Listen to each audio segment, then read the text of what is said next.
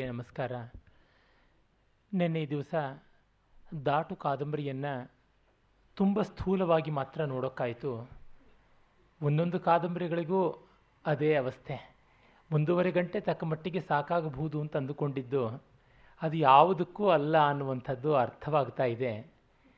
ಇರಲಿ, ಇವತ್ತು ರಾಷ್ಟ್ರಮಟ್ಟದಲ್ಲಿ ಬರ್ತಕ್ಕಂಥ ಮೌಲ್ಯಗಳ ಸಂಘರ್ಷವನ್ನು ಕುರಿತಾದ ತಂತು ಕಾದಂಬರಿಯನ್ನು ನೋಡುವುದು ಅಂತ ಮೊದಲೇ ಹೇಳಿದ್ದೆ. ತಂತು ಕಾದಂಬರಿ ಇದುವರೆಗಿನ ಭೈರಪ್ಪನವರ ಎಲ್ಲ ಕಾದಂಬರಿಗಳಿಗಿಂತ ಗಾತ್ರದಲ್ಲಿ ಕೂಡ ತುಂಬ ದೊಡ್ಡದಾದದ್ದು. ಅವರ ಕಾದಂಬರಿಗಳಲ್ಲಿ ಗುಣದಲ್ಲಿ ಬಾಹುಳ್ಯ ಇರತಕ್ಕಂಥವು ಅನೇಕವಿವೆ, ಆದರೆ ಇದು ಗಾತ್ರದಲ್ಲಿ ಕೂಡ ತುಂಬ ದೊಡ್ಡದಾಗಿರ್ತಕ್ಕಂಥದ್ದು. ಈ ಹೊತ್ತಿನ ಆವೃತ್ತಿಯನ್ನು ನೋಡಿ ಹೇಳೋದಿದ್ದರೆ 909 ಪುಟಗಳು ಈ ಕಾದಂಬರಿಯಲ್ಲಿರ್ತಕ್ಕಂಥದ್ದು, ಸಣ್ಣ ಅಕ್ಷರಗಳು. ಭೈರಪ್ಪನವರು ಅನೇಕ ಕಾದಂಬರಿಕಾರರು ಪುಟ ಹೆಚ್ಚು ಕಾಣಲಿ ಎನ್ನುವಂತೆ ಒಂದು ತುಂಡು, ಒಂದು ಪಂಕ್ತಿ, ಅದನ್ನೇ ಒಂದು ಪ್ಯಾರಾಗ್ರಾಫ್ ಖಂಡಿಕೆಯಾಗಿ ಮಾಡೋದಿಲ್ಲ, ಒತ್ತುಕಟ್ಟಾಗಿ ಮಾಡ್ತಾರೆ. ಅದು ಮಲ್ಲಿಗೆ ದಿಂಡನ್ನು ಈಗೊಂದು 25-30 ವರ್ಷಗಳ ಕೆಳಗೆ ಕಟ್ತಾ ಇದ್ದ ರೀತಿಯಲ್ಲಿ ಇರುತ್ತೆ. ಎಲ್ಲ ಕಡೆಯಿಂದ ನೋಡಿದರೂ ಸರ್ವತೋಮುಖವಾಗಿ ಪುಷ್ಪಮಯ. ಆ ರೀತಿ ಭೈರಪ್ಪನವರ ಕಾದಂಬರಿಗಳ ಮುದ್ರಣ ಕೂಡ ಇರುತ್ತೆ, ಅದರ ಪೂರ್ಣ ಮಾತ್ರವಲ್ಲ. ಹಾಗಾಗಿ ಇಷ್ಟು ಬೃಹತ್ತಾದ ಕಾದಂಬರಿ. ಕೆಲವರು ನನ್ನ ಪರಿಚಿತರಾದ ಸ್ನೇಹಿತರೆ, ಸಾಹಿತ್ಯವನ್ನು ಓದ್ತಾ ಇದ್ದಂಥವರು, ಓದುವವರು, ಪಾಠ ಮಾಡುವವರೇ ಕೂಡ ಅಷ್ಟು ದಪ್ಪ ಕಾದಂಬರಿಗಳು ಹೇಗಪ್ಪ ಬರೀತಾರೆ, ಅಲ್ಲಿ ಒಂದು ಕಟಕಿ ಕೂಡ ಅಡಗಿರುತ್ತೆ. ಅದು ಹೇಗೆ ಬರೀತಾರೋ ಹೌ ಹಿ ಸ್ಪಿನ್ಸ್ ಅನ್ನುವಂಥ ರೀತಿಯಲ್ಲಿ. ಅದಕ್ಕೆ ಭೈರಪ್ಪನವರೇ ಒಂದು ಪರಿಚಯ ಕಾರ್ಯಕ್ರಮದಲ್ಲಿ ಸಂದರ್ಶನ ಮಾಡುವಾಗ ಹೇಳಿದರು, ನೀವು ಯಾತಕ್ಕೆ ದೊಡ್ಡದಾಗಿ ಬರೀತೀರಲ್ಲ ಅಂದರೆ ಅದು ನನ್ನ ಮನೋಧರ್ಮ ಅಂತ ಅವ್ರು ಹೇಳ್ತಾರೆ. ಬರೆಯುವಾಗ ನನಗೆ ಯಾರೂ ಕಣ್ಣು ಮುಂದೆ ಇರುವುದಿಲ್ಲ ಅಂತ. ಯಾರಿಗಾಗಿ ಬರಿತಾ ಇದ್ದೀನಿ ಅಂತ ಅವ್ರು ಯಾವತ್ತೂ ಅಂದುಕೊಳ್ಳಲ್ಲ. ತುಂಬ ಜನ ತಮ್ಮ ಕೃತಿಯನ್ನು ಯಾರಿಗೋಸ್ಕರ ಬರೀಬೇಕು ಅನ್ನೋದನ್ನು ಗಮನದಲ್ಲಿಟ್ಟುಕೊಳ್ಳಬೇಕು ಅಂತ. ಅವರು ಹೇಳ್ಕೊಳ್ಳೋದು ತನಗೋಸ್ಕರ ಬರ್ಕೊಳ್ಳೋದು ಅಂತ. ಸ್ವಂತ ಸುಖಾಯ ತುಳಸಿ ರಘುನಾಥ ಗಾಥಾ ಭಾಷಾ ನಿಬಂಧನವಿದ ಮಾತನೋತಿ ಅಂತ ತುಳಸಿದಾಸರು ಹೇಳಿದಂತೆ ನನಗಾಗಿ ಬರ್ಕೊಳ್ತಾ ಇದ್ದೀನಿ ಅಂತನ್ನುವಂಥದ್ದು, ಸ್ವಬೋಧಕ್ಕಾಗಿ ಬರ್ಕೊಳ್ಳೋದು ಅಂತ. ಹಾಗೆ ಮಾಡಿದಾಗ ಆ ಒಂದೊಂದು ಕೃತಿಗೂ ಅದು ಎಷ್ಟು ಬೇಕೋ ಅಷ್ಟು ಅದಕ್ಕೆ ಅವಶ್ಯಕತೆ ಇದ್ದಂತೆ ಅದು ಬೆಳೀತಾ ಹೋಗುತ್ತದೆ ಅಂತ. ಮಂದ್ರದ ಬಗ್ಗೆ ಅವರು ಒಮ್ಮೆ ಹೇಳಿದ್ದುಂಟು. ಹಿಂದೂಸ್ತಾನಿಯಲ್ಲಿ ಒಂದು ರಾಗವನ್ನು ಹೇಗೆ ಆಲಾಪನೆ ಮಾಡ್ತಾರೆ, ಆ ಜೋಡ್ ಜಾಲ ಎಲ್ಲ ಯಾವ ಥರ ಬರುತ್ತೆ, ಹಾಗೆ ಆ ವಿಸ್ತಾರ ಆ ಹರಹನಲ್ಲಿ ಇರಬೇಕು ಅಂತ ಬರೆದದ್ದು ಅಂತ. ಅಂದರೆ ಒಂದು ಸಂಗೀತದ ಬಗ್ಗೆ ಬರೆಯುವಂಥ ಕಾದಂಬರಿಯ ರಚನೆಯ ಹರಹು ಕೂಡ ಸಂಗೀತದ ಹಾಗೆ ಇರಬೇಕು ಅಂತ. ತಂತುವಿನ ಬಗ್ಗೆ ಕೂಡ ಅವರು ನನಗೆ ಹೇಳಿದ್ದುಂಟು. ಏನೆಂದರೆ ಇಡೀ ಒಂದು ದೇಶದ ಕಥೆ ಇದು, ಒಂದು ದೇಶದ ಸಂಕ್ರಮಣ ಕಾಲದ ಕಥೆ ಇದು. ರಷ್ಯಾದಲ್ಲಿ ದೊಡ್ಡ ದೊಡ್ಡ ಲೇಖಕರು, ಟಾಲ್ಸ್ಟಾಯ್ ಇರ್ಬೋದು, ಡಾಸ್ಟೋವ್ಸ್ಕಿ ಇರ್ಬೋದು, ಬೋರಿಸ್ ಪ್ಲಾಸ್ಟರ್ನಾಕ್ ಇರ್ಬೋದು, ಅವರೆಲ್ಲ ತುಂಬ ದೊಡ್ಡ ದೊಡ್ಡ ಕಾದಂಬರಿಗಳನ್ನು ಗಾತ್ರದಲ್ಲಿಯೂ ದೊಡ್ಡವನ್ನು ಬರೆದಿದ್ದಾರೆ. ಅದು ಏನಂದರೆ ಅವರೇ ನನಗೆ ತಿಳಿಸಿದ್ದ ನೆನಪಾಗುತ್ತೆ, ರಷ್ಯಾದ ಹರಹೇ ಅಷ್ಟು ದೊಡ್ಡದು. ಇಂಗ್ಲೆಂಡಿನಲ್ಲಿ ಅದನ್ನು ಅವರು ಭಿತ್ತಿಯಲ್ಲಿ ಕೂಡ ಬರೆದಿದ್ದಾರೆ. ಸೈಕಲ್ನಲ್ಲಿ ಒಂದು ದಿವಸ ಪ್ರಯಾಣ ಮಾಡಿದ್ರೆ ಸಾಕು, ದೇಶದ ಅಂಚಿಗೆ ಬಂದುಬಿಡ್ಬಹುದು. ಅಡ್ಡವಾಗಿ 200 ಮೈಲಿ ಯಾವ ಕಡೆಯಿಂದ ಹೋದರೂ ಸಮುದ್ರ ಸಿಕ್ಕಿಬಿಡುತ್ತೆ. ಉದ್ದವಾಗಿ ಒಂದು ದಿವಸದಲ್ಲಿ ಟ್ರೈನಲ್ಲಿ ಪ್ರಯಾಣ ಮಾಡಿದ್ರೆ ದೇಶದ ತುದಿ ಸಿಕ್ಕಿಬಿಡುತ್ತೆ ಅಂತ. ಹೀಗಿರುವಾಗ ಆ ಒಂದು ಭೌಗೋಳಿಕವಾದ ವಿಸ್ತಾರ ಕೂಡ ಬೇಕಾಗುತ್ತೆ. ಮಹಾಭಾರತವನ್ನು ಯಾತಕ್ಕೆ ಇಷ್ಟು ದೊಡ್ಡದಾಗಿ ಬರೆದದ್ದು ಅಂತ ಯಾರು ವ್ಯಾಸರನ್ನು ಕೇಳಿದ್ರೆ ಏನನ್ನೋದಕ್ಕೆ ಸಾಧ್ಯ ಆಗುತ್ತೆ, ಬೇಕಾಗುತ್ತೆ. ಸುಕ್ತನ್ಕರ್ ಅವರು on the meaning of the Mahabharata ಪುಸ್ತಕದಲ್ಲಿ ಹೇಳ್ತಾರೆ, ಇದು ಎಪಿಕ್ ಆಫ್ ಗ್ರೋತ್ ಅಂತ ಹೇಳಿ 8800 ಶ್ಲೋಕ, 24,000 ಶ್ಲೋಕ, 1,00,000 ಶ್ಲೋಕ, ಈ ಥರದ್ದೆಲ್ಲನೂ ಸ್ಟುಪಿಡ್ ಅಂತ ಡಿಸ್ಮಿಸ್ ಮಾಡಿಬಿಡ್ತಾರೆ ಅವರು. ಮತ್ತು ಪಾಶ್ಚಾತ್ಯ ವಿದ್ವಾಂಸರುಗಳು to find out the primitive Aryan heroic tribal story, ಇವೆಲ್ಲ ಕೂಡ ತುಂಬ ವ್ಯರ್ಥ ಪ್ರಲಾಪ ಅಂತಂದುಬಿಡ್ತಾರೆ. ಆ ಒಂದು ಮಾರ್ಗದಲ್ಲಿ ಬೇಕಾದಷ್ಟು ಸಂಶೋಧನೆ ಮಾಡಿದವರು ಅವರು. ಅದೆಲ್ಲ ಸೇರಿದಾಗ ನಮಗೆ ಮಹಾಭಾರತ ಅಂತ ಅಂದುಕೊಳ್ಳೋದು. ಒಂದು ಗಿಡವನ್ನು ಕಿತ್ತಾಗ ಅದರ ಬೇರಿನ ತುದಿಯಲ್ಲೂ ಕಣಕಣದ ಮಣ್ಣು ಅಂಟಿಕೊಂಡು ಬರುತ್ತೆ. ಆ ಬೇರಿನ ಮಣ್ಣನ್ನೆಲ್ಲ ಝಾಡಿಸಿ ನೀರಲ್ಲಿ ಜಾಲಿಸಿ ಅದನ್ನು ತಂದರೆ ಆಗದನ್ನು ನೆಡೋಕ್ಕಲ್ಲ, ಫಾರ್ಮಾಲ್ಡಿಹೈಡ್ ಸೊಲ್ಯೂಷನಲ್ಲಿ ಹಾಕಿ ಸ್ಪೆಸಿಮನ್ ಆಗಿ ಇಡೋದಕ್ಕೆ ಪ್ರಯೋಜನಕ್ಕೆ ಬರುತ್ತಷ್ಟೆ. ಯಾವ ಕಾಲಕ್ಕೂ ಆ ಗಿಡ ಇರುತ್ತೆ, ಆದರೆ ಅದರೊಳಗೆ ಜೀವ ಇರೋದಿಲ್ಲ. ಹಾಗೆಯೇ ಆ ಸಮಗ್ರತೆಯನ್ನು ಗುರುತಿಸಿಕೊಳ್ಳೋದಕ್ಕೆ ಕವಿ ಯಾಕೆ ಹೀಗೆ ಬರೀತಾನೆ ಅಂತಲ್ಲ, ಬರೆದದ್ರೊಳಗೆ ನಿಮ್ಗೆ ಅರ್ಥ ಕಾಣಿಸ್ತಾ ಅನ್ನೋದನ್ನು ನೋಡಬೇಕು. ಇಷ್ಟು ಯಾಕೆ ಬರೆದ, ಅಷ್ಟೇ ಯಾತಕ್ಕೆ ಬರೆದ? ಕಾಳಿದಾಸ ರಘುವಂಶದ 12ನೇ ಸರ್ಗದಲ್ಲಿ 5 ಕಾಂಡಗಳ ರಾಮಾಯಣ ಕಥೆಯನ್ನು 85 ಶ್ಲೋಕಗಳಲ್ಲಿ ಅಡಗಿಸಿದ್ದಾನೆ. 85 ಅನುಷ್ಠುಪ್ ಶ್ಲೋಕ, 85 × 32 ಅಷ್ಟು ಅಕ್ಷರಗಳು ಅಲ್ಲಿರ್ತಕ್ಕಂಥದ್ದು. ಅಯೋಧ್ಯ, ಅರಣ್ಯ, ಕಿಷ್ಕಿಂಧ, ಸುಂದರ, ಯುದ್ಧ, ಈ 5 ಕಾಂಡಗಳ ಕಥೆ ರಾಮಾಯಣದಲ್ಲಿ ಅದರ ಹತ್ತತ್ರ ಒಂದು 19,000 ಶ್ಲೋಕಗಳಷ್ಟಾಗುತ್ತೆ ಆ ಕಥೆಯ ಪ್ರಮಾಣಕ್ಕೆ. ಇದು 85 ಶ್ಲೋಕಗಳಲ್ಲಿ ಅಡಗಿಸಿರೋದು. ಆದರೆ ರಾಮ ಸೀತೆಯರು ವಿಮಾನದಲ್ಲಿ ವಾಪಸ್ ಬರೋದಕ್ಕೆ ಒಂದು ಸರ್ಗ ಪೂರ್ತಿ ಇಟ್ಟಿದ್ದಾನೆ, 13ನೇ ಸರ್ಗ. ಇದು ಯಾಕೆ ಹೀಗೆ ಮಾಡಿದೆ ಅಂತಂದರೆ, ನೀನು ನೋಡು ನನ್ನ ಕಾವ್ಯವನ್ನು, ಅದು ನಿನಗೆ ಯುಕ್ತ ಅನ್ನಿಸ್ತೋ ಇಲ್ವೋ ಆಮೇಲೆ ಅಂತ. ವಿಶ್ವಾಮಿತ್ರ ರಾಮನನ್ನು ಕರ್ಕೊಂಡು ಹೋಗೋದ್ರಿಂದ ಸೀತಾ ಕಲ್ಯಾಣದವರೆಗೆ ಒಂದು ಸರ್ಗ ಮಾಡಿದ್ದಾನೆ, 11ನೇ ಸರ್ಗ. ಹಾಗಾಗಿ ಗಾತ್ರ ದೊಡ್ಡದಾಯಿತು, ಗಾತ್ರ ಸಣ್ಣವಾಯಿತು ಅನ್ನುವಂಥದ್ದೆಲ್ಲ ಆಕ್ಷೇಪ ಮಾಡ್ತಕ್ಕಂಥದ್ದು. ಒಂದು ಸಾಂಕೇತಿಕವಾದ ಉದಾಹರಣೆ ಕೊಡಬೇಕು ಅಂದರೆ, ಪ್ರೇಮದ ಪುತ್ರಿ ಅಂತ ಹಲವು ವರ್ಷಗಳ ಹಿಂದೆ ಒಂದು ಸಿನಿಮಾ ಬಂತು. ನಾನು ಆ ಸಿನಿಮಾ ನೋಡಿಲ್ಲ, ಅದರ ಹಾಡು ಕೇಳಿದ್ದೀನಿ. ಅಲ್ಲಿ ಆರ್ ಎನ್ ಜಯಗೋಪಾಲರ ಒಂದು ಹಾಡು ತ್ರಿಭುವನ ಜನನಿ ಜಗನ್ಮೋಹಿನಿ ಅಂತ ಮೋಹನ ರಾಗದಲ್ಲಿ ಪೀಲೀಲ ಹಾಡಿದ್ದಾರೆ. ಅಲ್ಲಿ ಆರಂಭದಲ್ಲಿ ಒಂದು ಆಲಾಪನೆ ಬರುತ್ತೆ, ಮೋಹನ ರಾಗದ ಆಲಾಪನೆ. ಸುಮಾರು 1-2 ನಿಮಿಷಕ್ಕೆ ಹೆಚ್ಚಿಲ್ಲದೇ ಇದೆ. ಆದರೆ ಒಂದು ಅರ್ಧ ಗಂಟೆ ಮೋಹನ ರಾಗದ ಸಂಗೋಪಾಂಗವಾದ ಆಲಾಪನೆ ಮಾಡುವವರು ಏನು ತೋರಿಸಬಹುದು ರಾಗದ ಜೀವಾಳ, ಅದನ್ನಷ್ಟನ್ನು ಆ 2 ನಿಮಿಷದೊಳಗೆ ಅವರು ತುಂಬಿ ತುಳುಕಾಡಿಸಿಬಿಟ್ಟಿದ್ದಾರೆ. ಮತ್ತು ಅದು ಯಾಕೆ ಬರಲಿಲ್ಲ, ಇದು ಯಾಕೆ ಬರಲಿಲ್ಲ ಅಂತ ಕೇಳುವಾಗ ಅನಿಸುತ್ತೆ. ಅದನ್ನು ಓದುವಾಗ ಏನಾದರೂ ಅದು ಉದ್ದ ಅಂತ ಅನಿಸಿದ್ರೆ ಅದು ಆವಾಗ ದೊಡ್ಡ ವಿಮರ್ಶೆ ಆಗುತ್ತೆ. ಎತ್ಕೊಳ್ಳೋವಾಗ ದೊಡ್ಡದು ಅಂತ ಅನ್ನಿಸ್ತು, ಮುಚ್ಚಿಟ್ಟ ಮೇಲಿಂದ ದೊಡ್ಡದು ಅಂತ ಅನ್ನಿಸ್ತು ಅಂತಂದರೆ ಅದು ವಿಮರ್ಶೆ ಅಲ್ಲ, ಬೈಗುಳ.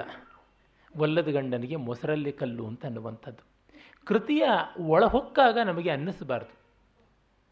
ಊಟ ಮಾಡಿದ ಮೇಲೆ ಊಟ ಹೆವಿ ಅನ್ನಿಸ್ಬೇಕೇ ಹೊರತು, ಊಟ ಮಾಡ್ತಿರೋವಾಗ ಸೇರ್ತಾ ಇಲ್ಲ ಆದರೂ ತಿಂತಾ ಇದ್ದೀನಿ ಅನಿಸಿದ್ರೆ ಅದು ಊಟ ಸರಿಯಲ್ಲ ಅಂತ. ಹೀಗೆ ಅನುಭವ ಕಾಲದ ಪ್ರಮಾಣವೇ ದೊಡ್ಡ ಪ್ರಮಾಣವೇ ಹೊರತು ಅನುಭವಾನಂತರದ ಸ್ಮೃತಿಗಳು ಅನುಭವವನ್ನು ಮೀರಿಸಿದ ಪ್ರಮಾಣ ಆಗೋದಕ್ಕೆ ಸಾಧ್ಯ ಇಲ್ಲ. ತಂತು ಆ ಥರದ್ದು. ಜೊತೆಗೆ ಭಾರತದಂಥ ಒಂದು ದೊಡ್ಡ ದೇಶ, ಅದರ ಹರಕನ್ನು, ಅದರ ಯಾವ್ಯಾವ ರೀತಿಯ ಪತನವಾಯಿತು ಅನ್ನೋದನ್ನು ತೋರಿಸೋದಕ್ಕೆ ಹೊರಟಂಥದ್ದು. ಆ ದೃಷ್ಟಿಯಿಂದ ನನಗೆ ಅನಿಸುತ್ತೆ ತಂತು ಆಧುನಿಕ ಮಹಾಭಾರತ ಅಂತ. It is N EPIC novel of contemporary life. ಅದು ಒಂದು ರೀತಿ ಮಹಾಕಾದಂಬರಿ, ಮಹಾಕಾವ್ಯ ಅಂತ ಅನ್ನಬೇಕು. ಅಲ್ಲಿ ಪ್ರಾಯಶಃ ತಟ್ಟದೇ ಇರತಕ್ಕಂಥ, ಮುಟ್ಟದೇ ಇರತಕ್ಕಂಥ, ಶೋಧಿಸದೇ ಇರತಕ್ಕಂಥ ಪ್ರಧಾನವಾದ ಮೌಲ್ಯ ಉಳಿದಿಲ್ಲ ಅಂತ ಅನ್ಬೋದು. ಆ ಅರ್ಥದಲ್ಲಿ ಯದಿ ಹಾಸ್ತಿ ತದನ್ಯತ್ರ ಎನ್ನೇ ಹಾಸ್ತಿ ನ ತತ್ ಕ್ವಚಿತ್ ಅಂತ ಅನ್ನುವುದು ಮಹಾಭಾರತಕ್ಕೆ ಅನ್ವಯವಾಗುತ್ತಲ್ಲ, ಅದರ ರೆಫರೆನ್ಸಿಗೆ ಭಂಗ ಬರದಂತೆ ನಾವು ಇದನ್ನು ತಕ್ಕ ಮಟ್ಟಿಗೆ ಅನ್ವಯ ಮಾಡಿಕೊಳ್ಳಬಹುದು. ಯಾಕೆಂತಂದರೆ ನಾವು ಊಹಿಸಿಕೊಳ್ಳಬಹುದಾದ ಎಲ್ಲ ಸಮಾಜದ, ಕುಟುಂಬದ, ರಾಷ್ಟ್ರದ ಮುಖಗಳನ್ನು ಹೇಗೆ ಬದಲಾವಣೆ ಆಗ್ತಿದೆ, ಹೇಗೆ ಸಂಘರ್ಷ ಬರ್ತಾ ಇದೆ, ಹೇಗೆ ಹದಗೆಟ್ಟಿದೆ ಅನ್ನೋದನ್ನು ತೋರಿಸ್ತಾ ಬರ್ತಿದ್ದಾರೆ. ಇಷ್ಟು ದೊಡ್ಡ ಕಾದಂಬರಿಗೆ 2 ಅಕ್ಷರದ ಹೆಸರು ತಂತು. ತಂತು ಅಂತಂದರೆ ನಮಗೆಲ್ಲ ಗೊತ್ತಿರುವಂತೆ ನೂಲು, ಎಳೆ ಅನ್ನುವಂಥ ಅರ್ಥ ಅಂತ. ಇನ್ನೂ ಅದರ ಸೂಕ್ಷ್ಮತೆ ನೋಡೋದಿದ್ದರೆ ತನು ವಿಸ್ತಾರೆ ಅಂತ ಒಂದು ಧಾತು ಅಲ್ಲಿಂದ ನಿಷ್ಪನ್ನ ಮಾಡಬಹುದು. ಅಂದರೆ ವಿಸ್ತರಣ ಅಂತ ಒಂದರ್ಥ. ಜೊತೆಗೆ ಸಂಸ್ಕೃತದಲ್ಲಿ ತನು ಧಾತುವಿಗೆ ತೆಳ್ಳಗಾಗೋದು ಅಂತಲೂ ಅರ್ಥ ಇದೆ, ಸೊರಗುವುದು ಅಂತಲೂ ಅರ್ಥ ಇದೆ, ಬೆಳೆಯೋದು ಅಂತಲೂ ಅರ್ಥ ಇದೆ. ಪರಸ್ಪರ ವಿರುದ್ಧಾರ್ಥಕವಾದಂಥದ್ದು ಆ ಧಾತು. ಈಗ ತನು ಅಂತ ಅನ್ನುವುದು ತೆಳ್ಳಗಿರ್ತಕ್ಕಂಥ ಶರೀರಕ್ಕೆ, ತನೋತಿ ಅಂದರೆ ವಿಸ್ತರಿಸ್ತಾನೆ ಅನ್ನುವಂಥದ್ದು ಕ್ರಿಯಾಪದ. ಇದು ಯಾತಕ್ಕೆ ಅಂತಂದರೆ, ಒಂದು ಕಡೆ ಇಡೀ ದೇಶದ ಕಥೆಯನ್ನು ಹೇಳೋಕೆ ಹೊರಟಿದೆ, ದೇಶದ ಮೌಲ್ಯ ಸಂಘರ್ಷದ ಕಥೆಯನ್ನು ಹೇಳೋಕೆ ಹೊರಟಿದೆ ಅಂದರೆ ಹರಡ್ಕೋತಾ ಇದೆ. ಜೊತೆಗೆ ಅಲ್ಲಿರುವ ಮೌಲ್ಯಗಳು ಸೊರಗುತ್ತಾ ಇವೆ, ತೆಳ್ಳಗಾಗ್ತಾ ಇವೆ ಅನ್ನೋದನ್ನು ಹೇಳೋದಕ್ಕೆ ಹೊರಟಿದೆ. ಏಕಕ್ರಿಯಾ ದ್ವ್ಯರ್ಥಕರಿ ಬಭೂವ ಅನ್ನುವಂತೆ ಕಾಣಿಸುತ್ತೆ. ಮತ್ತು ಆ ಎಳೆಗಳು, ಎಷ್ಟೆಷ್ಟೋ ಎಳೆಗಳು ಸೇರಿ ಒಂದು ಬಟ್ಟೆ ಆಗುವಂಥದ್ದು. ದಿ ಫ್ಯಾಬ್ರಿಕ್ ಆಫ್ ನೇಷನ್ ಅನ್ನುವುದಕ್ಕೆ ಎಷ್ಟು ಎಳೆಗಳು, ಎಷ್ಟು ಚಿತ್ತಾರಗಳು ಸೇರಬೇಕು. ಆದರೆ ಆ ಎಳೆಗಳಿವೆ, ಅವುಗಳ ನೇಯ್ಗೆ ಆಗಿಲ್ಲ ಅಂತ. ಈಗ ಬಟ್ಟೆಯಲ್ಲಿ ನೇಯ್ಗೆ ಅನ್ನುವಂಥದ್ದು ಪ್ರತ್ಯೇಕವಾದ ದ್ರವ್ಯವ? ಇಲ್ಲ, ಖಂಡಿತ ಇಲ್ಲ. ನೇಯ್ಗೆ ಅನ್ನುವಂಥದ್ದು ಈ ತಂತುಗಳೇ ತಮ್ಮನ್ನು ತಾವು ಜೋಡಿಸಿಕೊಳ್ಳುವ ರೀತಿ ಹೊರತುನುವೆ ನೇಯ್ಗೆ ಅನ್ನುವಂಥ ಪ್ರತ್ಯೇಕ ಪದಾರ್ಥ ಇಲ್ಲ. There is nothing like a material something. ಆದರೆ ಅವು ಸೇರಿದಾಗುತ್ತೆ. ಅಂದರೆ ಇವುಗಳು ಸಂಘಾತದಲ್ಲಿ ಒಂದು ರೂಪ ಪಡ್ಕೊಳ್ಳುತ್ತವೆ, ಎಲ್ಲ ವಿಪ್ರಕೀರ್ಣವಾಗಿ ಚೆದರು ಹೋದಾಗ ಇಲ್ಲ ಅಂತ. ಹಾಗೆಯೇ ಸಾಮರಸ್ಯ ಅನ್ನುವುದು ಕೂಡ ಅದು ಎಲ್ಲಿದೆ ನಾವು ಅಲಯನಾಗೋದ್ರೊಳಗೆ ಉಂಟು. ಅದು ಯಾವುದೋ ಒಂದು ಹೊರಗಿನ ಪದಾರ್ಥ ಅಲ್ಲ. ಎಷ್ಟೋ ಬಾರಿ ಮನೆಗಳಲ್ಲಿ ಹೇಳ್ತಾ ಇರ್ತೀವಿ, ಅವ್ರ ಜವಾಬ್ದಾರಿ ತಗೊಳ್ಳಿಲ್ಲ ಅಂತ. ತಗೊಳಕ್ಕದು ಏನು ಪೆನ್ನೆ, ರೂಪಾಯಿ ಕಾಯಿನ್ನೇ, ಎಂಥದ್ದು ಜೋಬಿಂದ ತೆಗೆದು ಜವಾಬ್ದಾರಿ ಕೊಡೋಣ ಅಂತ. ನನಗೆ ಜವಾಬ್ದಾರಿ ಬೇಕಾದದ್ದು, ನಾನು ಬಾಧ್ಯತೆಯನ್ನು ವಹಿಸಬೇಕು ಅಂತ ಅಂದುಕೊಂಡಾಗ ಅವನಲ್ಲಿ ವ್ಯವಸ್ಥಿತನಾಗ್ತಾನೆ. ಹೀಗಾಗಿ ಆ ಎಳೆಗಳು ತಾವು ತಮ್ಮನ್ನು ಜೋಡಣೆ ಮಾಡಿಕೊಳ್ಳಬೇಕು. ಅದೊಂದು ವ್ಯವಸ್ಥೆ ಬೇಕು. ವ್ಯವಸ್ಥೆಗೆ ಒಗ್ಗಿಕೊಳ್ತೀವಿ ಅಂತ ಆಗಬೇಕು. ಅದನ್ನು ಬಿಟ್ಟು ಇನ್ಯಾವುದೂ ಇಲ್ಲ. ಹಾಗೆ ನೋಡಿದಾಗ ಇಷ್ಟು ದೊಡ್ಡ ದೇಶವಾದರೂ ಇದಕ್ಕೊಂದು ಬಟ್ಟೆ ಇಲ್ಲ. ಕನ್ನಡದಲ್ಲಿ ಬಟ್ಟೆ ಅನ್ನೋದಕ್ಕೆ ಎರಡರ್ಥ ಇದೆ. ಕ್ಲಾತ್ ಅಂತ ಒಂದರ್ಥ, ಹಾದಿ ಅಂತ ಒಂದರ್ಥ. ಈ ದೇಶಕ್ಕೆ ಒಂದು ಮಾರ್ಗ ಇಲ್ಲ ಅಂತ. ಮಾರ್ಗ ಅನ್ನೋದು ನಮ್ಮ ಸಂಸ್ಕೃತ ಸಾಹಿತ್ಯದಲ್ಲಿ, ಕನ್ನಡ ಪ್ರಾಚೀನ ಸಾಹಿತ್ಯದಲ್ಲಿ ಅಭಿಜಾತ, ಕ್ಲಾಸಿಕಲ್ ಅನ್ನುವುದಕ್ಕೆ ಮಾರ್ಗ ಅಂತೀವಿ. ಹಾಗಲ್ಲದೆ ಇದ್ದಿದ್ದಕ್ಕೆ ಬೇರೆ ಬೇರೆ ಹೆಸರುಗಳು ಇವೆ. ಹೀಗಾಗಿ ಆ ಮಾರ್ಗ ಅನ್ನುವಂಥದ್ದು ಒಂದು ಕ್ಲಾಸಿಕ್ಯಾಲಿಟಿ ಬೇಕಾಗುತ್ತೆ. ಒಂದು ಸಾವಯವ ಸಮಗ್ರೀಕರಣ ಶಿಲ್ಪ ಸಂವಿಧಾನ ಬೇಕು. ಆ ಥರದ್ದು ಇಲ್ಲದ್ದು ದೇಶ ದಿಕ್ಕಾಪಾಲಾಗಿ ಹೋಗಿಬಿಟ್ಟಿದೆ ಅಂತ.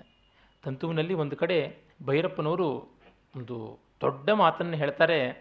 ಅದು ಏನಂತಂದರೆ, ನಮ್ಮ ದೇಶದಲ್ಲಿ ಸ್ವಾತಂತ್ರ್ಯವನ್ನು ಪಡ್ಕೊಳ್ಳೋದಕ್ಕೆ ಜನಗಳಿಗೆ ಭಯ ಇದೆ ಎನ್ನುವಂಥ ತಾತ್ಪರ್ಯದ ಒಂದು ಮಾತನ್ನು ಅವರು ಹೇಳ್ತಾರೆ. ಇಲ್ಲಿ ಸ್ವಾತಂತ್ರ್ಯವನ್ನು ಉಳಿಸ್ಕೊಳ್ಳೋದಕ್ಕೆ, ಸ್ವಾತಂತ್ರ್ಯದ ಇರ್ತಕ್ಕಂಥ ರಾಷ್ಟ್ರ ಅಂತ ಅಂದುಕೊಳ್ಳೋದಕ್ಕೆ ಒಂದು ಹೆದರಿಕೆ ಇದೆ ಈ ಜನಕ್ಕೆ ಎನ್ನುವಂಥ ಮಾತನ್ನು ಅವರು ಹೇಳ್ತಾರೆ. ತುಂಬ ಮಾರ್ಮಿಕವಾದಂಥ ಸತ್ಯ ಅದು. ಯಾಕೆ? ಸ್ವಾತಂತ್ರ್ಯ ಇದ್ದರೆ ಜವಾಬ್ದಾರಿ ತನ್ನಂತೆ ತಾನೇ ಬರುತ್ತೆ. ಸ್ವಾತಂತ್ರ್ಯ ಸ್ವಚ್ಛಂದತೆ ಅಲ್ಲ. ಮತ್ತು ತಂತು ಅನ್ನೋ ಶಬ್ದಕ್ಕೆ ಸಂಬಂಧಪಟ್ಟ ಧಾತುವಿನಿಂದಲೇ ತಂತ್ರ ಅಂತ ಕೂಡ ಬಂದಿದೆ. ಮಾರ್ಗ ಅಂತ ಅರ್ಥ, ತಂತ್ರ ಅಂದರೆ ಮಾರ್ಗ. ಜೊತೆಗೆ ಚಟುವಟಿಕೆ, ಆ್ಯಕ್ಟಿವಿಟಿ ಅಂತಲೂ ಅರ್ಥ ಇದೆ. ಸ್ವತಂತ್ರ ಅಂದರೆ ತನ್ನ ಕೆಲಸ, ಸ್ವಧರ್ಮವನ್ನು ತಾನು ಮಾಡಬೇಕು, ತನ್ನಂತೆ ತಾನು ಇರಬೇಕು.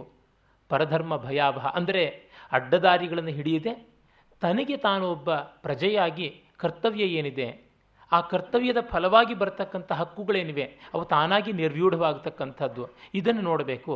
ಅದು ಇಲ್ಲ ಅನ್ನುವಂಥದ್ದನ್ನು ತೋರಿಸುವಂತೆ ಇದೆ. ಮತ್ತು ಬಟ್ಟೆ ನೇಯ್ಗೆ ಹೊರಟೋದಾಗ ಆ ಎಳೆಗಳು ಎಷ್ಟೇ ಗಟ್ಟುಮುಟ್ಟಾಗಿದ್ದರೂ ತಿಪ್ಪೆಗೆಸಿಬೇಕು, ಪ್ರಯೋಜನಕ್ಕೆ ಬರೋದಿಲ್ಲ. ತಂತು ಅನ್ನುವಲ್ಲಿ ಆ ಅರ್ಥವೂ ಕೂಡ ಕಾಣಿಸಿಕೊಳ್ಳುತ್ತೆ. ಅಂದರೆ ಎಲ್ಲ ಇದೆ, ಹೆಣಿಕೆ ಇಲ್ಲ, ಅನ್ಯೋನ್ಯತೆ ಇಲ್ಲ ಅಂತ. ಇದನ್ನು ಪ್ರಧಾನ ಪಾತ್ರವಾದಂಥ ಅನೂಪ ಅಂತೀನಿ, ಅವನ ತಂದೆ ರವೀಂದ್ರನಿಂದ, ಆ ಕುಟುಂಬದಿಂದ ಮೊದಲುಗೊಂಡು ದೇಶದವರೆಗೆ ಎಲ್ಲಕ್ಕೂ ಕೂಡ ಅವರು ವಿಸ್ತರಣೆ ಮಾಡಿದ್ದಾರೆ. ಸೈಮಲ್ಟೇನಿಯಸ್ಲಿ ಇಂಟಗ್ರೇಷನ್, ಡಿಫ್ರೆನ್ಸಿಯೇಷನ್ ಎರಡೂ ಕೂಡ ಕಾಣಿಸ್ತಾ ಹೋಗುತ್ತೆ. ಒಂದು ರೀತಿ ಗೋಪುಚ್ಛ ಸ್ರೋತೋವಹ, ಎರಡೂ ಬಗೆಯ ಸಂಗೀತದ ಯತಿಗಳ ಪ್ರಯೋಗವನ್ನೇ ಇಲ್ಲಿ ಕಾಣಬಹುದು ಅಂತಂದರೂ ತಪ್ಪಲ್ಲ. ಕಥಾ ಸಂವಿಧಾನದ ವಿಸ್ತಾರಕ್ಕೆ ಇಲ್ಲಿ ಸಮಯ ಇಲ್ಲ. ಇದರ 909 ಪುಟಗಳ ಕಥೆಯನ್ನು ಯಾರಿಗೂ ಕೂಡ ಸಂಗ್ರಹ ಮಾಡೋದು ಕಷ್ಟ. ಆದರೂ ಹೇಳಬೇಕು ಅಂತಂದರೆ, ದೊಡ್ಡ ಪತ್ರಿಕೆಯ ಪ್ರಧಾನ ಸಂಪಾದಕ ರವೀಂದ್ರ, ಅವನ ಹೆಂಡತಿ ದೆಹಲಿಯ ಹುಡುಗಿ, ಇವನು ಕನ್ನಡದ ಹುಡುಗ. ಅವರಿಬ್ಬರ ನಡುವೆ ಇರ್ತಕ್ಕಂಥ ಸಂಘರ್ಷ. ಅವಳದು ದೆಹಲಿಯ ಕೇಂದ್ರಾಧಿಪತ್ಯ, ಇವನದು ವಿಕೇಂದ್ರೀಕರಣದ ಒಂದು ದೃಷ್ಟಿ. ಅವಳು ಇಂದಿರಾ ಗಾಂಧಿಯ ಯುಗದವಳು, ಇವನು ಮಹಾತ್ಮ ಗಾಂಧಿಯ ಯುಗದವನು. ಇಬ್ಬರದು ಗಾಂಧಿ ಯುಗ, ಆದರೆ ಬೇರೆ ಬೇರೆ. ಮಗ ಅನೂಪ ಇದ್ದಾನೆ. ಅವನು ಇಂದಿರಾ ಗಾಂಧಿಯ ಮಗನಾಗಿದ್ದ ಸಂಜಯ್ ಗಾಂಧಿಯ ಅಪರಾವತಾರ. ಕಾಂತಿ ಮತ್ತು ಅನೂಪ ಇಬ್ಬರಲ್ಲಿ ಅವರು ವಾಚ್ಯವಾಗಿ ಹೇಳಿಬಿಡ್ತಾರೆ 10ನೇ ಪುಟದಲ್ಲಿ, ಇಂದಿರಾ ಗಾಂಧಿ ಮತ್ತು ಸಂಜಯ್ ಗಾಂಧಿಯ ಸಂವಾದ ಇದೆ ಅಂತ. ಅದು ಒಂದು ಸ್ವಲ್ಪ ರಸಭಂಜಕವಾಗುತ್ತೆ. ಅಷ್ಟು ವಾಚ್ಯ ಮಾಡಬಾರದು ಅಂತ ಅನಿಸುತ್ತೆ. ಆದರೆ ದೊಡ್ಡ ಹರಹಿನಲ್ಲಿ ಈ ಥರದ ವಾಚ್ಯತೆ ತುಂಬ ಉದ್ವೇಜಕವಲ್ಲ ಅಂತ ಬಿಡಬಹುದು. ಅದು ಮಹಾಕವಿಗಳು ಮಾಡುವಂಥ ದಾರಿಯಲ್ಲಿ ಬರುವಂಥದ್ದು ಅಂತ. ಅಷ್ಟು ಹೃದಯವಾಗೋಲ್ಲ, ಅದು ತಾನಾಗಿ ಸ್ಫುರಿಸುತ್ತದೆ ಅದರ ಹರಹನ್ನು ನೋಡಿದಾಗ. ಭೈರಪ್ಪನಂಥವರು ವಾಚ್ಯ ಮಾಡಬಾರ್ದಾಗಿತ್ತು ಅಂತ ಅನಿಸುತ್ತೆ. ಇರಲಿ. ಆ ಹಿನ್ನೆಲೆಯಲ್ಲಿ ನೋಡಿದಾಗ ಇವಳು ದೆಹಲಿಗೆ ಹೋಗ್ಬಿಟ್ಟು ತಾನು ನೆಲೆಯಾಗ್ತಾಳೆ. ಗಂಡ ತನಗೆ ಕೊಡುವ ಸ್ವಾತಂತ್ರ್ಯ ಸಾಲದು ಅಂತ. ಮಗನಿಗೂ ಕೂಡ ತಂದೆಯ ಕಟ್ಟು ನಿಟ್ಟು ಕ್ರಮಶಿಕ್ಷಣ ಇಷ್ಟವಾಗೋಲ್ಲ. ವ್ಯವಸ್ಥೆಗೊಳಪಡಿಸಿದ್ರೆ ತಾಯಿಯೇ ಮಗನ ಹಾಳು ಮಾಡ್ತಾಳೆ. ಮತ್ತು ಮಗ ಇಂಜಿನಿಯರಿಂಗ್ ಓದ್ತಾನೆ. ಯಾವ್ಯಾವ ರೀತಿ ಹದಗೆಡಬಹುದು ಅದೆಲ್ಲ ಹದಗೆಟ್ಟು ಕೂಡ ಅವನು ಕೇಪಬಲ್ ಆಗಿ ಉಳಿತಾನೆ. ಇಲ್ಲಿ ಅದನ್ನು ನಾವು ಕಾಣುವಂಥದ್ದು. ಅನೂಪನಂಥ ಪಾತ್ರ ಅಷ್ಟು ಹಾರ್ಡ್ ಕೋರ್ ಮೆಟೀರಿಯಲಿಸ್ಟ್ ಪಾತ್ರ. ಆ ವಯಸ್ಸಿನ ಚಿಕ್ಕ ವಯಸ್ಸಿನ ತರುಣನಲ್ಲಿ ಆ ಮಟ್ಟದ ಮೆಟೀರಿಯಲಿಸಮ್ಮು, ಒಂದು ಸ್ವಲ್ಪವೂ ಯಾವುದೇ ಭಾವನೆಗಳ ಸ್ಪರ್ಶವೇ ಇಲ್ಲದೆ ಇರತಕ್ಕಂಥದ್ದು ಸಾಧ್ಯವ ಅಂತ ಅನಿಸುತ್ತೆ. ಶೇಕ್ಸ್ಪಿಯರ್ನ ಇಯಾಗೋ, ಫಾಲ್ಸ್ಟಾಫ್ ಮತ್ತು ಮೃಚ್ಛಕಟಿಕದ ಶಕಾರ, ಈ ಥರದವ್ರಿಗೆ ಹೆಗಲಣಿಯಾಗಿ ನಿಲ್ತಕ್ಕಂಥವನು. ಸಾಮಾನ್ಯ ಟೀನ್ಸಲ್ಲಿ ಒಂದು ಸ್ವಲ್ಪ ಆದರ್ಶದ ಭ್ರಮೆಯಾದರೂ ಇರುತ್ತೆ. ಅವನು ಅದನ್ನೆಲ್ಲವನ್ನು ಕೊಡವಿ ತೊಳ್ಕೊಂಡು ಚಪ್ಪಟೆ ಆಗಿಬಿಡ್ತಾನೆ. ಆದರೆ ಅವನಿಗೆ ಏನೂ ತೊಂದರೆ ಆಗೋಲ್ಲ. ಸಾಮಾನ್ಯವಾಗಿ ನಾವು ಈ ತರಹ ಮಾಡೋರಿಗೆ ಶಿಕ್ಷೆ ಆಗಬೇಕು ಅಂತ ಬಯಸ್ಕೋತೀವಿ, ಪೊಯೆಟಿಕ್ ಜಸ್ಟಿಸ್ ಬೇಕು ಅಂತ. ಭೈರಪ್ಪನವರು ಏನಾದರೂ ಪ್ರತಿಗಾಮಿ ಅಂತ ಅವರ ವಿಮರ್ಶಕರು ಹೇಳುವಂತೆ ಆಗಿದ್ದಿದ್ರೆ ಅನೂಪನಿಗೆ ಒಂದು ದಂಡನೆ ಕೊಡಿಸಿರೋರು.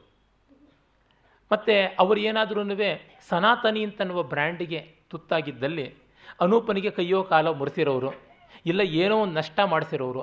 ಇಲ್ಲಿ ಏನೂ ನಷ್ಟ ಇಲ್ಲದೆ ಸಮೃದ್ಧವಾಗಿ ತಿಂದು ತೇಗಿ ವಾಂತಿ ಮಾಡುವಷ್ಟು ಶ್ರೀಮಂತಿಕೆ, ಐಷಾರಾಮ, ಸ್ಥಾನ, ಮಾನ ಎಲ್ಲ ಬಂದದ್ದು ಅನೂಪನಿಗೆ. ಇಡೀ ಕಾದಂಬರಿಯಲ್ಲಿ ಒಂದು ಚೂರು ಕಳ್ಕೊಳ್ಳದೇ ಇದ್ದವನು ಅಂದರೆ ಅನೂಪ ಅಂತ ಅನಿಸುತ್ತೆ. ಹಾಗೆ ನೋಡಿದ್ರೆ ತಂತುವಿನಲ್ಲಿ ಚಾರ್ವಾಕ ಸಿದ್ಧಾಂತವನ್ನು ಹೇಳ್ತಾ ಇದ್ದಾರಾ? ಹಾಗಿದ್ರೆ ಅವರು ತುಂಬ ಪ್ರಗತಿಗಾಮಿ ಆಗಬೇಕಲ್ವೇ ಭೈರಪ್ಪನವರು? ತುಂಬ ನಮ್ಮ ವಿಮರ್ಶಕರಿಗೆ ಇಷ್ಟವಾಗಬೇಕಾಗಿತ್ತಲ್ವ? ಆಗಿಲ್ಲ. ಇರಲಿ. ಹೀಗೆ ಅಂಥ ಒಂದು ಪಾತ್ರವನ್ನು ಅವರು ಸೃಷ್ಟಿ ಮಾಡ್ತಾರೆ. ಮೌಲ್ಯ ಇಲ್ಲದೇನೆ ಇರತಕ್ಕಂಥ ಒಂದು ವ್ಯಕ್ತಿತ್ವ ಅಂತಿದ್ದರೆ ಅನೂಪ ಅಂತ. ಅಂದರೆ ಮೌಲ್ಯದ ಮೊಳಕೆಗಳು ಇವೆ, ಆದರೆ ಅದನ್ನು ಚೆನ್ನಾಗಿ ಹುರಿದು ಬಿಟ್ಟಿದ್ದಾರೆ. ಇನ್ನೆಂದೆಂದಿಗೂ ಮೊಳೆಯಬಾರದು ಆ ತರಹ. ಅದಕ್ಕೆ ತಾಯಿಯೇ ಒಂದಷ್ಟರ ಮಟ್ಟಿಗೆ ಕಾರಣ ಆಗಿದ್ದಾಳೆ. ಅದನ್ನು ನಾವಲ್ಲಿ ಕಾಣ್ತೀವಿ.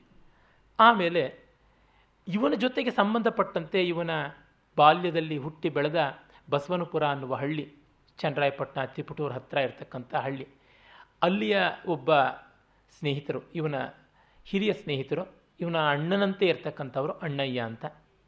ಇವನ ಅನೂಪ ಮತ್ತು ರವೀಂದ್ರ ಇವರೆಲ್ಲ ನಮಗೆ ಗೊತ್ತಾಗುವಂತೆ ಹೊಯ್ಸಳ ಕರ್ನಾಟಕ ಬ್ರಾಹ್ಮಣರು ಇದ್ದಿರಬಹುದು ಅಂತ ಅನಿಸುತ್ತೆ. ಸಾಮಾನ್ಯವಾಗಿ ಭೈರಪ್ಪನವರ ಕಾದಂಬರಿಗಳಲ್ಲಿ ಯಾವುದಾದ್ರೂ ಒಂದು ಮುಖ್ಯ ಪಾತ್ರ ಹೊಯ್ಸಳ ಕರ್ನಾಟಕ ಬ್ರಾಹ್ಮಣರಾಗಿರೋದಕ್ಕೆ ಸಾಧ್ಯ. ಕಾರಣ ಅವರು ಆ ಪಂಗಡದಿಂದ ಬಂದವರು. ಆದ್ದರಿಂದ ಅದು ಬಹಳ ಸುಲಭವಾಗಿ ತೆಗೆದುಕೊಂಡು ವಿಸ್ತರಿಸಬಹುದು ಅಲ್ಲಿ. ಆದರೆ ಆ ಜಾತಿಯದಲ್ಲಿ ಬಿಟ್ಟು ಬೇರೆದು ಗೊತ್ತಿಲ್ಲ ಅಂತ ಅವರಲ್ಲೆಂದೂ ಇಲ್ಲ. ಅಲ್ಲಿ ಅಣ್ಣಯ್ಯ ಹಾಲು ಮತದ ಕುರುಬರ ಗೌಡರು, ಅದರ ಸ್ವಭಾವ ಸ್ವರೂಪಗಳನ್ನು ಅದ್ಭುತವಾಗಿ ಚಿತ್ರಿಸ್ತಾರೆ. ಆತ ಗಾಂಧಿಯ ಆದರ್ಶದಲ್ಲಿ, ವಿವೇಕಾನಂದರ ಆದರ್ಶದಲ್ಲಿ ಒಂದು ಹಳ್ಳಿಯಲ್ಲಿ ರೆಸಿಡೆನ್ಷಿಯಲ್ ಸ್ಕೂಲ್, ಆದರೆ ಬಹಳ ಬಹಳ ಸರಳವಾದದ್ದು, ತುಂಬ ವಿಕೇಂದ್ರಿತವಾದದ್ದು, ಪ್ರಾಕ್ಟಿಕಲ್ ಆದದ್ದು, ಸ್ವಯಂ ಪ್ರೇರಣೆಯಿಂದ ಸ್ವಯಂ ಸಂಪನ್ಮೂಲ ಮಾಡಿಕೊಳ್ಳುವಂಥ ಸೆಲ್ಫ್ ಸಫಿಷಿಯನ್ಸಿ ಇರತಕ್ಕಂಥ ಒಂದು ಶಾಲೆಯನ್ನು ಜೋಗನಾಥನ ಬೆಟ್ಟ ಒಂದಿರುತ್ತೆ, ಅದರ ತಪ್ಪಲಿನಲ್ಲಿ ಮಾಡ್ತಾ ಇರ್ತಾರೆ, ಹಾಲಿನ ಕೆರೆ ಆ ಥರದ್ದು ಆ ಹಳ್ಳಿ ಹತ್ತಿರ. ಅದು ಒಂದು ಎಳೆ. ಅಲ್ಲಿ ಅನೂಪ ಓದ್ತಾ ಇದ್ದವನು ಅವನನ್ನು ಬಲವಂತವಾಗಿ ಕಿತ್ತು ಹಾಕಿ ಇಂಜಿನಿಯರಿಂಗಿಗೆ ಸೇರುವಂತೆ ಈ ಥರದ್ದೆಲ್ಲ ಆಗುತ್ತೆ. ಇರಲಿ.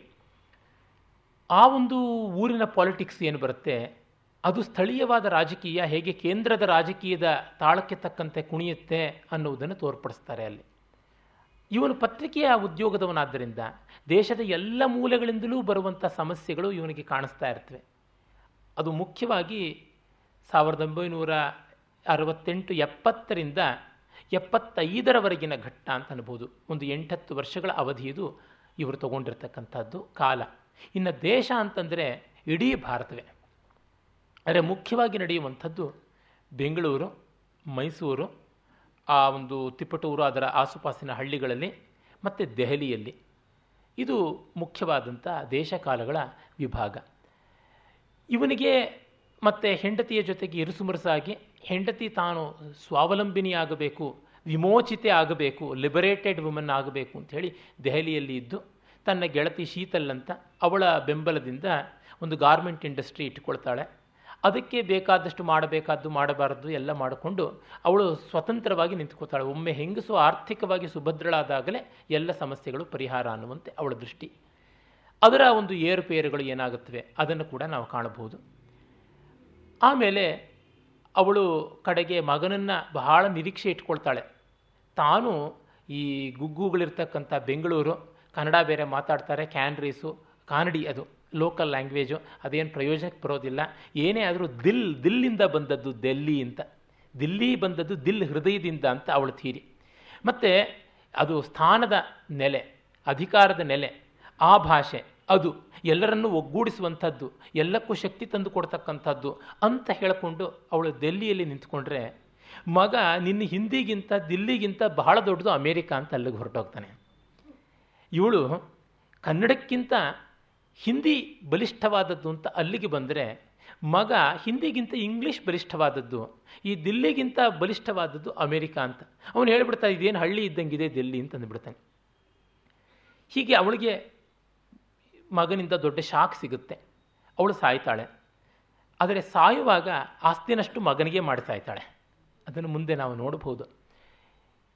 ಇವನು ತನ್ನ ಪತ್ರಿಕೆಯಲ್ಲಿ ತುಂಬ ನಿರ್ಬಂಧವಾಗ್ತಾ ಇದೆ, ತುರ್ತು ಪರಿಸ್ಥಿತಿ, ಎಮರ್ಜೆನ್ಸಿ ಬಂದ ಕಾರಣದಿಂದ ಅಂತ ಹೇಳಿ ಬಿಟ್ಟು, ತಲ್ವಾರ್ ಅಂತ ತನ್ನ ಮೇಲಧಿಕಾರಿಯಾಗಿದ್ದವರು, ಅವರು ಪತ್ರಿಕಾ ಸಂಪಾದಕರು, ಅವರೆಲ್ಲರೂ ಸೇರಿ ಒಂದು ಭೂಗತರಾಗಿ ಹೊಸ ಪತ್ರಿಕೆ ಮಾಡ್ತಾ ಇರ್ತಾರೆ ಸರ್ವಾಧಿಕಾರಿತ್ವದ ವಿರುದ್ಧ ಹೋರಾಡೋದಕ್ಕೆ. ಅದರ ತಂಡದಲ್ಲಿ ಇವನು ಸೇರಿಕೊಳ್ತಾನೆ. ಇವನಂಥ ಸಮಾನ ಧರ್ಮಿಗಳು ಕೆಲವರು, ಈ ಅಣ್ಣಯ್ಯ ಮೊದಲಾದವರು ಎಲ್ಲ ಸೇರ್ಕೋತಾರೆ. ಮತ್ತೊಬ್ಬ MTech ಮಾಡಿ MBAನ ಅಹಮದಾಬಾದಿಂದ ಮಾಡಿದಂಥ ಹೇಮಂತ್ ಹೊನ್ನತ್ತಿ ಎನ್ನುವಂಥ ವ್ಯಕ್ತಿ, ಆತ ಸಂಗೀತಜ್ಞ ಕೂಡ, ಆತ ಕೂಡ ಸೇರಿಕೊಳ್ತಾನೆ. ಇವರೆಲ್ಲರೂ ಕೂಡ ಬೆಂಗಳೂರಿನಲ್ಲಿ ಜೈಲಿನಲ್ಲಿ ಸೇರಿಕೊಳ್ತಾರೆ. ಅಲ್ಲಿಗೆ ಮುಗಿಯುತ್ತೆ. ಹೀಗೆ ಆ ಒಂದು ಹೊಸ ಯುಗ ಬರುವುದಕ್ಕೆ, ಇಂದಿರಾ ಗಾಂಧಿ ಯುಗದ ಅವಸಾನದ ಹಂತಕ್ಕೆ ಅಲ್ಲಿ ಬಂದು ನಿಲ್ಲುತ್ತೆ. ಇಂದಿರಾ ಯುಗದ ಉಚ್ಛ್ರಾಯವನ್ನು ಇಲ್ಲಿ ನಾವು ಕಾಣ್ತೀವಿ, ಅದರ ವಿಪರಿಣಾಮಗಳನ್ನು ಕೂಡ ಕಾಣ್ತೀವಿ. ಇದು ಸ್ಥೂಲವಾಗಿ ತಂತುವಿನ ಒಂದು ಕಥೆ. ಹೀಗೆ ಹೇಳಿದ್ರೆ ಇಷ್ಟೇನಾ ಅಂತ ಅನಿಸುತ್ತೆ.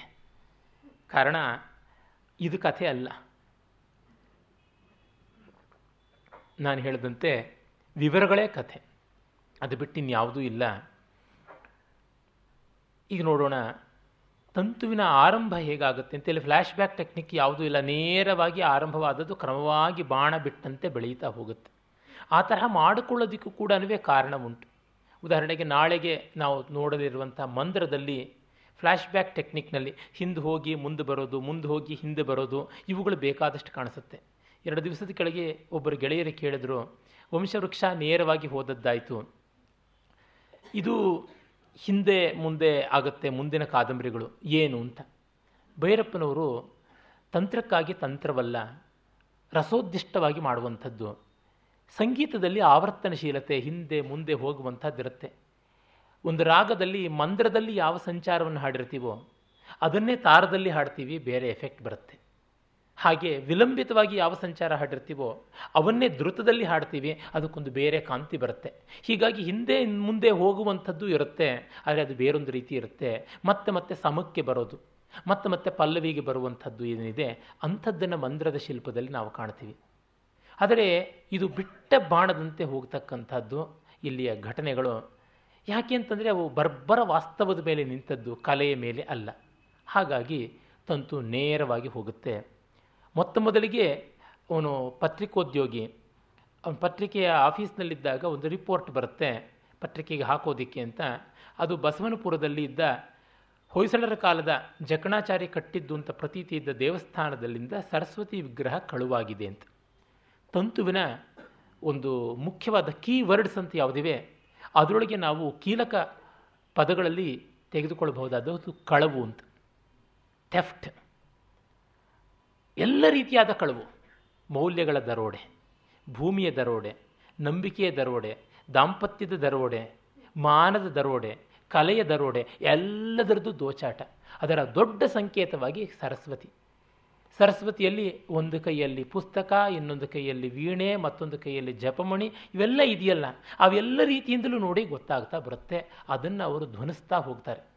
ಕಡೆಗೆ ಅದು ಮುಗಿಯೋದಾದರೂ ಏನೋ, ದರೋಡೆಕೋರರನ್ನು ಹಾಕಬೇಕಾದ ಜೈಲಿನಲ್ಲಿ ಅದು ಯಾವ ಪಾತಕವನ್ನು ಮಾಡದೇ ಇದ್ದವರು ಸರಿಯಾಗಿರ್ತಾರೆ ಅಂತ. ಅಂದರೆ ಕಳ್ಳರಲ್ಲದೇ ಇದ್ದವರು ಸೆರೆಮನೆ ಒಳಗಿದ್ದು, ಕಳ್ಳರು ಸುಳ್ಳರು ಭ್ರಷ್ಟರು ಸೆರೆಮನೆಯಿಂದ ಆಚೆ ಇರ್ತಾರೆ ಅಂತ. ಹಾಗೆ ನೋಡಿದಾಗ ಐರನಿ ಯಾವ ಮಟ್ಟಕ್ಕೆ ಹೋಗುತ್ತೆ, ವಿಡಂಬನೆ ಎಷ್ಟು ತೀವ್ರವಾಗುತ್ತೆ ಅಂತ ಅನ್ನೋದು ನಮಗೆ ಗೊತ್ತಾಗುತ್ತೆ. ಆ ಒಂದು ಜಕಣಾಚಾರಿ ಕಟ್ಟಿದ ದೇವಾಲಯ ಅನ್ನೋದಕ್ಕೂ ಒಂದು ಕಾಲ್ಪನಿಕ ಕಥೆ ಬರುತ್ತೆ. ಹೊಯ್ಸಳಾದಿಗಳು ತಮಗೆ ಕೊಟ್ಟ ಆಶ್ರಯದಲ್ಲಿ, ರಾಜಾಶ್ರಯದ ಒಂದು ಬೆಂಬಲದಿಂದ ಮಾಡಿದ ದೇವಸ್ಥಾನಗಳು ತಮಗೆ ಹೊಟ್ಟೆಪಾಡನ್ನು ನಡೆಸಿಕೊಟ್ಟವಾದರೂ ಪುಣ್ಯ ಬರಲಿಲ್ಲ ಅಂತ ಜಕಣಾಚಾರಿ ಮತ್ತು ಅವನ ಶಿಷ್ಯರು ಸ್ವಂತ ಸುಖಾಯ ಕಟ್ಟಿದ ದೇವಸ್ಥಾನ ಇದು ಅಂತ. ಇದು ಭೈರಪ್ಪನವರ ಕಲ್ಪನೆ. ಆದರೆ ಆ ಕಲ್ಪನೆ ಎಷ್ಟು ರಸವತ್ತಾಗಿದೆ ನೋಡಿ. ಅಂದರೆ ಸರಸ್ವತಿ ಕಳುವಾಗಿದ್ದು ರಾಜರ ತೃಪ್ತಿಗಾಗಿ ಮಾಡಿದ ದೇವಸ್ಥಾನದಿಂದ ಅಲ್ಲ, ತಮ್ಮ ತೃಪ್ತಿಗಾಗಿ ಮಾಡಿದ ದೇವಸ್ಥಾನದಿಂದ. ಶಿಲ್ಪಿಗೆ ಇರುತ್ತಲ್ಲ ಒಂದು ತಾನು ಮಾಡಿಕೊಳ್ಬೇಕು ಅಂತ ಹೇಳೋದ್ರ ಮೂಲಕ ಅದರ ತೀವ್ರತೆ ಎಂಥದ್ದು ಅನ್ನೋದನ್ನು ಧ್ವನಿಸ್ತಾ ಬರ್ತಾರೆ. ಆಮೇಲೆ ಅದು ಎಲ್ಲೆಲ್ಲಿಗೆ ಬರುತ್ತೆ ಅಂತಂದರೆ ನೋಡಿ, ಆ ಊರಿನಲ್ಲಿ ಬಸವನಪುರದಲ್ಲಿ ರವೀಂದ್ರನ ಅಜ್ಜ ಅಜ್ಜಿ ಅವರೇನು ದೊಡ್ಡ ಶ್ರೀಮಂತರಲ್ಲ. ಮಹಾರಾಜರ ಕಾಲದಲ್ಲಿ ತಾವು ದೊಡ್ಡ ದಾನ ಮಾಡಿರ್ತಾರೆ. ಅದೊಂದು ಆಸ್ಪತ್ರೆ ರೂಪದಲ್ಲಾಗಿರುತ್ತೆ. ಆದರೆ ಇವನು ಈ ಕಳವಾಗಿದ್ದು ಸರಸ್ವತಿ ವಿಗ್ರಹದ ಅನ್ವೇಷಣೆ ಮಾಡಬೇಕು, ಅದರ ಬಗ್ಗೆ ಒಂದು ಇನ್ವೆಸ್ಟಿಗೇಷನ್ ಮಾಡಬೇಕು ಅಂತ ಹೋಗ್ತಾನೆ. ಆಗ ಗೊತ್ತಾಗುತ್ತೆ ಅಜ್ಜ ಅಜ್ಜಿಯರ ಹೆಸರು ಬೇಡ ಅಂತ ಅವರು ಹೇಳಿದ್ರು ಕೂಡ ದಿವಾನರು ನಿಮ್ಮದೊಂದು ಹೆಸರಿದ್ದರೆ 4 ಜನಕ್ಕೆ ಅದು ಸ್ಫೂರ್ತಿ ಆಗುತ್ತೆ, ಇಂಥವ್ರ ದಾನ ಅಂದರೆ ನಾವು ಮಾಡೋಣ ಅಂತಾಗುತ್ತೆ. ಅದಕ್ಕಾಗಿ ಅವ್ರ ಫೋಟೋ ಹೆಸರು ಇರಬೇಕು ಹಾಸ್ಪಿಟ್ಲಲ್ಲಿ ಅಂತ ಮಾಡಿದ್ದು. ಅದನ್ನಾದರೆ ಒಬ್ಬ ಜಯಪ್ಪ ಗೌಡ ಅಂತ ಆ ಸ್ಥಳೀಯ MLA ಒಬ್ಬ ರಾಜಕಾರಣಿ ತಾನು ತನ್ನ ಬೇಳೆ ಬೇಯಿಸ್ಕೊಳ್ಳೋಕ್ಕೆ ಅಂತ ಮತ್ತೊಬ್ಬ ಮಿನಿಸ್ಟರು MP ಎಲ್ಲ ಕಾಂಗ್ರೆಸ್ನವರು ಆ ಸಂದರ್ಭದಲ್ಲಿದ್ದದ್ದು, ಅವರ ಹೆಸರನ್ನು ಹಾಕಿಸ್ಬಿಟ್ಟು ಮಾಡಿಬಿಟ್ಟಿರ್ತಾನೆ. ಅಂದರೆ ಹಾಸ್ಪಿಟ್ಲು ಎಲ್ಲ ಅದೇ ಇರುತ್ತೆ, ಆದರೆ ಹೆಸರು ಮಾತ್ರ ಬದಲಾಯಿಸಿಬಿಟ್ಟಿರ್ತಾರೆ. ಅದರ ಫೋಟೋಗಳನ್ನು ಬದಲಾಯಿಸಿರ್ತಾರೆ, ಅಲ್ಲಿ ಶಿಲಾಶಾಸನವನ್ನು ಬದಲಾಯಿಸಿರ್ತಾರೆ. ಹೀಗೆ ಅದು ಒಂದು ಕಳವು. ಅಂದರೆ ಆರೋಗ್ಯವನ್ನು ಕಾಪಾಡಬೇಕಾದಂಥ ಸಂಸ್ಥೆಯಲ್ಲಿ ಅನಾರೋಗ್ಯ. ಇದು ಕೇವಲ ದೈಹಿಕವಾದ ಆರೋಗ್ಯ ಸಂಸ್ಥೆ ಇದಲ್ಲ, ಮಾನಸಿಕವಾದ, ಭಾವನಾತ್ಮಕವಾದ, ಸಾಂಸ್ಕೃತಿಕವಾದ ಅನಾರೋಗ್ಯದ ಪ್ರವೇಶ ಒಂದು ದೊಡ್ಡ ವೈರಸ್ ಅನ್ನುವಂತೆ ತೋರಿಸ್ತಾರೆ. ಅದು 26ನೇ ಪುಟದಲ್ಲಿ ಬರುತ್ತೆ. ಮತ್ತು ಅಲ್ಲಿಂದ ಸ್ವಲ್ಪ ದೂರದಲ್ಲೇ ಆ ಹಾಲಿನ ಕೆರೆ ಯಾವುದಿದೆ ಅಲ್ಲಿ ಅಣ್ಣಯ್ಯ ಮಾಡ್ತಾ ಇರ್ತಾರಲ್ಲ ಶಾಲೆ, ಅದನ್ನು ಅಲ್ಲಿ ಆಸುಪಾಸಿನಲ್ಲಿರ್ತಕ್ಕಂಥ ಒಂದು ಸ್ವಲ್ಪ ಈಚಲ ಬಯಲುಗಳು ಇರುತ್ತೆ, ಈಚಲ ಕಾಡು. ಅದನ್ನು ದೊಡ್ಡ ಜಮೀನನ್ನು ಸೌದ್ರೇಗೌಡರು ಅಂತ ಒಬ್ಬರು ಗೌಡರು ಪಾಪ ಅಣ್ಣಯ್ಯ ಲೋಕೋಪಕಾರ ಮಾಡ್ತಾ ಇದ್ದಾರೆ, ಅವರು ಬ್ರಹ್ಮಚಾರಿಯಾಗಿ ಕಮಿಟೆಡ್ ಆಗಿ ಇದ್ದಾರೆ ಅಂತ ಅವರಿಗೆ ದಾನ ಮಾಡಿರ್ತಾರೆ, ಅವರ ವಿದ್ಯಾಶಾಲೆಗೆ ದಾನ ಮಾಡಿರ್ತಾರೆ. ಆ ಜಮೀನನ್ನು, ಆ ವಿದ್ಯಾಶಾಲೆಯನ್ನು ಲಪಟಾಯಿಸುವಂಥದ್ದು ಒಂದಾಗುತ್ತೆ. ಅದು ಬಹಳ ಮಾರ್ಮಿಕವಾದದ್ದು. ಭೈರಪ್ಪನವರು ಇಲ್ಲಿ ಅಣ್ಣಯ್ಯನವರ ಪಾತ್ರಕ್ಕಾಗಿ ಬೆಳಗೆರೆ ಕೃಷ್ಣಶಾಸ್ತ್ರಿಗಳ ಒಂದು ಮಾದರಿಯನ್ನು ತೆಗೆದುಕೊಂಡಿದ್ದಾರೆ ಅಂತ ಹಲವರು ಕೇಳಿದ್ದೀನಿ. ಆ ಒಂದು ದೃಷ್ಟಿಯಿಂದ ನೋಡಿದ್ರೆ ಭೈರಪ್ಪನವರ ಕಾದಂಬರಿಗಳಲ್ಲಿ ಎಷ್ಟೋ ಕಡೆ ಎಷ್ಟೆಷ್ಟೋ ಜನ ಒಳ್ಳೆಯವರು ಕೆಟ್ಟವರು ಎಲ್ಲ ನಮ್ಮ ಸುತ್ತಲೂ ಸಮಾಜದಲ್ಲಿ ಇದ್ದವರ ಮಾಡೆಲ್ಗಳೇ ಬರ್ತಾ ಇರ್ತವೆ ಅಂತ. ಒಮ್ಮೆ ನಾನೇ ಅವ್ರನ್ನ ಕೇಳಿದ್ದೆ. ಉದಾಹರಣೆಗೆ ಧರ್ಮಶ್ರೀಯಲ್ಲಿ ಬರ್ತಕ್ಕಂಥ ಶಂಕರ ಇವತ್ತು ರಾಷ್ಟ್ರೀಯ ಸ್ವಯಂ ಸೇವಕ ಸಂಘದಲ್ಲಿ ಪ್ರಮುಖರಾಗಿರ್ತಕ್ಕಂಥ ಕೃಷ್ಣಪ್ಪನವರು ಅಂತೆಲ್ಲ ಹೇಳಿ ಈ ಥರ ಬೇಕಾದಷ್ಟು ಬರುತ್ತೆ. ಅದು ಹೌದೇ ಹೇಗೆ ಅಂತ. ಅದು ಹೌದು ಅಂತಲೇ ಹೌದು, ಅಲ್ಲ ಅಂದರೆ ಅಲ್ಲ. ಇವೆಲ್ಲ ಗೌಣವಾಗುತ್ತೆ, ಕಡೆಗೆ ಉಳಿಯುವಂಥದ್ದು ಕಾಲ್ಪನಿಕವಾದ ಪಾತ್ರವೇ ಅಂತ ಹೇಳ್ಬಿಟ್ಟಂತಂದರು. ಅದು ನಿಜ ಅಂತ ಅನಿಸುತ್ತೆ. ಈಗ ಮಂದ್ರದಲ್ಲಿರುವ ಮೋಹನ್ ಲಾಲ್ ಯಾರು? ತುಂಬ ದೊಡ್ಡ ಪ್ರಶ್ನೆ. ಯಾವ ಸಂಗೀತಗಾರ ಇರಬಹುದು? ಅದನ್ನು ಓದಿದ ನನ್ನ ಆತ್ಮೀಯರಾದಂಥ ಹಲವರು ಸಂಗೀತಜ್ಞರು ಇದು ಇಂಥ ಸಂಗೀತಗಾರಂದು, ಇದು ನಮ್ಮ ಗುರುಗಳದೇ ಅಂತೆಲ್ಲ ಕೂಡ ಹೇಳಿದ್ದು ಉಂಟು. ನಾನು ಅದನ್ನು ಭೈರಪ್ಪನವ್ರ ಹತ್ರ ಕೇಳಿದ್ದೆ.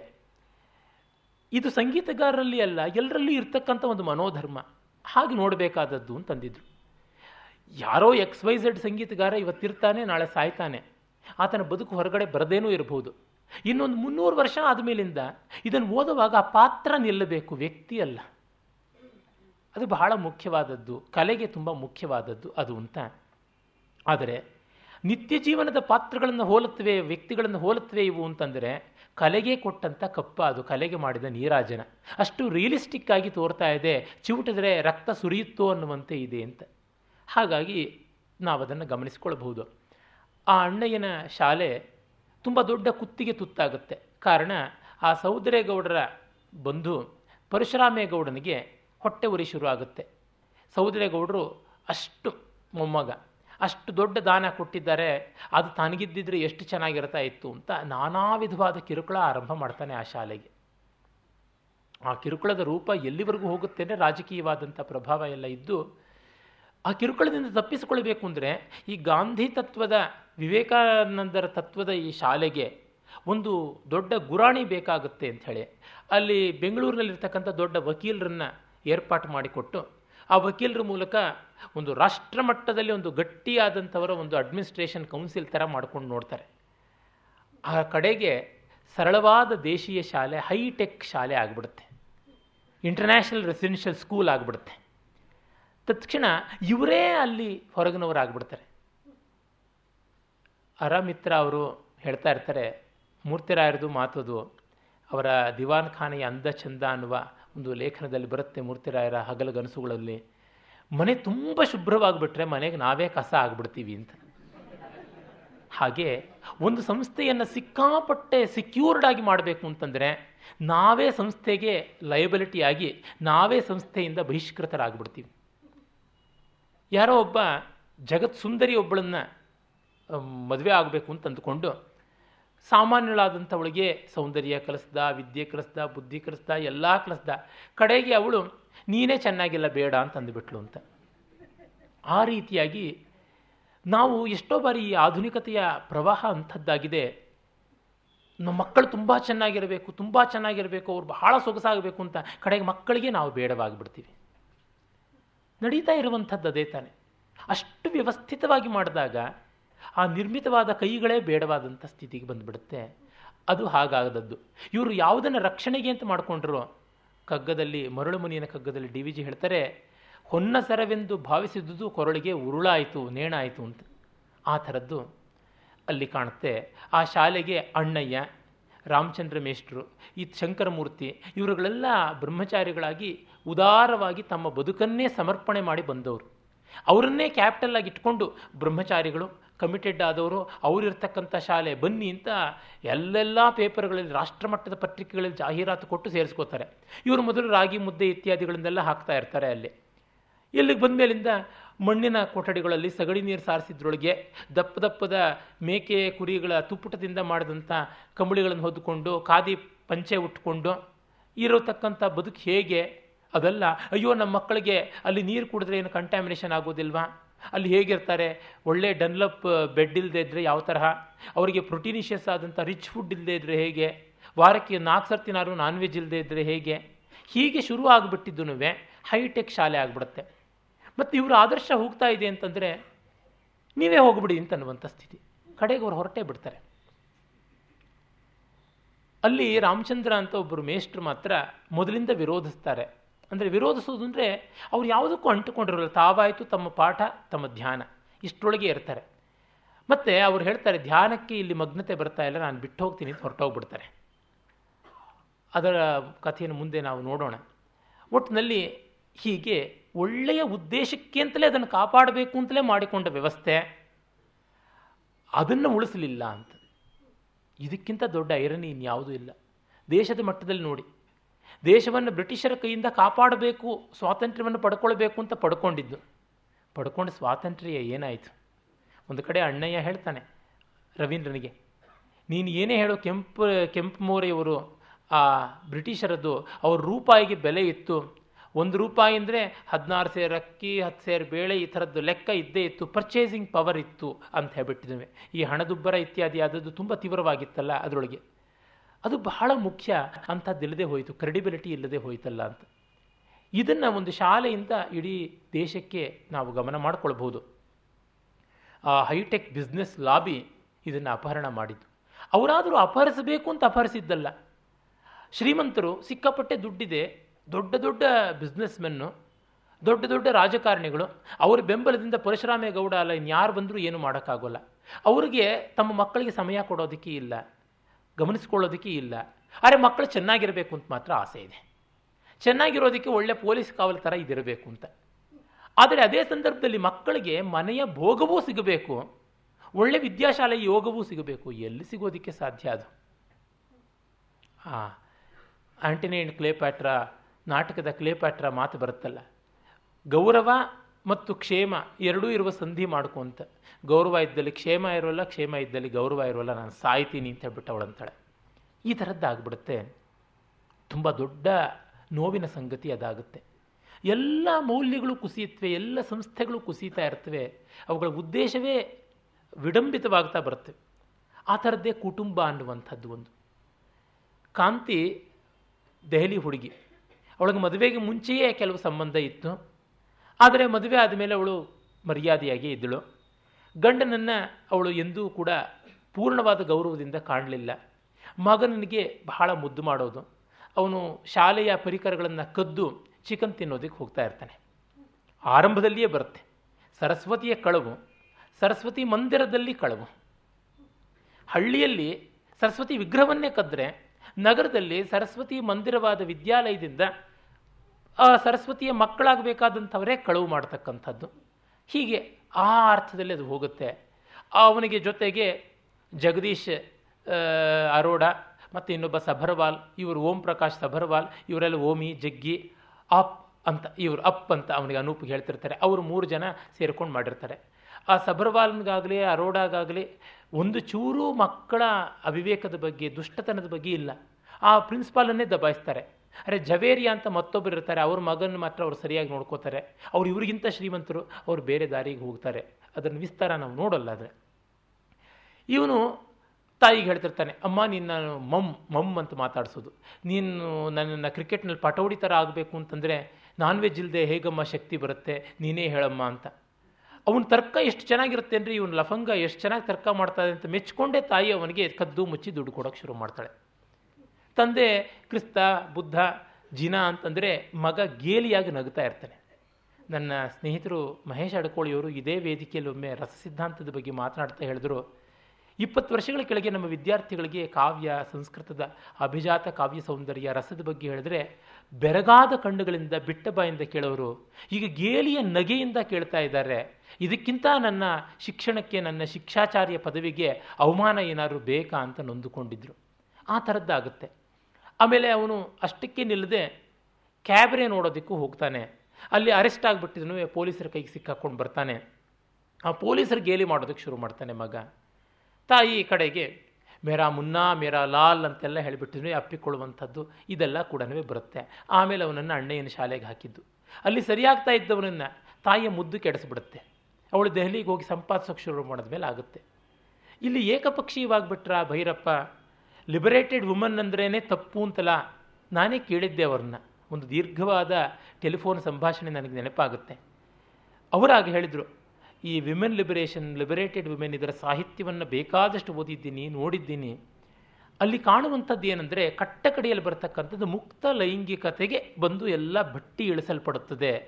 ಅದು ಕುಟುಂಬ ಅನ್ನುವ ಘಟಕಕ್ಕೆ ದೊಡ್ಡ ಬಾಂಬ್ ಬಿಟ್ಟಂತೆ ಅನ್ನುವ ಅರ್ಥದಲ್ಲಿ. ಅವಳು ಕಾಂತಿ ಹೋಗಿ ತನ್ನ ಶೀತಲ್ ಅನ್ನುವ ಸ್ನೇಹಿತೆ ಆಕಿ ಡಿವೋರ್ಸಿ. ಅವಳು ಫಾರಿನ್ ಎಕ್ಸ್ಚೇಂಜ್ ಇತ್ಯಾದಿ ಆದಂತಹ ಫಾರಿನ್ ಟ್ರೇಡ್ ಆ ಡಿಪಾರ್ಟ್ಮೆಂಟಲ್ಲಿ ಕೆಲಸ ಮಾಡ್ತಿರ್ತಾಳೆ. ಈ ಗಾರ್ಮೆಂಟ್ ಇಂಡಸ್ಟ್ರಿ ಎಕ್ಸ್ಪೋರ್ಟ್ ಮಾಡಬೇಕು ತಮ್ಮ ಗಾರ್ಮೆಂಟ್ಸ್ ಅಂತ. ಇವಳ ಜೊತೆಗೆ ಸರ್ಕಾರಿ ಕೆಲಸದಲ್ಲಿದ್ದವರು ಬೇರೆ ವ್ಯಾಪಾರ ಮಾಡಬಾರ್ದು.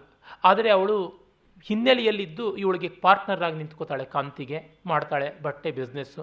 ಅವಳ ಒಂದು ಹುನ್ನಾರದಿಂದ, ಅವಳ ಪ್ರಭಾವದಿಂದ ನಡೀತಾ ಇರುತ್ತೆ. ಅಲ್ಲೊಬ್ಬ ಮೇಲಧಿಕಾರಿ ಬೇಲ್ ಅಂತ ಒಬ್ಬ ಇರ್ತಾನೆ. ಅವನಿಗೆ ಕಾಂತಿಯ ಮೇಲೆ ಮನಸ್ಸಾಗುತ್ತೆ ಅಂತ ಕಾಂತಿ ಅವನಿಗಾಗಿ ವ್ಯಭಿಚಾರನೂ ಮಾಡ್ತಾಳೆ. ಆ ಮಟ್ಟಕ್ಕೆ ಬರುತ್ತೆ. ಕಡೆಗೆ ಎಲ್ಲಿವರೆಗೂ ಬರುತ್ತೆ ಅಂತಂದರೆ, ಅವಳಿಗೆ ತಾನು ಅನೂಪನ ತಾಯಿ ಅನ್ನೋದೊಂದು ಸ್ವಲ್ಪ ಇರುತ್ತೆ. ಬಿಟ್ಟರೆ ರವೀಂದ್ರನ ಹೆಂಡತಿ ಅಂತ ಗುರುತಿಸ್ಕೊಳ್ಬೇಕು ಅಂತಲೂ ಇಲ್ಲ. ಹೇಮಂತ್ ಹೊನ್ನತ್ತಿ ಅಂತ ಒಂದು ಪಾತ್ರ ಬರುತ್ತೆ. ಅವನು ಮೊದಲು ಭಾಬಿ ಅಂತ ಮಾತಾಡಿಸ್ತಾನೆ. ಆಗ ಅವಳು ಹೇಳ್ತಾಳೆ, ನಿಮಗೆ ಒಬ್ಬ ಹೆಣ್ಣನ್ನು ಮತ್ತೊಬ್ಬ ಗಂಡಿನ ರೆಫರೆನ್ಸ್ ಇಲ್ಲದೆ ನಿಮಗೆ ನೋಡೋಕ್ಕೆ ಆಗೋದಿಲ್ವಾ? ಅಮ್ಮ ಅಂದರೆ ಯಾವನೋ ಒಬ್ಬ ಅಪ್ಪನ ಹೆಂಡತಿ, ಅಕ್ಕ ಅಂತಂದರೆ ಇನ್ಯಾವನೋ ಒಬ್ಬ ಅಪ್ಪನ ಮಗಳು, ಭಾಬಿ ಅಂತಂದರೆ ಇನ್ಯಾವುದೋ ಅಣ್ಣನ ಹೆಂಡತಿ ಅಂತ. ಹೀಗಲ್ಲದೆ ನನಗೆ ನಂದಾದ ಒಂದು ವ್ಯಕ್ತಿತ್ವ ಇಲ್ವಾ? ನಾನು ಕಾಂತಿ, ನನ್ನ ಹಾಗೆ ಕರಿ, ನನಗೆ ನಿನ್ನ ಬಂಧುವಾಚಕ ಶಬ್ದ ಯಾವುದು ಬೇಡ ಅಂತಂತಾಳೆ. ಎಷ್ಟೋ ಜನ ಹೇಳ್ತಾರೆ, ನಾನು I don't want to be identified from by any name through any person, I am myself ಅಂತ. ಇದು ಆ ರೀತಿಯಾದಂಥದ್ದು. ಆ ಒಂದು ಭಾವನೆಯನ್ನು ಕೂಡ ಅಲ್ಲಿ ಕಾಣ್ತೀವಿ.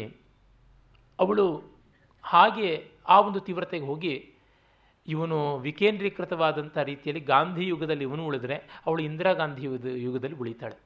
ಹೀಗಾಗಿ ಕುಟುಂಬ ಒಡೆದು ಹೋಗುತ್ತೆ.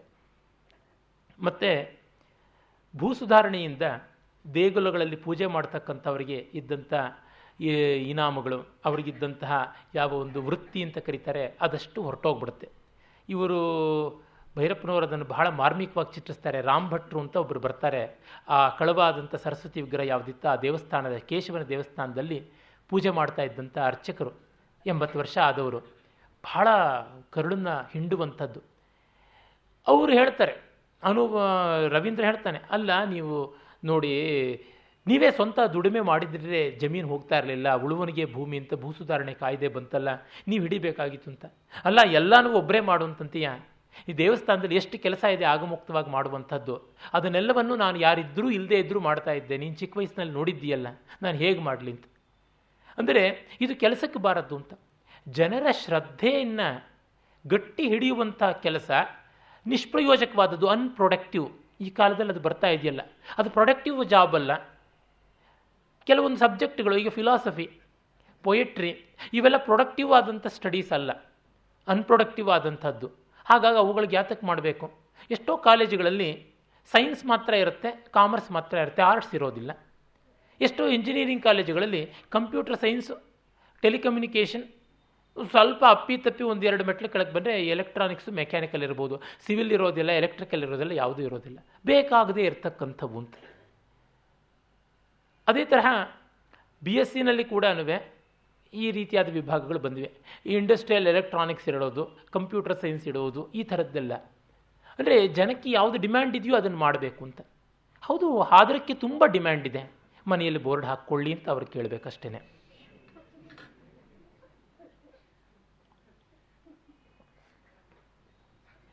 ಅದೇ ತಂತುವಿನಿಂದ ಧ್ವನಿತವಾಗುತ್ತೆ. ಕಾರಣ ಇಷ್ಟೇ, ನಾವು ಮಾರ್ಕೆಟಲ್ಲಿ ಯಾವುದು ಡಿಮ್ಯಾಂಡ್ ಇದೆಯೋ ಅದನ್ನು ಮಾತ್ರ ಮಾಡುವಂಥದ್ದು ಅಂತಂದರೆ ಅವರಿಗೆ ಮೌಲ್ಯ ಇಲ್ಲ ಅಂತ ಗೊತ್ತಾಗುತ್ತೆ. ಕೆಲವೊಂದು ಅನ್ಪ್ರೊಡಕ್ಟಿವ್ ಅಂಥದ್ದು ಬೇಕಾಗುತ್ತೆ. ದೇವಾಲಯ ತನ್ನಂತೆ ತಾನೇ ಯಾವುದು ಪ್ರೊಡಕ್ಷನ್ ಮಾಡೋದಿಲ್ಲ. ಆದರೆ ಎಲ್ಲ ಪ್ರೊಡಕ್ಷನ್ಗಳ ಹಿಂದೆ ಇರಬೇಕಾದಂಥ ಒಂದು ಪ್ರಾಮಾಣಿಕತೆ ಇದೆಯಲ್ಲ, ದೈವ ಭೀತಿಯ ಮೂಲಕವಾಗಿ ಸಾಮಾನ್ಯರಲ್ಲಿ ಬರ್ತಕ್ಕಂಥ ದೈವ ಶ್ರದ್ಧೆ, ಪರೋಕ್ಷದಲ್ಲಿ ಯಾವುದೋ ಒಂದು ಕಾಣ್ತಾ ಇದೆ ಅಂತ. ಮೃಚ್ಛಕಟಿಕದ ನಾಟಕದಲ್ಲಿ ಬರುತ್ತಲ್ಲ, ಶಕಾರ ವಸಂತ ಸೇನೆಯನ್ನು ಕೊಲ್ಲು ಅಂತ ವಿಠನಿಗೆ ಹೇಳಿದರೆ ದಿಕ್ಪಾಲಕರು ಸೂರ್ಯ ಚಂದ್ರಾದಿಗಳೆಲ್ಲ ನೋಡ್ತಾ ಇದ್ದಾರೆ, ನಾನು ಕೊಲ್ಲೋದಿಲ್ಲ ಅಂತ ಹೇಳ್ತಾನೆ. ಆಮೇಲಿಂದ ಸ್ಥಾವರಕ ಇನ್ನೂ ಕೆಳಗಿನವನು, ರಥ ಓಡಿಸೋವನು, ಅವನನ್ನು ಕೇಳ್ತಾನೆ, ನೀನು ಕೊಲ್ಲು ಅಂತ. ಅಯ್ಯೋ ಇಲ್ಲ, ನನಗೆ ಸತ್ತ ಮೇಲೆ ಪರಲೋಕಕ್ಕೆ ಹೋಗೋದಕ್ಕೆ, ವೈತರಣಿ ನದಿ ದಾಟುವುದಕ್ಕೆ ದೋಣಿ ಹೇಗೆ ಅಂತ. ಅದಕ್ಕೆ ಶಕಾರನ ಉತ್ತರ ಏನು ಗೊತ್ತೇ? ವಿಠನಿಗೆ ಹೇಳ್ತಾನೆ, ಯಾರೂ ಕಾಣದಂಗೆ ಶಾಲಡ್ಡ ಇಡ್ತೀನಿ, ನಿನಗೆ ಬೇಕಾದ್ರೆ ನಾನೊಂದು ದೋಣಿ ಮಾಡಿಸ್ಕೊಡ್ತೀನಿ ಅಂತಂತಾನೆ. ಹೀಗಾಗಿ ಸಾಮಾನ್ಯರಲ್ಲಿ ಉಳಿತಕ್ಕಂಥ ಶ್ರದ್ಧೆಗೆ ನೆಲೆಯೇ ಇಲ್ಲದೆ, ಬೆಲೆಯೇ ಇಲ್ಲದೆ ಹೋದರೆ ಹೇಗೆ? ಅವುಗಳು ತನ್ನಂತೆ ತಾನು ನಡೆಸುವುದಲ್ವ. ಈಗ ರಾಷ್ಟ್ರಗೀತ ಹಾಡಿದಾಗ ಎಲ್ಲರೂ ನಿಂತುಕೊಳ್ಬೇಕು ಅಂತ ಇದೆ, ಅದು ಒಂದು ಶ್ರದ್ಧೆ.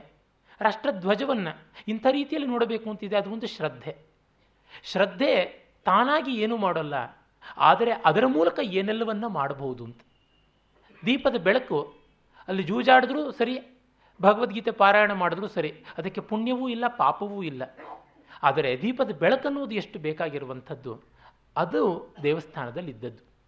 ಮತ್ತು ಅವರು ಒಂದು ಮಾತನ್ನು ಹೇಳ್ತಾರೆ, ಹಿಂದೆ ಎಷ್ಟೋ ಜನ ರಾಜರುಗಳ ಆಳಿ ಹೋದರು, ಯಾರೊಬ್ಬರು ಕೊಟ್ಟಿದ್ದನ್ನು ಕಿತ್ಕೊಳ್ಳಿಲ್ಲ, ಈ ಸರ್ಕಾರ ಇನ್ಯಾರೋ ಕೊಟ್ಟಿದ್ದನ್ನು ಕಿತ್ಕೊಳ್ತಾ ಇದೆಯಲ್ಲ ಅಂತ. ಅದು ಮತ್ತೆ ಕಳವು ಅಂತ ನಾನು ಹೇಳಿದನಲ್ಲ. ನಮ್ಮ ದಾನಶಾಸ್ತ್ರಗಳಲ್ಲಿ ಅನಿವಾರ್ಯವಾಗಿ ಬರ್ತಕ್ಕಂಥ ಒಂದು ಶ್ಲೋಕ ಮಹಾಭಾರತದಿದೆ. ಸ್ವದತ್ತಾಂ ಪರದತ್ತಾಂ ವಾ ಯೋಹರೇತ ವಸುಂಧರಾಂ ಷಷ್ಠಿರ್ವರ್ಷ ಸಹಸ್ರಾಣಿ ವಿಷ್ಠಾಯಾಮ್ ಜಾಯತೆ ಕ್ರಿಮಿ ಅಂತ. ತಾನು ಕೊಟ್ಟದ್ದಾಗಲಿ ಬೇರೆಯವರು ಕೊಟ್ಟದ್ದಾಗಲಿ ಯಾವನು ಕಿತ್ಕೊಳ್ತಾನೋ, ಕಾರಣವಿಲ್ಲದೆ ಯಾವನು ಕಿತ್ಕೊಳ್ತಾನೋ ಅಂಥವನು 60,000 ವರ್ಷಗಳ ಕಾಲ ಕೊಚ್ಚೆಯಲ್ಲಿ ಹುಳುವಾಗಿ ಹುಟ್ಟುತ್ತಾನೆ ಅಂತ. ಪ್ರತಿ ಶಾಸನಗಳಲ್ಲಿ, ದಾನಶಾಸ್ತ್ರಗಳಲ್ಲಿ ಕೊನೆಗೆ ಇದು ಬಂದೇ ಬರುತ್ತೆ. ಅಂದರೆ ಎಂತೆಂಥ ರಾಜರುಗಳು ಪರಸ್ಪರ ಬದ್ಧ ವೈರ ಇರತಕ್ಕಂಥವರು ಬದಲಾಯಿಸದೇ ಇದ್ದಿದ್ದು ಮಾಡಿದ್ದಾರೆ ಅಂತ. ಇಂದಿರಾ ಗಾಂಧಿ ಕಾಲದಲ್ಲಿ ಆ ಪ್ರಿವಿ ಪರ್ಸ್ ಅಂತ ಯಾವುದು ಉಂಟು, ರಾಜರುಗಳಿಗೆ ಕೊಟ್ಟದ್ದು, ಭರವಸೆ ಕೊಟ್ಟದ್ದು, ನೀವು ಮಹಾ ರಾಜರುಗಳಾಗಿರಬಹುದು, ಆದರೆ ರಾಷ್ಟ್ರ ಭಾರತಕ್ಕೆ ಸೇರಿಕೊಂಡ ಮೇಲೆ ನಿಮ್ಮ ಸ್ಥಾನಮಾನ ಕಾಪಾಡ್ತೀವಿ, ನಿಮಗೆ ತಿಂಗಳಿಗೆ ಅಥವಾ ವರ್ಷಕ್ಕಿಷ್ಟು ಪೊಗದಿ ಅಂತ ಕೊಡ್ತೀವಿ ಅಂತ ಹೇಳ್ಬಿಟ್ಟು ಅದನ್ನಷ್ಟನ್ನು ಕೊಡಬೇಕಾಗಿಲ್ಲ ಅಂತ ಓವರ್ನೈಟ್ ಅಬಾಲಿಷ್ ಮಾಡಿದ್ದಾಯಿತು ಇಂದಿರಾ ಗಾಂಧಿ ಕಾಲದಲ್ಲಿ ಆಗಿದ್ದು. ಎಷ್ಟೋ ಜನ ರಾಜರುಗಳು ರಾಜಮನೆತನದವರು ಬಹಳ ಒದ್ದಾಡಿದ್ರು. ನಿಜಾಮನಂತೆ ಮೊಂಡಿಗೆ ಹಾಕ್ಕೊಂಡು ಎಲ್ಲರೂ ಕೂತಿದ್ದರೆ ಯಾವ ಪಟೇಲರು ಏನೂ ಮಾಡೋಕ್ಕಾಗ್ತಾ ಇರಲಿಲ್ಲ. 500ಕ್ಕೂ ಹೆಚ್ಚು ದೇಶೀಯ ಸಂಸ್ಥಾನಗಳಿದ್ವು. ಅವರೆಲ್ಲರೂ ಸೇರಿಕೊಂಡಿದ್ದನ್ನು ವಿರೋಧ ಮಾಡಿದ್ದಿದ್ರೆ ಏನಾಗ್ತಾ ಇತ್ತು? ಬ್ರಿಟಿಷರು ಎಲ್ರಿಗೂ ಸ್ವಾತಂತ್ರ್ಯ ಕೊಟ್ಟು ಹೋದರು. ಅಂಥ ಒಳ್ಳೆಯ ಸಂಸ್ಥಾನವಾಗಿ ಒಳ್ಳೆಯ ಆಳ್ವಿಕೆಯನ್ನು ಕೊಟ್ಟಂಥ ಮೈಸೂರು ಸಂಸ್ಥಾನವು ಒಂದು ದೊಡ್ಡ ಸಂಸ್ಥಾನ. ಅದೇ ತರಹ ತಿರುವಾಂಕೂರು, ಅದೇ ಥರ ಕೊಚ್ಚಿ, ಬರೋಡ, ಈ ಥರ ಎಷ್ಟು ಒಳ್ಳೊಳ್ಳೆ ಸಂಸ್ಥಾನಗಳು ಚೆನ್ನಾಗಿ ಪ್ರಜೆಗಳ ಅಭ್ಯುದಯಕ್ಕೆ ಕೆಲಸ ಮಾಡಿದ್ವು ಇದ್ವು. ಈಗ ಸರ್ಕಾರ ನಡೆಸಿದ್ದಕ್ಕಿಂತಲೂ ಚೆನ್ನಾಗಿ ನಡೆಸ್ತಾ ಇದ್ದದ್ದು ಉಂಟಲ್ವ. ಅವರೆಲ್ಲ ಬಿಟ್ಟು ಕೊಟ್ಟರಲ್ಲ, ಅವರಿಗೆ ಮಾಡಿದ್ದು ಅದು ಒಂದು ಕಳವಾಯ್ತಲ್ಲ, ಆ ಒಂದು ಧ್ವನಿ ಬರುತ್ತೆ. ಆಮೇಲೆ ನಾವು ನೋಡ್ತೀವಿ ಭಾರತೀಯ ಸಂಸ್ಕೃತಿಯ ವ್ಯಭಿಚಾರ. ಅದಕ್ಕೆ ಒಂದು ಪಾತ್ರ ಹರಿಶಂಕರ್ ಪ್ರಸಾದ್. ಹರಿಶಂಕರ್ ಪ್ರಸಾದನ್ನು ನೋಡಿದ್ರೆ ಅದು ಒಂದು ಸಾಂಸ್ಕೃತಿಕ ನಾಜೂಕಯ್ಯ ಅಂತ ಕರೀಬಹುದು. ಆ ಥರದ ಪಾತ್ರ ಅದೇನೆ. ತಿಳಿದವರು ಅವರೂ ಕೂಡ ಇಂಥ ಒಂದು ಸಾಂಸ್ಕೃತಿಕ ವ್ಯಭಿಚಾರಕ್ಕೆ ಇಳಿದು ಬಿಟ್ಟರೆ ಏನು ಅಂತ. ಅನೂಪನಿಗಿಂತ ದುಷ್ಟ ಅಂದರೆ ಆತನೇ. ಅನೂಪನಿಗೆ ಒಳ್ಳೆಯದನ್ನು ತಿಳ್ಕೊಳ್ಳೋ ಅವಕಾಶವೇ ಬರಲಿಲ್ಲ. ಆದರೆ ಇವನು ಒಳ್ಳೆಯದನ್ನು ಯಥೇಷ್ಟವಾಗಿ ತಿಳ್ಕೊಂಡು ಅದಿಲ್ಲದಂತೆ ನಡ್ಕೊಂಡ. ಒಂದು ಸ್ವಲ್ಪವೂ ಲಜ್ಜೆ ಇಲ್ಲ. ಅನೂಪ ಏನನ್ನೂ ಮಾಡಿದ್ರೂ ಕೂಡ ತಾನು ಇಂಥದ್ದು ಮಾಡಿದೆ ಅಂತ ಒಪ್ಕೊಳ್ಳೋಂಥ ಒಂದು ಸಾಚಾತನವಾದರೂ ಇತ್ತು. ಆದರೆ ಹರಿಶಂಕರ್ ಪ್ರಸಾದನಿಗೆ ಅದೂ ಇಲ್ಲ. ಎಲ್ಲಿವರೆಗೆ ಅಂದರೆ ಮೋಸಗಾರರಿಗೆ ಮೋಸ ಮಾಡಿ ತಾನು ಅವರ ಜೊತೆಗೆ ಬಾಳ್ತಕ್ಕಂಥ ರೀತಿ. ಕಾಂತಿ ಬೇಕಾದಷ್ಟು ಜನಕ್ಕೆ ಮೋಸ ಮಾಡಿದವಳು, ತನಗೇ ಮೋಸ ಮಾಡಿಕೊಂಡವಳು. ಅವಳಿಗೆ ಮೋಸ ಮಾಡ್ದ ಈ ಹರಿಶಂಕರ್ ಪ್ರಸಾದ್. ಅದು ಕೇವಲ ಕಾಂತಿಯಂಥ ಸುಂದರಿಯಾದ ಮಧ್ಯಮ ವಯಸ್ಸಿನ ಹೆಣ್ಣಿನ ಶೀಲಹರಣ ಮಾತ್ರವಲ್ಲ, ಅವಳಿಂದ 1-2 ಲಕ್ಷ ರೂಪಾಯಿ ಲಪಟಾಯಿಸುವಂಥದ್ದು ಮೋಸ. ಭಾರತೀಯ ಸಂಸ್ಕೃತಿನ ಅಧ್ಯಯನ ಮಾಡೋದಕ್ಕೆ ಅಂತ ಬಂದಂಥ ದಂಪತಿಗಳಿಬ್ಬರು, ಅವರಲ್ಲಿ ಸಂಗೀತಕ್ಕೆ ಮಾರು ಹೋದಂಥ ಗಂಡ, ಭಾರತೀಯ ಸಂಸ್ಕೃತಿ ಅಧ್ಯಯನವನ್ನು ಹರಿಶಂಕರ್ ಪ್ರಸಾದನ ಕೈಯಲ್ಲಿ ಮಾಡಬೇಕು ಅಂತ ಬಂದಂಥ ಹೆಂಡತಿ. ಪಾಶ್ಚಾತ್ಯರಲ್ಲಿ ಗಂಡ ಹೆಂಡತಿ ಅನ್ಯೋನ್ಯವಾಗಿ ಗಟ್ಟಿಯಾಗಿ ಇರ್ತಾರ ಅಂತ ನಮಗೆ ಸಂಶಯ. ಆದರೆ ಅಂಥವ್ರು ಎಷ್ಟೋ ಜನ ಇದ್ದಾರೆ. ಅಂಥ ಒಂದು ಒಳ್ಳೆಯ ದಾಂಪತ್ಯ, ಅದಕ್ಕೆ ಕಿಚ್ಚಿಟ್ಟಂಥವನು. ಕಡೆಗೆ ಅವಳನ್ನು ಕೂಡ ಕೈ ಕೊಟ್ಟು ಮತ್ತಾರ ಜೊತೆನೂ ಹೋದವನು. ಅವಳಿಗೂ ಫ್ರಸ್ಟ್ರೇಷನ್ ಆಗುತ್ತೆ. ಅವನು ಗಂಡ ರವೀಂದ್ರನಿಗೆ ಹೇಳ್ತಾನೆ, ಹೊನ್ನತ್ತಿಗೆ ಹೇಳಿದ್ವು, ನಿಮ್ಮ ಸಂಗೀತ ಸಂಸ್ಕೃತಿ ಎಲ್ಲ ದೊಡ್ಡದು ಅಂತ ನಾನು ಅಂದ್ಕೊಂಡಿದ್ದೆ. ನನ್ನ ಹತ್ರ ಬೇಕಾದಷ್ಟು 100 ಗಂಟೆಗಳ ಟೇಪ್ ಇದೆ. ಆ ಟೇಪನ್ನಷ್ಟನ್ನು ನಾನು ಬೆಂಕಿಗೆ ಹಾಕ್ತೀನಿ, ಬೇಕಿಲ್ಲ. ಇಷ್ಟು ವ್ಯಭಿಚಾರಿಗಳಿಂದ, ಇಷ್ಟು ಮೌಲ್ಯರಹಿತವಾದ ಮಾನವರಿಂದ ಪುಷ್ಟವಾಗತಕ್ಕಂಥದ್ದಾದಲ್ಲಿ ಭಾರತೀಯ ಕಲೆ, ನನಗೆ ಆ ಕಲೆಯೂ ಧಿಕ್ಕಾರ, ಆ ದೇಶಕ್ಕೂ ಧಿಕ್ಕಾರ, ಅದಕ್ಕೆ ಬೆಂಕಿ ಬಿಟ್ಟು ಬೇರೆ ಯಾವುದೂ ಗತಿ ಇಲ್ಲ, ನಿನಗೆ ಬೇಕಿದ್ರೆ ತೊಗೊಂಡು ಹೋಗು ಅಂತ ಹೇಳಿರ್ತಾನೆ. ಅಂದರೆ ಯಾವ ರೀತಿಯಲ್ಲಿ ನಮ್ಮ ಇಮೇಜ್ ಬೇರೆ ಕಡೆ ಚಿತ್ರಿತವಾಗ್ತಾ ಇದೆ ಅನ್ನುವುದನ್ನು ನಾವು ಕಾಣಬಹುದು. ಮತ್ತು ಹರಿಶಂಕರ್ ಪ್ರಸಾದ್ಗೊಬ್ಬ ಮಗ. ಹರಿಶಂಕರ ತಾನು ಹೇಳ್ಕೊಳ್ಳೋದು ಕಾಶಿಯಿಂದ ಬಂದವನು ಅಂತ. ಸರ್ಕಾರದಲ್ಲಿ ಸಾಂಸ್ಕೃತಿಕ ಸಲಹಾದಾರ್ ಅಂತ, ಸಾಂಸ್ಕೃತಿಕವಾದ ಸಲಹೆ ಎಲ್ಲ ಕೊಡೋದಕ್ಕೆ ಅಂತ ವಿಶ್ವವಿದ್ಯಾಲಯದಲ್ಲಿ ಇರ್ತಕ್ಕಂಥವನವನು.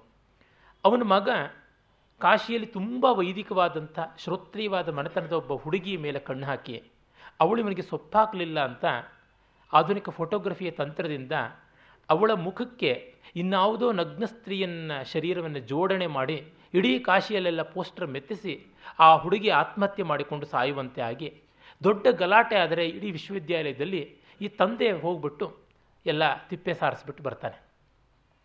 ಅವನಿಗೆ ಕುಟುಂಬ ಕಾಶಿಯಲ್ಲಿದೆ, ಆದರೆ ಬೇಕಾದಷ್ಟು ಉಪಕುಟುಂಬಗಳು ದೆಹಲಿಯಲ್ಲಿ ಇರ್ತಕ್ಕಂಥದ್ದು. ಈ ಥರದ್ದು ಒಂದು ನಾವು ಕಾಣ್ತೀವಿ. ಅಂತ ಹರಿಶಂಕರ್ ಪ್ರಸಾದ್ ಎಲ್ಲವನ್ನೂ ತಾನು ತನ್ನ ತರ್ಕಯುಕ್ತಿಯಿಂದ ಸಮರ್ಥನೆ ಮಾಡಿಕೊಳ್ತಾ ಇರ್ತಾನೆ. ಅದು ಒಂದು ಚಿತ್ರ ನಾವು ನೋಡ್ತೀವಿ. ಅಲ್ಲಿ ಸಾಂಸ್ಕೃತಿಕವಾದಂಥ ಕ್ಷೇತ್ರದಲ್ಲಿ ಆಗುವ ಪಾತಕ ಮೌಲ್ಯದ ಪತನ ನೋಡ್ತೀವಿ. ಮತ್ತು ಅಲ್ಲಿ ಅಣ್ಣಯ್ಯ ಇದ್ದಂಥ ಪರಿಸರದಲ್ಲಿ ಒಂದು ಜೋಗನಾಥ ಬೆಟ್ಟ ಇತ್ತು ಅಂತ ನಾನು ಹೇಳಿದೆ. ಆ ಜೋಗನಾಥ ಬೆಟ್ಟ ತುಂಬ ಮ್ಯಾಂಗನೀಸ್ ಅದರಿನಿಂದ ತುಂಬಿ ತುಳುಕಾಡುವಂಥದ್ದು ಅಂತ ಗೊತ್ತಾಗುತ್ತೆ. ಕೇಂದ್ರ ಸರ್ಕಾರದಲ್ಲಿದ್ದಂತಹ ಆ ಕಾಂಗ್ರೆಸ್ಗೆ ಫಂಡ್ ಬೇಕಾಗಿರುತ್ತೆ. ಅದಕ್ಕೆ ಮೈನಿಂಗ್ ಇಂಡಸ್ಟ್ರಿಗೆ ಅವಕಾಶ ಕೊಟ್ಟರೆ ಬಹಳ ಒಳ್ಳೆಯದು ಅಂತ ಹೇಳಿ ಅದನ್ನು ದುಬಾದುಬಿ ಮಾಡ್ತಾರೆ. ಆ ಸಂದರ್ಭದಲ್ಲಿ ಅಣ್ಣಯ್ಯನ ಶಾಲೆಗೆ ತುಂಬ ದೊಡ್ಡ ಕಷ್ಟ ಬರ್ತಕ್ಕಂಥದ್ದು. ಅದಷ್ಟು ಕೂಡ ಬೆಟ್ಟವೇ ನುಂಗಲ್ಪಡುತ್ತದೆ. ಒಂದು ಕಡೆ ರವೀಂದ್ರ ಹೇಳ್ತಾನೆ, ಈ ರಸ್ತೆಗಳು ಮತ್ತು ಉದ್ಯಾನಗಳು ನೆಲವನ್ನು ಮತ್ತು ಗಿಡಮರಗಳನ್ನು ಮೈಲಿಗೆ ಮಾಡಿವೆ ಅನಿಸುತ್ತೆ. ಮನುಷ್ಯ ತನಗಾಗಿ ಪಾರ್ಕನ್ನು ಮಾಡಿಕೊಳ್ಳುವಂಥದ್ರೊಳಗೆ ಘನತೆ ಇಲ್ಲ ಅಂತ ಹೇಳ್ಬಿಟ್ಟು. ಅದಕ್ಕೆ ಒಳ್ಳೆಯದು ಕೆಟ್ಟದ್ದು ಬೇಕಾದಷ್ಟು ಚರ್ಚೆ ಮಾಡಬಹುದು. ಆದರೆ ಆ ಸಂದರ್ಭದಲ್ಲಿ ಅವನ ಮನೋಲಹರಿಯಲ್ಲಿ ಬಂದಾಗ ನಮಗೆ ಗೊತ್ತಾಗುತ್ತೆ, ನಮ್ಮ ಅನುಕೂಲಕ್ಕೆ ನಾವು ಪಾರ್ಕ್ ಮಾಡಿಕೊಂಡು ಇದು ಸಸ್ಯ ಸಂರಕ್ಷಣೆ, ಇದು ವನ ಸಂರಕ್ಷಣೆ ಅನ್ನೋದ್ರೊಳಗೆ ಏನಾದರೂ ಅರ್ಥ ಇದೆಯಾ? ಇದ್ದ ವನವನ್ನು ಕಡಿಯದೆ ಉಳಿಸೋದು. ಹಿಂದಿನವರು ನಾಗಬನ, ಆ ಅಭಯಾರಣ್ಯ ಅಂತ ಹಾಗೆ ಮಾಡ್ಕೊಳ್ತಾ ಇರೋ ಕೌಟಿಲ್ಯನ ಕಾಲದಿಂದ ನೋಡ್ತೀವಿ. ಆ ಥರದ್ದು ಮಾಡದೆ ಎಷ್ಟು ಅವಿವೇಕಕ್ಕೆ ಹೊರಟಂಥದ್ದಾಗಿದೆ ಅಂತ ಗೊತ್ತಾಗುತ್ತೆ. ಅದೇ ತರಹ ರಾಮನಗರದ ಹತ್ತಿರ ಮತ್ತೊಬ್ಬ ದೊಡ್ಡ ರಾಜಕೀಯ ಪಟು, ಅದು ಮತ್ತೆ ಕಾಂಗ್ರೆಸ್ ಪಾರ್ಟಿ ಫಂಡಿಗೆ ಅಂತಲೇ ಬರುತ್ತೆ. ಅದಕ್ಕಾಗಿ ಅನೇಕ ಕೂಲಿಗಾರರನ್ನು ಒತ್ತೆಯಾಳುಗಳು ಹೋಸ್ಟೇಜಸ್ ಥರ ಮಾಡಿಕೊಂಡು ಕೈಕಾಲುಗಳಿಗೆ ಬೇಡಿ ಹಾಕಿ ಒಂದು ಗುಪ್ತವಾದ ಜಾಗದಲ್ಲಿ ಒಳ್ಳೆ ಹೈ ಕ್ವಾಲಿಟಿ ಗ್ರಾನೈಟನ್ನು ಎಕ್ಸ್ಪೋರ್ಟ್ ಮಾಡೋ ಕ್ವಾಲಿಟಿನ ದೋಚಿ ಮಾಡಿಸ್ತಾ ಇರ್ತಾನೆ. ಇವರನ್ನು 24 ಗಂಟೆಯನ್ನು ದುಡಿಸ್ತಾ ಇರ್ತಾನೆ.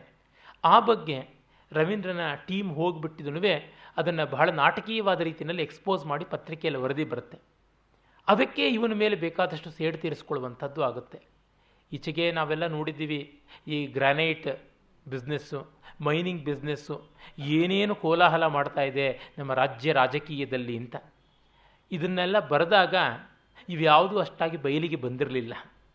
ಆದರೆ ಭೈರಪ್ಪನವರು ಅದನ್ನು ಬರೆದಿದ್ದಾರೆ ಅಂದರೆ ಒಂದೊಂದು ಕೃತಿ ಹಿಂದೆ ಅವರಿಗೆ ಇರತಕ್ಕಂಥ ವ್ಯಾಸಂಗ ಎಷ್ಟು, ವ್ಯುತ್ಪತ್ತಿ ಎಷ್ಟು ಅಂತ ಗೊತ್ತಾಗುತ್ತೆ. ಮತ್ತು ಇನ್ನೊಂದು ಕಡೆ ಆ ತಲ್ವಾರ್ ಅಂತ ಹೇಳಿದೆ, ರವೀಂದ್ರನ ಮೇಲಧಿಕಾರಿಯಾಗಿ ದೆಹಲಿಯಲ್ಲಿದ್ದಂಥವರು, ಅವರು ರಿಟೈರ್ಡ್ ಆಗಿ ಈಚೆಗೆ ಬಂದುಬಿಟ್ಟು ಒಂದು ಭೂಗತವಾಗಿ ಪತ್ರಿಕೆಯನ್ನು ನಡೆಸ್ತಾ ಇರ್ತಾರೆ. ನಡೆಸ್ತಾ ಇದ್ದಾಗ ಸರ್ಕಾರಕ್ಕೆ ಗೊತ್ತಾಗಿ ಅವರ ಮಗಳಿಗೆ, ಅಳಿಯನಿಗೆ, ಮಗನಿಗೆ ಎಲ್ಲರಿಗೂ ತೊಂದರೆ ಕೊಡೋಕ್ಕೆ ಆರಂಭ ಮಾಡ್ತಾರೆ. ಆ ಮಕ್ಕಳಿಗೆ ತೊಂದರೆ ಆಗ್ತಾ ಇದೆ ಅಂತ ಹೆಂಡತಿ, ಮಧ್ಯವಯಸ್ಸು ದಾಟಿದ ಹೆಂಡತಿ, ಅವ್ರನ್ನ ಏಕವಚನದಲ್ಲಿ ಬಾಯಿಗೆ ಬಂದಂಗೆ ಬೈತಾ, ಬೇವಕೂಫ್, ಏನು ನೀನು ಅಂದುಕೊಂಡಿದ್ದೀಯಾ, ಅವಳಿರೋಳು ಕಾಳಿ, ಲೋಕಿ ರಕ್ಷಾ ಕರ್ನೆ ವಾಲಿ ಮಾ, ಅವಳನ್ನು ನೀನು ಎದುರಾಕೊಂಡು ಏನು ಮಾಡ್ತಾ ಇದ್ದೀಯಾ, ನಿನ್ನ ಮಕ್ಕಳಿಗೆ ತೊಂದರೆ ಆಗ್ತಾ ಇದೆ, ಗೊತ್ತಾಗ್ತಾ ಇಲ್ಲ ಅಂತ ಅವಳು ಹಿಸ್ಟೀರಿಕಲ್ಲಾಗಿ ಆಡೋದಕ್ಕೆ ಶುರು ಮಾಡಿಬಿಡ್ತಾಳೆ. ಅಂದರೆ ಯಾವ್ಯಾವ ರೀತಿಯಲ್ಲಿ ಈ ರಾಜಕೀಯ ಮನೆಯನ್ನು ಹಾಳು ಮಾಡ್ತಾ ಇದೆ ಅನ್ನುವಂಥ ಚಿತ್ರವನ್ನು ಕೂಡ ನೋಡ್ಬೋದು. ಮತ್ತು ಸ್ಥಳೀಯವಾಗಿ ಜಾತಿಗಳ ಒಂದು ತಕರಾರುಗಳು ಯಾವ ಥರ ಬರ್ತಾ ಇರುತ್ತೆ ಅಂತ. ರವೀಂದ್ರ ಸರಸ್ವತಿ ಶಿಲ್ಪ ಅಪಹೃತವಾಯಿತು ಅಂತ ಊರಿಗೆ ಹೋಗ್ತಾನೆ 25 ವರ್ಷ ಆದಮೇಲಿಂದ. ಆಗ ಮೊದಲಿದ್ದಂಥ ರೀತಿಯಲ್ಲಿ ಊರು ಇರೋದಿಲ್ಲ. ಬ್ರಾಹ್ಮಣರನ್ನೆಲ್ಲ ಬಲವಂತವಾಗಿ ಅವರ ಜಮೀನುಗಳನ್ನು ಬಿಟ್ಟು ಹೋಗುವಂತೆ ಮಾಡ್ತಾರೆ. ಕಾರಣ ಅವರು ದುಡಿತಾ ಇದ್ದದ್ದಿಲ್ಲ ಜಮೀನಿನಲ್ಲಿ. ಅದನ್ನು ರವೀಂದ್ರ ಹೇಳ್ತಾನೆ ರಾಮ್ ಭಟ್ ಹತ್ರ, ನಾವೆಲ್ಲ ನೇಗಿಲು ಹಿಡ್ಕೊಂಡು ದುಡಿದಿದ್ರೆ ಆಗ್ತಾ ಇತ್ತು ಅಂತ. ಹಾಗಂತ ನೀನು ಹೇಳಬೇಡ, ಇಲ್ಲಿದ್ದಂಥ ಬೇರೆ ಎಷ್ಟೋ ಜನ ಜಾತಿಯವರು ಶ್ರೀಮಂತರಾದವರು ಅವರೇನು ದುಡಿತಾ ಇರಲಿಲ್ಲ, ಅವರು ಆಳುಗಳನ್ನು ಇಟ್ಕೊಂಡು ದುಡಿಸ್ತಾ ಇದ್ರು. ಆದರೆ ಆ ಆಳುಗಳು ಅವರದೇ ಜಾತಿಯವರಾಗಿದ್ದರು. ಹಾಗಾಗಿ ನೀನು ನಮ್ಮ ಜಾತಿಯವನು, ಆ 6 ಜಮೀನಿಗೆ ಯಾಕೆ ಹೋಗ್ಬಿಟ್ಟು ಆರಂಭ ಮಾಡ್ತೀಯ ಅಂತ ಹೇಳಿಬಿಟ್ಟು ಅವ್ರನ್ನ ನಯ ಭಯಗಳಿಂದ, ಭೇದೋಪಾಯದಿಂದ ವಿಡ್ರಾ ಮಾಡಿಸಿದ್ರು. ಆಗ ಇವರಿಗೆ ಜಮೀನಿಗೆ ಯಾರೂ ಇಲ್ಲ ದುಡಿಯೋದಕ್ಕೆ ಅಂತ ಮಾರಿಕೊಳ್ಳೋ ಸ್ಥಿತಿ ಬಂತು. ಕೊಳ್ಳೋರು ಯಾರೂ ಇಲ್ಲ ಅಂತ ಅದನ್ನು ತೀರ ತತ್ವಾರದ ಬೆಲೆಗೆ ಮಾರುವಂಥ ರೀತಿಯಲ್ಲಿ ಆಯಿತು. ಮತ್ತು ಅವರು ಹೋದ ಮೇಲೆ ಇದ್ದವರಲ್ಲಿ ತಗಾದೆ. ಮುಖ್ಯವಾಗಿ ಆ ಪ್ರಾಂತದಲ್ಲಿ ಇದ್ದಂಥದ್ದು ಒಕ್ಕಲಿಗರು, ಲಿಂಗಾಯತರು, ಅವರಲ್ಲಿ ಆರಂಭವಾಯಿತು. ಅದರೊಳಗೆ ಲಿಂಗಾಯತರನ್ನು ಮೀರಿಸುವಂತೆ ಒಕ್ಕಲಿಗರು ಅಂತ. ಯಾಕೆ ಅಂತ ಕೇಳಿದಾಗ ಇದೆಲ್ಲ ಸಂಭಾಷಣೆಯ ರೂಪದಲ್ಲಿ ಬರುತ್ತೆ, ಯಾವುದೂ ಲೇಖಕರ ಮಾತಲ್ಲ. ಹಾಗಾಗಿ ಪ್ರತಿಯೊಂದು ಮಾತನ್ನು ಅಬ್ಸಲ್ಯೂಟ್ ಅಂತಲ್ಲ ನೋಡಬೇಕಾದದ್ದು, ಆ ಪಾತ್ರದ ಹಿನ್ನೆಲೆಯಲ್ಲಿ ನೋಡಬೇಕು. ಅವ್ರು ಹೇಳ್ತಾರೆ ರಾಮ್ ಭಟ್ರು, ಎಷ್ಟೇ ಲಿಂಗಾಯತರು ನಮಗಿಂತ ಗಟ್ಟಿಗರಾದರೂ ಮಾಂಸ ತಿನ್ನೋರ ಮುಂದೆ ನಿಲ್ಲೋದಿಲ್ಲ ಅಯ್ಯ ಅಂತ ಹೇಳ್ಬಿಟ್ಟಂತಾರೆ. ಆಗ ಇವನಿಗೆ ತಕ್ಷಣ ರೆಫರೆನ್ಸ್ ಬರುತ್ತೆ ಅನೂಪನಿಗೆ ರೆಫರೆನ್ಸ್ ಮಾಡ್ಕೊಳ್ತಾನೆ ರವೀಂದ್ರ. ಅವನು ಅದಕ್ಕೇನ ಕೋಳಿ ತಿನ್ನೋದು, ಅದಕ್ಕೇನ ಅವ್ರ ತಾಯಿ ತಿನ್ನಿಸೋದು ಅಂತ. ಕೆಲವೊಮ್ಮೆ ಈ ಥರದ್ದು ಎಂಥದ್ದಾಗುತ್ತೆ ಅಂದರೆ, ಒಂದು ಸ್ವಲ್ಪ ವರ್ಷಗಳ ಹಿಂದೆ ಒಬ್ಬ ಮುಖ್ಯಮಂತ್ರಿ ನಾನು ಪುಳಚಾರ್ ಬ್ರಾಹ್ಮಣ ಅಲ್ಲ ಕೋಳಿ ಬ್ರಾಹ್ಮಣ ಅಂತ ಅಂದುಕೊಂಡಿದ್ರು. ನಿನ್ನೆ ದಿವಸ ನಾನು ತಿರುಮಲೇಗೌಡರು ಅವರು ಒಕ್ಕಲಿಗರಾಗಿದ್ದರು, ಬ್ರಾಹ್ಮಣರು ಮಡಿ ಮಾಡುವಂಥದ್ದು ಅಂತ ಹೇಳಿದೆ. ಆಂಧ್ರ ಪ್ರದೇಶದ ಕಮ್ಮ ಅದು ಶೂದ್ರ ವರ್ಗ, ಅವರಲ್ಲಿ ಸಚ್ಚಾಸ್ತ್ರಿಗಳು ಅಂತ ಇದ್ದಾರೆ. ಬ್ರಾಹ್ಮಣರು ಶಾಸ್ತ್ರಿಗಳಾದರೆ ಅವರು ಅಸಚ್ಛಾಸ್ತ್ರಿಗಳು, ನಾವು ಸಚ್ಚಾಸ್ತ್ರಿಗಳು ಅಂತ. ಅವರು ಬ್ರಾಹ್ಮಣರು ಮುಟ್ಟಿದ್ದನ್ನು ತೊಳೆದು ಮುಟ್ಟುಕೋತಾರೆ. ಮೇವು ನಿಪ್ಪಿನ ಕೂಡ ಕಡೆಗೆ ವಂಶಂ ವಾಳು ಅಂತ, ನಾವು ಬೆಂಕಿನೂ ತೊಳೆದು ಬಳಸ್ತೀವಿ ಅಂತ ಅವ್ರು ಹೇಳ್ತಿರ್ತಾರೆ. ಈ ವಾಸ್ತು ಪಿಶಾಚ ಇದೆಯಲ್ಲ, ಅದು ಕಮ್ಮ ಆ ಸಚ್ಚಾಸ್ತ್ರಿಗಳ ಕೊಡುಗೆ. ಬ್ರಾಹ್ಮಣರ ಜ್ಯೋತಿಷಕ್ಕೆ ಒಂದು ಪ್ರತಿಸ್ಪರ್ಧಿಯಾಗಿ ಇನ್ನೂ ಹುಚ್ಚಿಡಿಸ್ತಕ್ಕಂಥ, ಇನ್ನೂ ವೆಚ್ಚ ಮಾಡಿಸ್ತಕ್ಕಂಥ ಒಂದು ಹುನ್ನಾರವಾಗಿ ಅದು ಬಂದದ್ದು. ಆಂಧ್ರ ಪ್ರದೇಶದಿಂದ ಆಮದಾದ ಅಮಲು ತೆವಲು.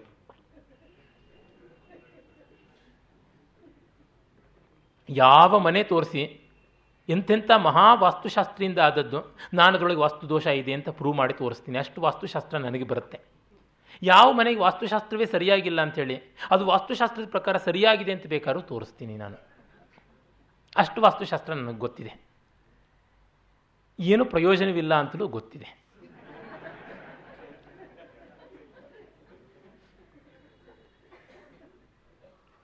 ಅಲ್ಲಿ ಇವನು ಮೊದಲಿಗೆ ಹೋಗಿ ತನ್ನ ಗೆಳೆಯ ರಾಜಶೇಖರ ಅಂತ ವೀರಶೈವ ಇಂಗ್ಲೀಷ್ ಮೇಷ್ಟ್ರು, ಅವನ ಮನೇಲಿ ಹೋಗಿ ಉಳ್ಕೋತಾನೆ.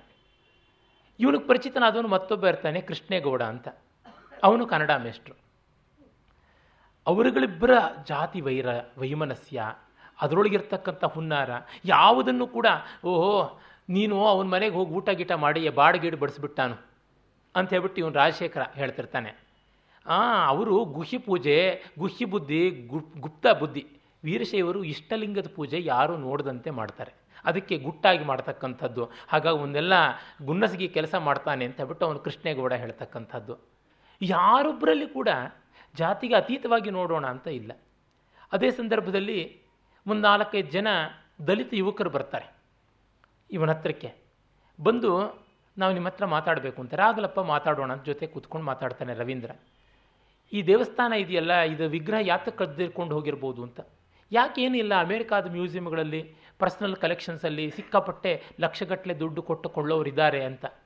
ಹಾಗಿದ್ದರೆ ಯಾತಕ್ಕೆ ನಮ್ಮನ್ನಂತೂ ಎಂದೂ ಈ ದೇವಸ್ಥಾನದೊಳಗೆ ಬಿಡಲಿಲ್ಲ, ನಾವೀಗ ಹೋಗೋದೂ ಇಲ್ಲ. ಯಾಕೆಂದರೆ ಅಷ್ಟು ಗಲೀಜಾಗಿದೆ, ಅದು ತೀರಾ ಎಲ್ಲ ರೀತಿಯ ಅಧ್ವಾನವೂ ಆಗಿದೆ. ದೇವಸ್ಥಾನದ ವರ್ಣನೆ ಬರುತ್ತೆ, ಬಹಳ ಸಂಕಟವೇ ಆಗುತ್ತೆ. ಆ ದೇವಸ್ಥಾನದೊಳಗೆ ನಾವು ಕಾಲಿಡುವಂತೆ ಇರಲಿಲ್ಲ, ಈಗ ನಾವು ಕಾಲಿಡೋದೂ ಇಲ್ಲ, ನಮ್ಮ ದೇವರುಗಳು ಅಲ್ಲ. ನಿಮಗೆ ನಿಜವಾಗಲೂ ಮಾಡಿದ ಪಾಪ ಆವಾಗ ನಮ್ಮನ್ನು ಒಳಗೆ ಬಿಡಲಿಲ್ಲ, ನಮ್ಮನ್ನು ಸೇರಿಸ್ಕೊಳ್ಳಿಲ್ಲ ಅನ್ನುವ ಪಾಪಕ್ಕೆ ಪ್ರಾಯಶ್ಚಿತ್ತ ಮಾಡ್ಕೊಳ್ಬೇಕು ಅಂತಿದ್ರೆ ಎಲ್ಲ ದೇವಸ್ಥಾನಗಳನ್ನೇ ಅಮೆರಿಕಾಗೆ ಮಾರಿಬಿಡಿ, ಬಂದಂಥ ಕೋಟ್ಯಾಂತರ ಡಾಲರಲ್ಲಿ ನಮ್ಮ ಉದ್ಧಾರದ ನಿಧಿಯೊಂದನ್ನು ಕಲ್ಪಿಸಿ ಅಂತ. ತುಂಬ ಮಾರ್ಮಿಕವಾದದ್ದು, ನಿಜವಾಗಿ ಆಲೋಚನೆಯೂ ಮಾಡಬೇಕಾದದ್ದು. ನಮಗೆ ಹಳೇ ಸೀರೆ ಪ್ರಯೋಜನಕ್ಕೆ ಬರಲಿಲ್ಲ ಅಂತಂದರೆ ಅದನ್ನು ಹಿಂದೆ ಎಲ್ಲನೂ ಸ್ಟೀಲ್ ಪಾತ್ರೆಗೆ ಹಾಕ್ಬಿಟ್ಟಿದ್ನು, ಪ್ಲಾಸ್ಟಿಕ್ ಪಾತ್ರೆಗೆ ಹಾಕ್ಬಿಟ್ಟು ತೊಗೋತಾ ಇದ್ವಲ್ಲ. ಆ ಥರ ಯಾತಕ್ಕೆ ತೊಗೋಬಾರ್ದು, ಯಾತಕ್ಕೆ ಬೇಡದೇ ಇದ್ದನ್ನು ಎತ್ತಿ ಬಿಸಾಡಬಾರ್ದು, ಮಾಡಬಹುದಲ್ವ? ಆ ಥರದ್ದು ಒಂದು ಉಂಟು. ರವೀಂದ್ರ ಹೇಳ್ತಾನೆ, ಆಯಿತು ನಿಮ್ಮ ವಿಚಾರಗಳನ್ನೆಲ್ಲ ಬರ್ಕೊಡಿ, ನಮಗೆ ಇಂಗ್ಲೀಷ್ ಬರೋಕ್ಕಿಲ್ಲ ಅಂತಾರೆ, ಕನ್ನಡದಲ್ಲೇ ಬರ್ಕೊಡಿ, ನಾನು ಇಂಗ್ಲೀಷ್ನಲ್ಲಿ ಅನುವಾದ ಮಾಡ್ತೀನಿ ಅಂತ. ಮತ್ತೆ ಅಲ್ಲಿ ಭಾಷೆಯ ಸಮಸ್ಯೆ ಮೊದಲೇ ನಾನು ಹೇಳಿದ್ನಲ್ಲ, ಅದು ಬರುತ್ತೆ. ಕನ್ನಡಕ್ಕಿಂತ ಹಿಂದಿ ಬಲಿಷ್ಠ, ಹಿಂದಿಗಿಂತ ಇಂಗ್ಲೀಷ್ ಬಲಿಷ್ಠ ಅಂತ. ಈಗ ನೋಡಿ, ಸಂಸ್ಕೃತವನ್ನು ಕನ್ನಡದ ಚಾಂಪಿಯನ್ಸ್ ಅಂತ ಹೇಳ್ಕೊಳ್ಳೋರು ಎಷ್ಟು ಮೂದಲಿಸಿದರು. ನಮ್ಮ ಈ ಹೊತ್ತು ಪರಿಷತ್ತಿನ ಅಧ್ಯಕ್ಷರಾಗಿದ್ದವರನ್ನು ಮೊದಲುಗೊಂಡು ಗೋಕಾಕ್ ವರದಿಯ ಕಾಲದಲ್ಲಿ ದೊಡ್ಡ ಗೂಂಡಾಗಿರಿಯನ್ನೇ ಮಾಡಿದ್ರು ಸಂಸ್ಕೃತದ ವಿರುದ್ಧ. ಸಂಸ್ಕೃತ ಅವರಿಗೆ ಗೊತ್ತಿಲ್ಲ ಅನ್ನೋದು ಒಂದು ಪ್ರಧಾನವಾದ ಕಾರಣ ಇರಬೇಕು, ಜೊತೆಗೆ ತಮ್ಮ ಜಾತಿಯ ಭಾಷೆ ಎಲ್ಲ ಅನ್ನೋ ಒಂದು ಭ್ರಮೆನೂ ಕಾರಣ ಇರಬೇಕು. ಇನ್ನು ಅವರಿಗೆ ಬರುವಂಥ ಕನ್ನಡ ನನಗೆ ಬರೋದಕ್ಕಿಂತ ಏನು ದೊಡ್ಡ ಕನ್ನಡ ಅಲ್ಲ. ನನಗೆ 1000 ವರ್ಷಗಳ ಕನ್ನಡ ಬರುತ್ತೆ, ಅವರಿಗೆ ಕೇವಲ 100 ವರ್ಷದ ಕನ್ನಡ ಬರ್ಬೋದು ಏನೋ, ಆ ಕನ್ನಡದ ಪರವಾಗಿ ಮಾತನಾಡ್ತಾ ಇದ್ದವರಿಗೆ. ಹೀಗಾಗಿ ನನ್ನ ಕನ್ನಡದ ಪರಂಪರೆ ಮತ್ತೂ ಗಟ್ಟಿಯಾದದ್ದು. ಕನ್ನಡದ ಸೋದರ ಭಾಷೆಗಳು ಯಾವುದಿವೆ ಎಲ್ಲ ಪಂಚದ್ರಾವಿಡ ಭಾಷೆಗಳನ್ನು ಬಲ್ಲಂಥವನು ನಾನು. ಆ ಹಿನ್ನೆಲೆಯಲ್ಲಿ ನೋಡಿದಾಗ ಸಂಸ್ಕೃತ ಒದಿಸ್ಕೊಳ್ಳುವಂಥ ಭಾಷೆ, ಹಾಗಾಗಿ ಅದನ್ನು ಹೇಗೂ ಮೂಲೆ ಗುಂಪು ಮಾಡಬಹುದು ಅಂತ ಒಂದು ಕೇವಲ ನೆಪ ಇಟ್ಕೊಂಡು ಸಂಸ್ಕೃತಕ್ಕೆ ಲಿಬ್ರಲ್ ಆಗಿ ಮಾರ್ಕ್ಸ್ ಕೊಡ್ತಾರೆ ಅಂತ. ಕನ್ನಡದ ಮೇಷ್ಟ್ರುಗಳು ಕೊಡಲಿ, 100ಕ್ಕೆ 150 ಕೊಡಲಿ, ಸಂಸ್ಕೃತದವ್ರು ಏನು ಕೈ ಕತ್ತರಿಸ್ತಾರಿಯಾ? ಮಾಡಿದ್ರು. ಈಗ ಕನ್ನಡಕ್ಕೆ ತುಂಬ ಅತಂತ್ರ ಸ್ಥಿತಿ ಬಂದಿದೆ, ಒದ್ದಾಡ್ತಾ ಇದ್ದಾರೆ. ನೀವೇ ನೋಡಿದ್ದೀರಾ, ಕನ್ನಡ ಶಾಲೆಯಲ್ಲಿ ಕನ್ನಡ ಮೀಡಿಯಂ ಕಲಿಸ್ತೀವಿ ಅಂತ ಹೇಳಿ ಇಂಗ್ಲೀಷ್ ಶಾಲೆ ಆಗಿದ್ದು, ಅವ್ರು ಎಷ್ಟು ಹೈಕೋರ್ಟ್ ಸುಪ್ರೀಂ ಕೋರ್ಟ್ ಏನು ಚೀಮಾರಿ ಹಾಕಿದ್ರು ಕೇಳದೆ ಅಡಮೆಂಟ್ ಆಗಿರ್ತಕ್ಕಂಥದ್ದು. ಯಾಕೆ ಎಷ್ಟೋ ಜನ ರಾಜಕಾರಣಿಗಳೇ ಆ ಒಂದು ಶಾಲೆಗಳನ್ನು ನಿರ್ಮಾಣ ಮಾಡಿದ್ದಾರೆ, ಅಲ್ಲಿಗೆ ನಮ್ಮ ಕನ್ನಡ ಸಾಹಿತಿಗಳೇ ತಮ್ಮ ಮಕ್ಕಳನ್ನು ಕಳಿಸಿದ್ದಾರೆ. ಈ ಸರ್ತಿ ಪರಿಷತ್ತಿನ ಒಂದು ದೊಡ್ಡ ಪಾರಿತೋಷಕವನ್ನು ಕೊಟ್ಟಂಥ ಸಾಹಿತಿಗಳು ತಮ್ಮ ಮೊಮ್ಮಕ್ಕಳನ್ನು ಸೇರಿಸಿದ್ದೆಲ್ಲ ಇಂಗ್ಲೀಷ್ ಶಾಲೆಗೆ. ಕನ್ನಡದ ಹುಟ್ಟು ಹೋರಾಟಗಾರರಾಗಿ ಇದ್ದಾರೆ ಅವರು. ಇರಲಿ, ಹೀಗೆಲ್ಲ ನೋಡಿದಾಗ ನಮಗೆ ಗೊತ್ತಾಗುತ್ತೆ ಕನ್ನಡ ಸಾಯ್ತಾ ಇರ್ತಕ್ಕಂಥ ಭಾಷೆ ಅಂತ ನಮಗೆ ಗೊತ್ತಾಗ್ತಾ ಇದೆ. ಅದು ದುಃಖ ಆಗ್ತಾ ಇದೆ. ಹಿಂದಿ ಅದಕ್ಕಿಂತ ಬಲಿಷ್ಠ ಅಂದ್ಕೋತೀವಿ, ಹಿಂದಿ ಕೂಡ ಸಾಯ್ತಾ ಇದೆ ಇಂಗ್ಲೀಷಿನ ಮುಂದೆ. ಅಂದರೆ ದುರ್ಬಲರನ್ನು ಧ್ವಂಸ ಮಾಡುವುದಷ್ಟೇ ಧರ್ಮ ಅಂತ ಅಂದುಕೊಂಡ್ರೆ ನಾವು ದುರ್ಬಲರಾಗುವ ಸಂದರ್ಭ ಬರುತ್ತಲ್ವಾ ಅನ್ನೋದನ್ನು ನೋಡಲಿಲ್ಲ. ಕಾಂತಿ ಮಾಡಿದ ದೊಡ್ಡ ತಪ್ಪದು. ಅವಳು ಕನ್ನಡವನ್ನು ಗೌರವಿಸಿದರೆ ಅವಳು ಹಿಂದಿಯನ್ನು ಗೌರವಿಸ್ತಾ ಇದ್ದ. ಅದು ಆಗಲಿಲ್ಲ. ಹೀಗೆ ದಲಿತರು ಹರಿಜನರು ಅಂತಂದವರನ್ನು ಒಂದು ವಿವೇಕ ಇಟ್ಟುಕೊಂಡು ಸೇರಿಸಿಕೊಳ್ಳುವ ಪ್ರಯತ್ನ ಪಟ್ಟಿದ್ದಿದ್ದರೆ ದೇವಸ್ಥಾನಕ್ಕೆ ತತ್ವಾರ ಬರ್ತಿರಲಿಲ್ವಲ್ಲ. ವಿವೇಕಾನಂದರು ಯಾವಾಗಲೂ ಒಮ್ಮೆ ಸಂಚಾರ ಮಾಡ್ತಾ ಇದ್ದಾಗ ಒಬ್ಬ ಬ್ರಾಹ್ಮಣ ಹೇಳಿದನಂತೆ, ನೀವೇನು ಯೋಚನೆ ಮಾಡಬೇಡಿ, ಗೌತಮಿ ನದಿ ತೀರದಲ್ಲಿ ಒಬ್ಬ ಬ್ರಾಹ್ಮಣ ಸಂಧ್ಯಾ ವಂದನೆ ಮಾಡ್ತಾ ಇರೋವರೆಗೂ ಸನಾತನ ಧರ್ಮ ಉಳಿಯುತ್ತೆ ಅಂತ. ವಿವೇಕಾನಂದರು ಕೇಳಿದ್ರಂತೆ, ಅವನು ಸತ್ತೋಗ್ಬಿಟ್ಟ ಮೇಲೆ ಏನು ಗತಿ ಅಂತ. ನನ್ನ ಸ್ನೇಹಿತ ಶಂಕರ ತನ್ನ ಸಂಸ್ಕೃತ ಕವಿತ್ವವನ್ನು ಉಳಿಸಿಕೊಳ್ಬೇಕು ಅಂತ ಬೇರೆ ಪುಸ್ತಕಗಳನ್ನು ಓದೋಲ್ಲ. ಭೈರಪ್ಪನವ್ರನ್ನ ಓದಿಬಿಟ್ರೆ ಎಲ್ಲಿ ಸಂಸ್ಕೃತ ಮಾಡಲು ಕೆಟ್ಟೋಗ್ಬಿಡುತ್ತೋ ಅಂತ ಒಂದು ರೀತಿ ಭಯ ಅಂತ ಹೇಳಿದ್ದ. ಆ ಭಯ ಇರ್ತಕ್ಕಂಥ ನೀನು ಸಂಸ್ಕೃತ ಕಾವ್ಯ ಸತ್ತೋಗಲಿ ಅಂತ ನಾನು ಶಾಪ ಹಾಕಿದೆ. ಅವನ ಬಗ್ಗೆ ತುಂಬ ಪ್ರೀತಿ ಇದೆ, ಅವನ ಕಾವ್ಯ ಉತ್ಕೃಷ್ಟ ಅಂತ ನನಗೆ ಗೊತ್ತಿದೆ. ಆದರೆ ಇದರಿಂದ ಇದು ಹಾಳಾಗೋಗುತ್ತೆ ಅನ್ನೋ ಭಯ ಇದ್ದರೆ ಸತ್ತೇ ಹೋಗ್ಬಿಡ್ಲಿ. ಇನ್ನೊಂದರ ಅಂಗೀಕಾರ ಇದ್ದು ತನ್ನದು ಬದುಕುತ್ತೆ ಅನ್ನೋದಾದರೆ ನಿಜವಾಗಿ ಬದುಕು. ಮತ್ತೊಬ್ಬ ಮಗು ಹುಟ್ಟುಬಿಟ್ರೆ ಇರೋ ಮಗುಗೆ ಸ್ಪರ್ಧೆ ಆಗಿಬಿಡುತ್ತೆ ಅಂತಂದರೆ ಈ ಮಗು ಸತ್ತೇ ಹೋಗುತ್ತೆ ಅಂತಲೇ ಅನ್ನುವಂಥದ್ದು. ಎಲ್ಲ ಒಟ್ಟಿಗೆ ಸೇರಿ ಬೆಳೆಯಬೇಕಾದದ್ದು ಪ್ರತ್ಯೇಕಗೊಂಡು ಐಸೋಲೇಟೆಡ್ ಆಗಿ ಬೆಳೆಯುವಂಥದ್ದು ಅಲ್ಲ ಅನ್ನುವುದನ್ನು ಅಲ್ಲಿ ನಾವು ಕಾಣ್ತೀವಿ. ಯಾವೊಂದು ಜಾತಿಯು ತನ್ನಂತೆ ತಾನೇ ಇದ್ದರೆ ಅದೊಂದು ಕ್ಯಾನ್ಸರ್ ಆಗುತ್ತೆ. ಮತ್ತೊಬ್ಬರ ಜೊತೆಗೆ ಬಿಲಾಂಗಿಂಗ್ನೆಸ್ ಇಟ್ಟುಕೊಂಡು ಶೇಷೀಭಾವದಿಂದ ಬದುಕಬೇಕು. ಅವರಿಗಾಗಿ ನಾವು, ನಮಗಾಗಿ ಅವರು ಅನ್ನುವಂಥ ಪರಸ್ಪರಂ ಭಾವಯಂತ ಶ್ರೇಯಃಪರಮ ವಾಪ್ಸ್ಯತ ಅನ್ನುವ ಗೀತೋಕ್ತಿಯಂತೆ ಇರಬೇಕು. ಅದು ಆಗ್ತಾ ಇಲ್ಲ. ಅಲ್ಲಿ ಮತ್ತೆ ಆ ಕುರುಬರಲ್ಲಿ ಹಾಲು ಕುರುಬರು ಅಂತ ಇದ್ದಾರೆ, ಹಾಲು ಕುರುಬ ಗೌಡ್ರು ಅಂತ. ಹಾಲು ಮತ ಅಂತ ಬೇರೆ ಒಂದು ಪ್ರಸಿದ್ಧವಾದಂಥ ಒಂದು ಪರಂಪರೆ ಉಂಟು. ಅಲ್ಲಿ ಒಡೆಯರಯ್ಯ, ಒಡೆಯರಮ್ಮ ಅವರುಗಳದ್ದು ಬರುತ್ತೆ. ಇದನ್ನು ಅಷ್ಟು ಸೂಕ್ಷ್ಮವಾದ ಜಾತಿ ವಿಭಾಗಗಳನ್ನು ಭೈರಪ್ಪನವರು ಹೇಗಪ್ಪ ಅಧ್ಯಯನ ಮಾಡಿದ್ದಾರೆ ಅನಿಸುತ್ತೆ. ನಾನು ಆ ಬಗ್ಗೆ ಚಿದಾನಂದ ಮೂರ್ತಿಗಳು ಈ ಒಡೆಯರಯ್ಯ ಅವರ ಸಂಸ್ಕೃತಿ ಅದರ ಬಗ್ಗೆ ಮಾಡಿದ ಅಧ್ಯಯನದ ಲೇಖನಗಳನ್ನು ಓದಿದ್ದೀನಿ. ಅಷ್ಟು ಅಧಿಕೃತವಾಗಿ ಅವರು ಮಾಡಿದ್ದಾರೆ. ಇವರ ವ್ಯುತ್ಪತ್ತಿ, ಭೈರಪ್ಪನವರ ವ್ಯುತ್ಪತ್ತಿಯಷ್ಟು ಕೂಡ ಪ್ರತಿಭೆಗೆ ದಾಸಿಯಾಗಿ ಹೇಗೆ ರಚನಾಶಿಲ್ಪದಲ್ಲಿ ದುಡಿಯುತ್ತೆ ಅನ್ನೋದನ್ನು ನೋಡುವುದೇ ಒಂದು ದೊಡ್ಡ ಟ್ರೀಟ್ ಅಂತ ನನಗನ್ಸುತ್ತೆ. ಆಮೇಲೆ ನಾವು ಸಾಮಾನ್ಯ ರೈತರು ಅಂತಂದರೆ ದೇಶದ ಬೆನ್ನೆಲುಬು, ದೊಡ್ಡ ಸಾತ್ವಿಕರು ಅಂತ ಅಂದುಕೊಂಡಿದ್ದೀವಿ. ಹಾಗೆ ಸಿಕ್ಕಾಪಟ್ಟೆ ಸೂಪರ್ಫಿಷಿಯಲ್ ಆದ ಸ್ವೀಪಿಂಗ್ ಸ್ಟೇಟ್ಮೆಂಟ್ಸ್ ಮಾಡೋಕ್ಕಾಗೋಲ್ಲ. ಅದನ್ನು ಇಲ್ಲಿ 85ನೇ ಪುಟದಲ್ಲಿ ನಾವು ನೋಡ್ತೀವಿ. ಒಂದು ಕಡೆ ಬರುತ್ತೆ, ಅಣ್ಣಯ್ಯನೇ ಹೇಳ್ತಾನೆ, ರೈತರು ಅಂತ ನಾವು ಅಂದ್ಕೊಂಡ್ಬಿಟ್ಟು ಅವ್ರು ಮುಗ್ಧರು ಅಂತ ಅಂದ್ಕೋತೀವಿ. ಅದೇನಲ್ಲ, ಅವ್ರು ಮುದ್ದೆ ಇಕ್ಕೋದಕ್ಕೆ ಹಿಂದೆಗೆಯೋದಿಲ್ಲ, ಅವ್ರ ಧಾರಾಳ ಅಲ್ಲಿಗೆ ಇರುತ್ತೆ. ಆದರೆ ಹಣಕಾಸಿನ ವ್ಯವಹಾರಕ್ಕೆ ಬಂದರೆ ಬಹಳ ಸಣ್ಣ ಬುದ್ಧಿ ಮಾಡ್ತಾರೆ. ಅವ್ರಿಗೆ ದೊಡ್ಡದು ಮಾಡಿ ನೋಡಿ ಗೊತ್ತೇ ಇಲ್ಲ ಅಂತ. ಬಹಳ ಸತ್ಯವಾದ ಮಾತು. ಎಷ್ಟೋ ಸರ್ತಿ ಹಳ್ಳಿಯ ಜನ ಒಳ್ಳೆಯವರು ಅಂತ ನಾವು ತುಂಬ ಪ್ಲೇನಾಗಿ ಮಾಡಿ ಪಟ್ಟಣಗಳನ್ನು ಧಿಕ್ಕರಿಸುವುದಾಗುತ್ತೆ. ಯಾಕೆಂತಂದರೆ ನಾನು ನಿನ್ನೆಯೇ ಹೇಳಿದ್ದೆ, ಜನರಲೈಸ್ ಸ್ಟೇಟ್ಮೆಂಟ್ ಮಾಡಿ ಹೇಳಿದ್ರೆ ಯಾರಿಗೂ ಹರ್ಟ್ ಆಗೋಲ್ಲ. ಮೂರನೇವರು ಅಂತ ಅಂದ್ಕೊಂಡ್ಬಿಡ್ತೀವಿ. ನನಗೆ ನನ್ನ ಅನುಭವ ನೆನಪಾಗುತ್ತೆ. ನಾನು 5ನೇ ಕ್ಲಾಸ್ನಲ್ಲಿ ಓದ್ತಿದ್ದಾಗ ಗಣಿತದ ಒಂದು ಟೆಸ್ಟ್ನಲ್ಲಿ ಎಲ್ಲರಿಗೂ ಕಡಿಮೆ ಮಾರ್ಕ್ಸ್ ಬಂದಿತ್ತು. 60-65 ಜನ ಇದ್ದಿದ್ದು ಆ ಕ್ಲಾಸ್ನಲ್ಲಿ. ನಮ್ಮ ಮೇಷ್ಟ್ರು ಈ ಕತ್ತೆಗಳಿಗೆ ನಾನು ಪಾಠ ಹೇಳಬೇಕು ಅಂತಂದರು. ನಾನು ಕ್ಲಾಸ್ ಮುಗಿದ ತಕ್ಷಣ ಗೊಳೋ ಅಂತ ಹತ್ಕೊಂಡು ಮನೆಗೆ ಬಂದೆ. ಯಾಕೆ ಕಳ್ತಾ ಇರೋದು ಅಂತ ಅಮ್ಮ ಕೇಳಿದ್ರು. ಮೇಷ್ಟ್ರು ಬೈದರು ಅಂತ. ಏನು ಬೈದರು ಅಂತ. ಹೀಗಾಯಿತು ಅಂತ. ಅಯ್ಯೋ, ಎಲ್ರಿಗೂ ಸೇರಿಸಿ ಬೈದಿದ್ದು, ನಿನಗ ಅದು ಬಿಡು ಅಂತಂದರು. ಮಿಕ್ಕವರೆಲ್ಲ ಹತ್ಕೊಂಡು ಹೋದ್ರೇನೋ, ನಿನಗೆಂಥದ್ದು ಇದು ಅಂತ ನಮ್ಮ ಅಜ್ಜಿನೂ ಬೈದರು. ಹೀಗೆ ನಮಗಲ್ಲ ಅಂತ ಅಂದುಕೊಳ್ಳುವಂಥದ್ದು. ಗಂಧರ್ವೈಸ್ತದನುಷ್ಠಿತಂ ಅಂತನ್ನುವಂತೆ.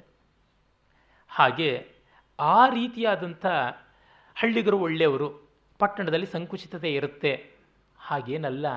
ಹಳ್ಳಿಗಳಲ್ಲಿ ಬಹಳ ಸಣ್ಣ ಬುದ್ಧಿ ಇರತಕ್ಕಂಥದ್ದು, ಬಹಳ ಕ್ಷುದ್ರತೆ ಇರತಕ್ಕಂಥದ್ದು, ಅದನ್ನು ಕೂಡ ಕಂಡಿದ್ದೀವಿ ನಾವು. ನನ್ನ ಅನುಭವದಲ್ಲಿಯೇ ಉಂಟು. ಇನ್ನು ಭೈರಪ್ಪನವರ ಅನುಭವ ಅಂತೂ ಅದಕ್ಕಿಂತ 100 ಪಟ್ಟು ಪ್ರಾಮಾಣಿಕವಾದದ್ದು, ಗಟ್ಟಿಯಾದದ್ದು, ವ್ಯಾಪಕವಾದದ್ದು. ಯಾಕೆ ಹಾಗಾಯಿತು? ಎಲ್ಲ ವರ್ಗದ ಜನ ಇಲ್ಲದಂತೆ ಆದರು.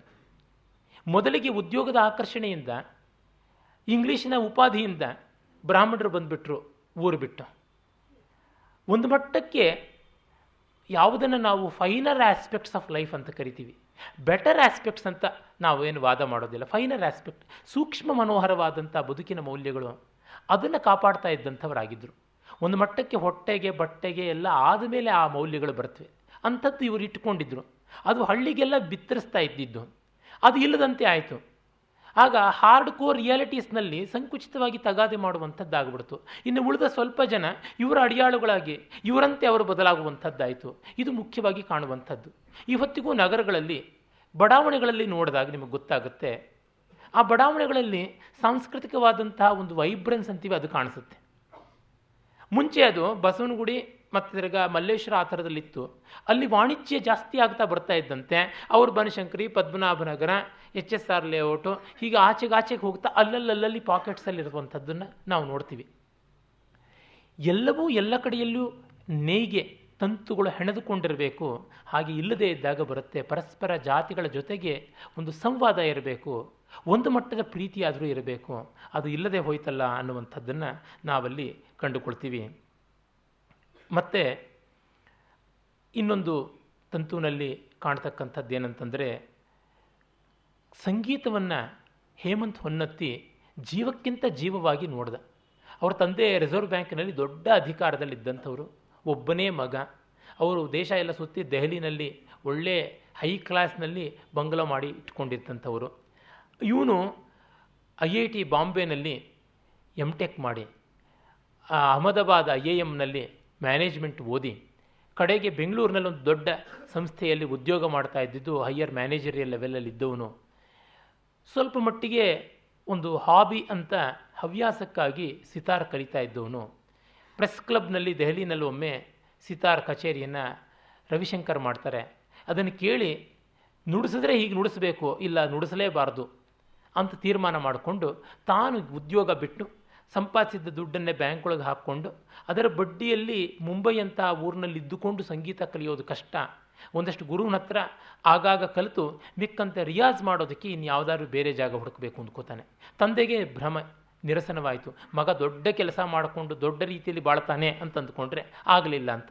ಅವರು ಹೇಳಿ ಕೇಳಿ ದುಡ್ಡಿನ ಇಲಾಖೆಯವರು, ರಿಸರ್ವ್ ಬ್ಯಾಂಕ್ನವರು, ಅವರಿಗೆ ಮಗನ ಸಂಗೀತ ಬೇಸರ ತರುತ್ತೆ. ಎಲ್ಲರ ತಂದೆಯರಿಗೂ ಇರುತ್ತಲ್ಲ, 10 ಜನದಂಗೆ ನಮ್ಮ ಮಕ್ಕಳಿರಬೇಕು ಅಂತ. ಅದಿಲ್ಲ, ಮದುವೆ ಇಲ್ಲ. ಕಡೆಗೆ ಅವನು ಜೋಗನಾಥನ ಬೆಟ್ಟದಲ್ಲಿ ಸಂಗೀತ ಸಾಧನೆ ಮಾಡ್ತಾ ಅಣ್ಣಯ್ಯನ ಆಶ್ರಯದಲ್ಲಿ ಇರ್ತಾನೆ. ಅವನಿಗೆ ರವೀಂದ್ರನ ಪರಿಚಯ ಆಗಿ ರವೀಂದ್ರ ತನ್ನ ಮನೆಗೆ ಅವನನ್ನು ಕರೆದು, ನೀವು ಮುಂಬೈಗೆ ಹೋಗುವಾಗ ಬೆಂಗಳೂರಲ್ಲಿ ಬಂದು ಇದ್ದು ಹೋಗಿ ಅಂತ. ಮತ್ತು ಆ ಒಂದು ಧೂರ್ತತೆ, ನೀಚತೆ ಯಾವ ಮಟ್ಟಕ್ಕೆ ಬರುತ್ತೆ ಅಂದರೆ, ಆ ಮ್ಯಾಂಗನೀಸ್ ಗುಡ್ಡ ಅದನ್ನು ನುಂಗಬೇಕು ಅನ್ನುವಂಥದ್ದು. ಆ ಗುಡ್ಡದ ಮೇಲಿದ್ದ ಜೋಗನಾಥನ ದೇವಸ್ಥಾನದಲ್ಲಿ ನುಡಿಸ್ಕೊಳ್ತಾ ಇದ್ದ ಹೊನ್ನತ್ತಿಯ ಸಂಗೀತ ವಾದ್ಯವನ್ನು ಒಡೆಯೋ ಮಟ್ಟಕ್ಕೂ ಕೂಡ ಪುಂಡತನ, ದೌರ್ಜನ್ಯ ಬೆಳೆಯುತ್ತೆ. ಕಡೆಗೆ ಅವನಿಗೆ ಕಾಂತಿ ಹಿಂದೆ ತಾನು ಕಲಿತಾ ಇದ್ದಂಥ ಸಿತಾರನ್ನು ಬಿಟ್ಟು ಹೋಗಿರ್ತಾಳೆ, ರವೀಂದ್ರನ ಮನೆಯಲ್ಲೇ ಇರುತ್ತೆ. ಅವಳು ದೆಹಲಿಗೆ ಹೋಗಿರ್ತಾಳಲ್ಲ, ಆ ವಾದ್ಯವನ್ನು ಇವನು ಇಟ್ಕೊಳ್ತಾನೆ. ಮತ್ತು ಅವನಿಗೆ ದೆಹಲಿಗೆ ಹೋಗುವಂಥ ಸಂದರ್ಭ ಬರುತ್ತೆ. ಆಗ ಕಾಂತಿಯ ಪರಿಚಯ ಆಗುತ್ತೆ. ಆ ಪರಿಚಯ ಪ್ರಣಯಕ್ಕೆ ತಿರುಗುತ್ತೆ. ಕಾಂತಿ ಮತ್ತು ಹೊನ್ನತ್ತಿಯ ವ್ಯಭಿಚಾರ ಸಾಗುತ್ತೆ ಶೀತಲ್ ಮನೆಯಲ್ಲಿ. ಆಗ ಅವನಿಗೆ ಅದರಿಂದ ಆಚೆಗೆ ಬರಬೇಕಾದಂಥ ಪರಿಸ್ಥಿತಿ ಬರುತ್ತೆ. ಅವನಿಗೆ ತಬಲಾ ಸಾಥಿದಾರ ವಿಜಯ್ ಮಿಶ್ರಾ ಅಂತ ಬನಾರಸ್ನಲ್ಲಿರ್ತಾನೆ. ಅವನ ಹತ್ರ ತಯಾರಿ ತಗೋತಿರ್ತಾನೆ. ಆಗಲೇ ಹರಿಶಂಕರ್ ಪ್ರಸಾದ್ನ ಮಗನ ಒಂದು ಉಪದ್ವ್ಯಾಪ ನಡೆದದ್ದು. ಇವನು ವಿಜಯ್ ಮಿಶ್ರಾ ಇವನ ಮನೆಯಲ್ಲಿ ಇಟ್ಟುಕೊಂಡು ತಾನು ತಬಲಾದ ವಿಶೇಷವಾದ ಗತ್ತುಗಳನ್ನೆಲ್ಲ ತೋರಿಸಿ ಸವಾಲ್ ಜವಾಬ್ ರೀತಿ ಕಚೇರಿ ಮಾಡೋದು ಹೇಗೆ ಅಂತೆಲ್ಲ ಹೇಳ್ಕೊಡ್ತಿರ್ತಾನೆ. ಯಾಕೆಂದರೆ ಕಾಂತಿಗೆ ಇವನು ಬಾಯ್ ಫ್ರೆಂಡ್ ಆಗಿಬಿಡ್ತಾನಲ್ಲ. ಆಗ ಅವಳು ಶ್ರೀಮಂತಳಾದಂಥ business woman, business magnate of Delhi. ಅವಳು ದೆಹಲಿಯ ಸಾಂಸ್ಕೃತಿಕ ವಲಯಗಳಲ್ಲಿ ಜನಪ್ರಿಯವಾಗಬೇಕು ಅಂತ. ಇವನನ್ನು ಇಂಟರ್ನ್ಯಾಷನಲ್ ಲೆವೆಲಲ್ಲಿ ಅಲ್ದಿದ್ರು ನ್ಯಾಷನಲ್ ಲೆವೆಲಲ್ಲಿ ಲಾಂಚ್ ಮಾಡಬೇಕು ಅಂತ. ಲಾಂಚಿಂಗ್ ಅನ್ ಆರ್ಟಿಸ್ಟ್ ಅನ್ನೋದು ಬಹಳ ದೊಡ್ಡ ಹೈಫೈ ಆದಂಥ ಒಂದು ಸಂಭ್ರಮ. ಈಗೆಲ್ಲ launching film star, launching A product ಇದೆಯಲ್ಲ, ಅದೇ ಥರ ಲಾಂಚಿಂಗ್ ಎ ಮ್ಯೂಸಿಷಿಯನ್. ಅದಕ್ಕೆ ಹರಿಶಂಕರ ಬಿಟ್ಟು ಇನ್ಯಾರಿದ್ದಾರೆ ಇಂಥ ವ್ಯಭಿಚಾರಕ್ಕೆ ಪಿಂಪ್ ರೋಲನ್ನು ವಹಿಸ್ತಕ್ಕಂಥವನು? ಅವನೇ ಬರ್ತಾನೆ. ಅವನು ಅದರ ಬಗ್ಗೆ ಮಾತನಾಡೋದು. ಮತ್ತು ವಿಜಯ್ ಮಿಶ್ರನಿಗೆ ಇವನು 1 ವರ್ಷ ಕಚೇರಿ ಮಾಡಿದ್ರೆ ಬರೋ ದುಡ್ಡನ್ನಷ್ಟನ್ನು ಕೊಟ್ಬಿಡ್ತೀವಿ ನಿನಗೇನೆ, ಆದರೆ ಪ್ರತಿ ಕಚೇರಿಯಲ್ಲೂ ನೀನು ಸಾಥಿದಾರನಾಗಬೇಕು. ಜೊತೆ ಕಚೇರಿಯಲ್ಲಿ ಇಂಥ ಸಂಗೀತಗಾರನಿಗೆ ನಾನು ಸಾಥಿ ಆಗೋದು ಅಂತಂದರೆ ನನ್ನ ಜನ್ಮದ ಸೌಭಾಗ್ಯ ಅಂತ ಹೇಳಬೇಕು ಅಂತ. ಅದೊಂದು ಅಡ್ವರ್ಟೈಸ್ಮೆಂಟ್ ಕ್ಯಾಪ್ಷನ್ ಥರ ಅದು ಹೇಳಬೇಕು. ಅದಕ್ಕೋಸ್ಕರ ಆ ದುಡ್ಡು ಅಂತೆಲ್ಲ ಮಾತುಕತೆ ಆಗಿರುತ್ತೆ. ಆಗ ಇಂಥದ್ದೆಲ್ಲ ಹಿನ್ನೆಲೆಯಲ್ಲಿ ಇನ್ನೇನು ಆಗಬೇಕು ಅಂತಿದ್ದವನು, ಆ ಲಾಂಚ್ ಆಗೋ ಅರಂಗೇಟ್ರಮ್ ಯಾವುದಿದೆ ಅದಕ್ಕೆ ಕೆಲವೇ ದಿವಸ ಇರೋವಾಗ ಇವನು ಕಾಶಿಯ ಘಾಟ್ಗಳನ್ನು ನೋಡುವ ಒಂದು ಸಂದರ್ಭ ಬರುತ್ತೆ. ಈ ಕಾದಂಬರಿಯಲ್ಲಿ ಎಷ್ಟೆಷ್ಟು ರಸಘಟ್ಟಿಗಳಿವೆ ಅಂತ ಹೇಳೋಕ್ಕಾಗೋದಿಲ್ಲ. ಒಂದೊಂದು ಅದ್ಭುತವಾದದ್ದು. ಅಲ್ಲಿ ಅವನು ಅಸಿ ಘಾಟಿಂದ ವರ್ಣಾ ಘಾಟ್ವರೆಗೂ ಇರುತ್ತವೆ, 60ಕ್ಕೂ ಹೆಚ್ಚು ಘಾಟ್ಗಳು. ಅಲ್ಲಿಗೆ ಕ್ರಮಕ್ರಮವಾಗಿ ಬರ್ತಾ ಇದ್ದಾಗ ಹರಿಶ್ಚಂದ್ರ ಘಾಟನ್ನು ನೋಡ್ತಾನೆ.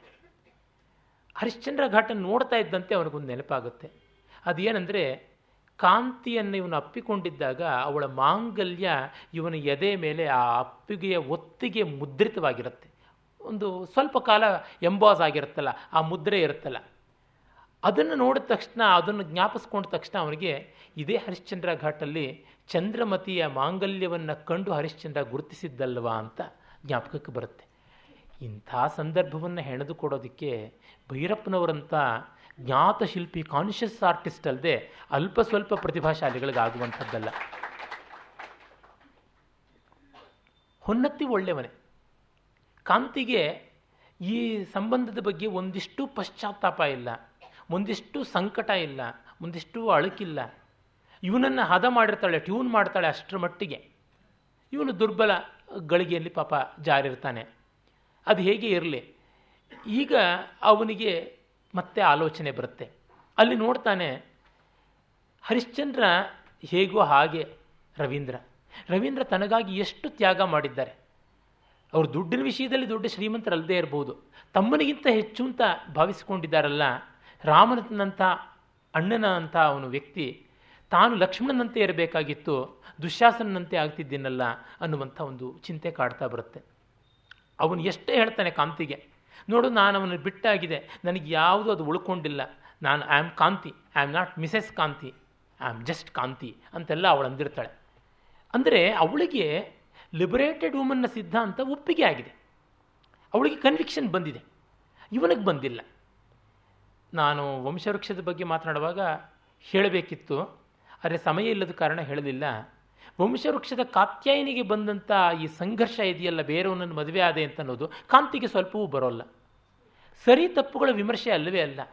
ಇವಳ ಬ್ರ್ಯಾಂಡ್ ಆ ತರಹ, ಇವಳ ಬ್ರೀಡ್ ಆ ತರಹ, ಅವಳದು ಹಾಗೆ. ಅವಳು ನಂಜನಗೂಡಿನವಳು, ಸ್ವಾತಂತ್ರ್ಯ ಪೂರ್ವದವಳು, ಶ್ರೋತ್ರಿಯರ ವಂಶದಲ್ಲಿದ್ದವಳು, 17 ವರ್ಷಕ್ಕೆ ಮದುವೆ ಆಗಿ ಬಂದವಳು, 19 ವರ್ಷಕ್ಕೆ ವಿಧವೆ ಆದವಳು. ಅವಳ ಹಿನ್ನೆಲೆಯೇ ಬೇರೆ.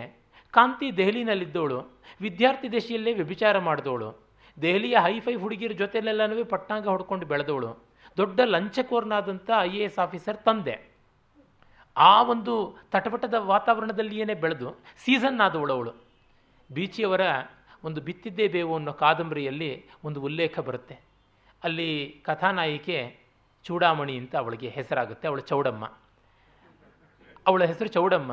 ಅವಳು ಚೂಡಾಮಣಿ ಆದದ್ದೇ ಅವಳು ದುರಂತ. ಅವಳು ಅದನ್ನು ಕಥಾ ಲೇಖಕನಿಗೆ ಹೇಳ್ಕೊತಾ ಇದ್ದಾಳೆ, ಬೇವನ್ನು ಬಿತ್ತಿ ಮಾವನ್ನು ಬೆಳೆಯೋಕ್ಕಾಗತ್ತಾ ಅಂತ. ಆಗ ಅವಳು ಹೇಳ್ತಾಳೆ, ನಾನು ಹಲ್ಪುಡಿ ಪ್ಯಾಕೆಟು ಇತ್ಯಾದಿ ಮಾರಬೇಕಾಯಿತು, 1 ರೂಪಿಗೆ 5 packets are very cheap sir. ಇದು ನನ್ನ ಇಂಗ್ಲೀಷು, ಇದು ನನ್ನ ಕನ್ನಡ. ಮುಂಚೆ ನಾನು ಪಂಚಾಕ್ಷರಿಯಾಗಿದ್ದೆ, ಏನೂ ಗೊತ್ತಿಲ್ಲ. ನನ್ನ ಗಂಡ ಭರಣ ಇನ್ನಿನ್ನೂ ಷಡಕ್ಷರಿ, ಏನೇನೂ ಗೊತ್ತಿಲ್ಲ. ಆದರೆ ನನ್ನನ್ನು ಅಲ್ಲಿಗೆ ಸೇರಿಸಿದವಳು ರುಕ್ಮಿಣಿ ಅಂತ, ಜೋಸಫಿನ್ ರುಕ್ಮಿಣಿ ಅವಳು ಶೀಲ ಕೆಟ್ಟಿದ್ದೇ ಇಲ್ಲವಂತೆ. ಕಾರಣ ಅದು ಜಮ್ಶೇಡ್ಪುರದಲ್ಲಿ ತಯಾರಾದಂಥ ಉಕ್ಕು, ನಂದು ಹಳ್ಳಿದು ಹತ್ತಿ ಶೀಲ, ಬೇಗ ಹಾರಿ ಹೋಗ್ತಕ್ಕಂಥದ್ದು ಅಂತ ಅವಳು ಹೇಳ್ಕೊಳ್ಳುವಂತೆ ಬೀಚಿಯ ಮಾತುಗಳು ಬರ್ತವೆ. ನನಗದು ನೆನಪಿಗೆ ಬರುತ್ತೆ. ಹಾಗೆ ಚೌಡಮ್ಮನ ಥರದ್ದು ಮನೋಧರ್ಮ ಕಾತ್ಯಾಯನಿ, ಇದು ಇವಳದು ರುಕ್ಮಿಣಿಯ ಥರದ್ದು. ಆ ಕಾದಂಬರಿ ಬಿತ್ತಿದ್ದೇ ಬೇವನ್ನು ಓದಬೇಕು, ಆಗ ಮಾತ್ರ ಈ ಸಂವಾದ ಯಾವ ರೀತಿಯಾದದ್ದು ಅಂತ ಗೊತ್ತಾಗುತ್ತೆ. ಹಾಗಾಗಿ ಕಾಂತಿಗೆ ಒಳತೋಟಿ ಬರಲಿಲ್ಲ. ಕಾತ್ಯಾಯನಿಗೆ ಅನ್ಯಾಯವಾಯಿತು ಅಂತ 2 ಬಾಯಿನಲ್ಲಿ ಬಡ್ಕೊಂಡ್ರೆ, ಕಾತ್ಯಾಯನಿ ತರಹ ಅಲ್ಲ. ಅವಳಿಗೇನು ಇದರ ಒಳತೋಟಿ ಬರಲೇ ಇಲ್ಲ. ಅವಳು ಅದಕ್ಕಾಗೆಲ್ಲ ಸತ್ತಿದ್ದು, ತಿಂದು ಹೆಚ್ಚಾಗಿ ಸತ್ತಿದ್ದು. ಅವಳಿಗೆ ಮಗ ಮಾಡಿದ ಘಾತ ಜೊತೆಗೆ ಅವಳ ಶರೀರದಲ್ಲಿ ಅನಾರೋಗ್ಯ ತೋರ್ಕೊಳ್ತು, ಹೃದಯಾಘಾತವಾಯಿತು. ಇರಲಿ, ಅದನ್ನು ನಾವು ನೋಡೋಣ ಆಮೇಲೆ. ಹೀಗೆ ಕಾಂತಿಗೆ ಒಂದು ಚೂರು ಈ ಸಂಬಂಧದ ಬಗ್ಗೆ ಚಿಂತೆಯೇ ಇಲ್ಲ. ಲಿಬರೇಟೆಡ್ ವುಮನ್ ನಾನು ಅನ್ನುವುದನ್ನು ಪೂರ್ಣವಾಗಿ ಒಪ್ಪಿಕೊಂಡಿದ್ದಾಳೆ. ಈಗ ಅಪ್ಪಟ ವಿಷ್ಣು ಭಕ್ತನಾದವನು, ಶಿವನನ್ನು ಧ್ಯಾನವೇ ಮಾಡೋಲ್ಲ ಅಂತಂದವನು, ಎದುರಿಗೆ ಒಂದು ಶಿವಲಿಂಗ ಕಾಣಿಸಿದ್ರೆ ಮುಖ ತಿರುಗಿಕೊಂಡು ಹೋದರೆ, ನಮಗಿದೇನಿದು ಶಿವಲಿಂಗವನ್ನು ತಿರಸ್ಕರಿಸಿದ್ನಲ್ಲ ಅಂತಂದರೆ, ಅವನಿಗೆ ಅದನ್ನೇ ಹೇಳಿರ್ತಕ್ಕಂಥದ್ದು. ಒಂದೊಂದು ಮತದಲ್ಲಿ ಒಂಥರ ಇರುತ್ತೆ. ನಮ್ಮ ಮತದಲ್ಲಿ ಹಿಂದೂ ದೇವಸ್ಥಾನಗಳನ್ನು ಧ್ವಂಸ ಮಾಡುವುದೇ ಇದೆ ಅಂತ ಹೇಳ್ಬಿಟ್ಟು ಇಸ್ಲಾಂನಲ್ಲಿ ಆ ಅಂಡರ್ಸ್ಟ್ಯಾಂಡಿಂಗ್ ಇಸ್ಲಾಂ ಟು ಹದೀಸ್ ಅಂತ ಇದೆಯಲ್ಲ, ಆ ಪುಸ್ತಕ ನೋಡಿದ್ರೆ ಗೊತ್ತಾಗುತ್ತೆ. ಅದು ಇದೆ, ಹಾಗೆ ಏನು ಮಾಡೋಕ್ಕಾಗೋದಿಲ್ಲ. ಅದರ ಚೌಕಟ್ಟಿನಿಂದ ಆಚೆಗೆ ಬರುವಷ್ಟು ನಾವು ಮೌಲ್ಯನಿಷ್ಠರಾದಾಗ ನಮಗೆ ಗೊತ್ತಾಗುತ್ತೆ ಇವಳು ಯಾವುದೋ ಒಂದು, ಅವಳಿಗೆ ಒಬ್ಬರಿಗೆ ಕುರಾನ್ ಮೌಲಿಕವಾದದ್ದಾಯಿತು, ಬೈಬಲ್ ಮೌಲಿಕವಾಯಿತು, ಅಥವಾ ಇನ್ಯಾವುದೋ ವೈಷ್ಣವೋ ಶೈವವೋ ಆ ಸಿದ್ಧಾಂತ ಮೌಲಿಕವಾಯಿತು, ಇವಳಿಗೆ ವಿಮೆನ್ ಲಿಬ್ಬಿನ ಪುಸ್ತಕಗಳನ್ನು ಶೀತಲ್ ಕೊಟ್ಟಿದ್ದಾಳೆ. ಅಲ್ಲಿ ಮತ್ತೆ ಒಂದು ಎಳೆ ಬರುತ್ತೆ. ಅದು ಲಿಬರೇಟೆಡ್ ವುಮನ್ನ ಮತ್ತೊಂದು ವಿಕೃತಿಯನ್ನು ಸೂಕ್ಷ್ಮವಾಗಿ ಧ್ವನಿಸ್ತಿದ್ದಾರೆ ಭೈರಪ್ಪ. ಅದು ಲೆಸ್ಬಿಯನಿಸಮ್, ಸಲಿಂಗರತಿ. ಹೀಗೆ ಅದು ಕೂಡ ಒಂದು ಬೈ ಪ್ರಾಡಕ್ಟ್ ಆಗಿ ಬರುತ್ತೆ ನವನಾಗರಿಕತೆಯ ದೃಷ್ಟಿಯಿಂದ. ಯಾವುದಕ್ಕೂ ಲೇಖಕರ ಕಾಮೆಂಟ್ಸ್ ಇಲ್ಲ, ನನ್ನದು ಕಾಮೆಂಟ್ಸ್ ಇಲ್ಲ. ಇದನ್ನು ನೋಡಿ, ಇದನ್ನು ಆಲೋಚನೆ ಮಾಡಿ ಅನ್ನುವಂಥದ್ದಷ್ಟೇ ಇರತಕ್ಕಂಥದ್ದು, ಸಾಕ್ಷಿಭಾವದಲ್ಲಿ ಬರುವುದು.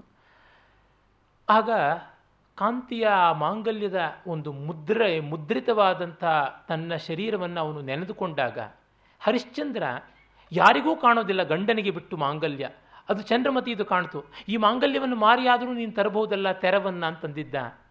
ಅಂತಂದಾಗ ಹರಿಶ್ಚಂದ್ರನಂತ ರವೀಂದ್ರನಿಗೆ ಅನ್ಯಾಯ ಅಂತ ಅವನಿಗನ್ನಿಸ್ತು. ಅವನು ಕಾಂತಿಗೆ ನಿರಾಕರಿಸ್ಬಿಟ್ಟು ಬಂದ್ಬಿಡ್ತಾನೆ ಸಂಬಂಧವನ್ನು. ಮತ್ತೆ ದೆಹಲಿನಲ್ಲಿ ಯಮುನಾ ನದಿ ತೀರದಲ್ಲಿದ್ದ ನಿಗಮಬೋಧ್ ಘಾಟ್ಗೆ ಹೋಗ್ತಾನೆ. ಸ್ಮಶಾನದಲ್ಲಿ ಜ್ಞಾನೋದಯ. ಭೈರಪ್ಪನವರ ಕಾದಂಬರಿಗಳಲ್ಲಿ ಸ್ಮಶಾನಗಳು ಬರ್ತವೆ, ಅದ್ಭುತವಾದಂಥದ್ದು. ಅದು ಹರಿಶ್ಚಂದ್ರ ಘಾಟೆ ಇರ್ಬೋದು, ನಿಗಮಬೋಧ್ ಘಾಟೆ ಇರ್ಬೋದು, ಕಾತ್ಯಾಯಿನಿ ಚಾಮುಂಡಿ ಬೆಟ್ಟದ ತಪ್ಪಲಿನಲ್ಲಿ ಕಂಡಂಥ ಮೈಸೂರಿನ ಸ್ಮಶಾನ ಇರ್ಬೋದು, ಹಲವು ಕಡೆ ಅಂಥದ್ದು ಬರುತ್ತೆ. ಕ್ಷೇಮೇಂದ್ರ ಕವಿಕಂಠಾಭರಣದಲ್ಲಿ ಹೇಳ್ತಾನೆ, ಕವಿಯಾಗಬೇಕಾದವನಿಗೆ ಸ್ಮಶಾನಾರಣ್ಯ ದರ್ಶನಂ ಇರಬೇಕು ಅಂತ. ಸ್ಮಶಾನ, ಕಾಡು, ಮೇಡು ಇವುಗಳನ್ನೆಲ್ಲ ನೋಡಬೇಕು, ಅಂಥ ಒಂದು ಸೀಸನಿಂಗ್ ಬೇಕು ಅಂತ. ಇದನ್ನು ನಾವಿಲ್ಲಿ ಕಾಣ್ತೀವಿ. ಆಮೇಲೆ ಹರಿಶಂಕರ್ ರಾಧಾಕೃಷ್ಣರ ಸಂಬಂಧಕ್ಕೆ ತನ್ನದೇ ಆದ ವ್ಯಾಖ್ಯಾನವನ್ನು ಕೊಟ್ಟಿರ್ತಾನೆ. ಅದನ್ನು ಅಲ್ಲಿ ನಿಗಮಬೋಧ್ ಘಾಟಲ್ಲಿ ಒಬ್ಬ ಆರ್ಯ ಸಮಾಜದವರು ಹಾಗಲ್ಲ ಅನ್ನುವಂಥದ್ದು ಹೇಳ್ತಾರೆ.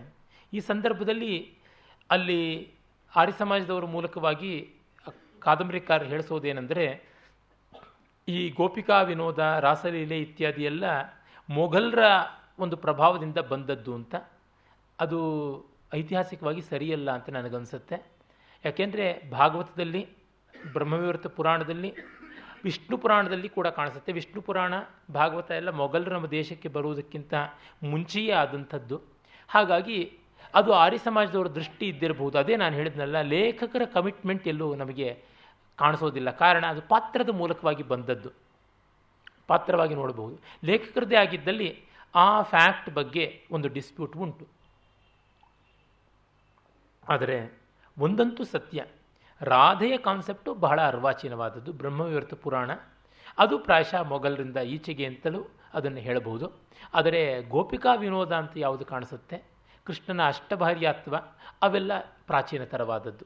ಆದರೆ ಬಹುಪತ್ನಿತ್ವ ಇತ್ಯಾದಿಗಳ ಬಗ್ಗೆ ಒಂದು ಪ್ರತ್ಯೇಕ ಚರ್ಚೆಯೇ ಆಗಬಹುದು. ಒಂದನ್ನು ಮಾತ್ರ ಹೇಳಬಹುದು, ಅಲ್ಲಿ ಭಾಗವತದಲ್ಲಾಗಲಿ ವಿಷ್ಣು ಪುರಾಣದಲ್ಲಾಗಲಿ ಕೃಷ್ಣ ಗೋಪಿಕೆಯರ ಜೊತೆಗೆ ವ್ಯಭಿಚಾರ ಮಾಡಿದಂತೆ ಎಂದೂ ಬಂದಿಲ್ಲ. ಕುಣಿದಾಡಿದ್ದು ಬರ್ತದೆಯೇ ಹೊರತುನುವೆ ವ್ಯಭಿಚಾರ ಬರುವಂಥದ್ದಲ್ಲ. ಆದರೆ ಆ ಥರದ ಆಯಾಮವನ್ನು ಆ ಹರಿಶಂಕರ್ ಪ್ರಸಾದ್ ಇಂಟರ್ಪ್ರಿಟೇಷನ್ ಕೊಡುವಂಥದ್ದು ಮಾತ್ರ ಅದು ತಪ್ಪು. ಅದು ನಮಗೆ ಗೊತ್ತಾಗುತ್ತೆ, ಅವನು ಧೂರ್ತತೆಯಿಂದ ಮಾಡಿದ್ದಾನೆ ಅಂತ ಹೇಳಿಬಿಟ್ಟು. ಅನೂಪ್ನ ಪಾತ್ರ ನಾನು ಮೊದಲೇ ಹೇಳಿದೆ, ಒಂದು ರೀತಿಯಾದ ಯೋಗ್ಯ ಸದೃಶವಾದ ನಿರ್ಮಮತೆ, ಯಾವುದೇ ಬಾಂಧವ್ಯದ ಜೊತೆಗೆ. ಇನ್ನೊಂದು ದಾರಿಯಲ್ಲಿ ಅವನು ವಿದ್ಯಾಶಾಲೆಯಿಂದ ಬರ್ತಾನೆ. ಅವನಿಗೆ PUCನಲ್ಲಿ ಸ್ವಲ್ಪ ಕಡಿಮೆ ಮಾರ್ಕ್ಸ್ ಬರುತ್ತೆ. ಹಾಗಾಗಿ ಡೊನೇಷನ್ ಸೀಟು ಮೈಸೂರಿನಲ್ಲಿ ಸಿಗುತ್ತೆ. ಅದು ಕಾಲೇಜ್ ಯಾವುದು ಅಂತಲೂ ಗೊತ್ತಾಗುವಂತೆ ಕ್ಯಾಂಪಸ್ನ ವರ್ಣನೆ ಇದೆ. ಹುಣಸೂರು ರಸ್ತೆಗೆ ಹತ್ತಿರವಾಗುವಂಥ ಕಾಲೇಜು ಅಂತ. ಅದೆಲ್ಲ ನಾನು ಓಡಾಡಿ ನೋಡಿದ್ದೀನಿ. ನಾನು ಇಂಜಿನಿಯರಿಂಗ್ ವಿದ್ಯಾರ್ಥಿಯಾಗೇ ಇದ್ದವನು. ಅದೆಲ್ಲವನ್ನು ಅನುಭವಿಸಿದವ್ರಿಗಿಂತ ಹೆಚ್ಚಾಗಿ ಅವರು ಬರೆದಿದ್ದಾರೆ. ಆ ಡಬಲ್ ಬ್ಯಾರಲ್ ಬುಲೆಟ್ಗಳಲ್ಲಿ ಹೋಗುವಂಥದ್ದು, speed king, super speed king ಅಂತ ಆಗುವುದು. ಮತ್ತು ಅಲ್ಲಿ ಇವನನ್ನು ಮೀರಿಸಿದಂಥ ಫಾಸ್ಟ್ ಗರ್ಲ್ ಒಬ್ಬಳ ಪರಿಚಯ ಆಗುವಂಥದ್ದು. ಮತ್ತು ಅಲ್ಲಿ ಹಳ್ಳಿಯ ಹುಡುಗಿ ಜೊತೆಗೆ ಇವನು ಮಾಡಿದ ವ್ಯಭಿಚಾರ, ಆ ಹಳ್ಳಿಯವರು ಅದನ್ನು ದುರುಪಯೋಗ ಮಾಡಿಕೊಳ್ಳೋಕೆ ನೋಡೋದು. ತನ್ನ ಮೂಲಕ ರವೀಂದ್ರ ದೊಡ್ಡ ಪತ್ರಿಕಾ ಸಂಪಾದಕ ರಾಜಕೀಯವಾಗಿ ತಮಗೆ ವಿರುದ್ಧವಾಗಿದ್ದಾನೆ ಅಂತ ಅವನ ಮೇಲೆ ಪ್ರಭಾವ ತರಕ್ಕೆ ಹೋಗೋದು. ಆದರೆ ಅಷ್ಟನ್ನು ಕಾಂತಿಗೆ ಮೊಮ್ಮ ಡಿಸ್ಟ್ರೆಸ್ ಅಂತ ಇವನೊಂದು ಲೈಟ್ನಿಂಗ್ ಕಾಲ್ ಮಾಡಿಬಿಟ್ರೆ ಅವಳು ಫ್ಲೈಟಲ್ಲಿ ದಡಮ್ ಅಂತ ಇಳಿದು ಬಂದು ಹೋಗಿ ಆ ಹಳ್ಳಿಯ ಗೂಂಡಾಗಳನ್ನು, ಆ ಪುಡಾರಿಗಳನ್ನು ಕೊಂಡು ಬಿಡ್ತಾಳೆ ತನ್ನ ನಗೆಯಿಂದ ಮತ್ತು ತನ್ನ ಪರ್ಸಿನಿಂದ.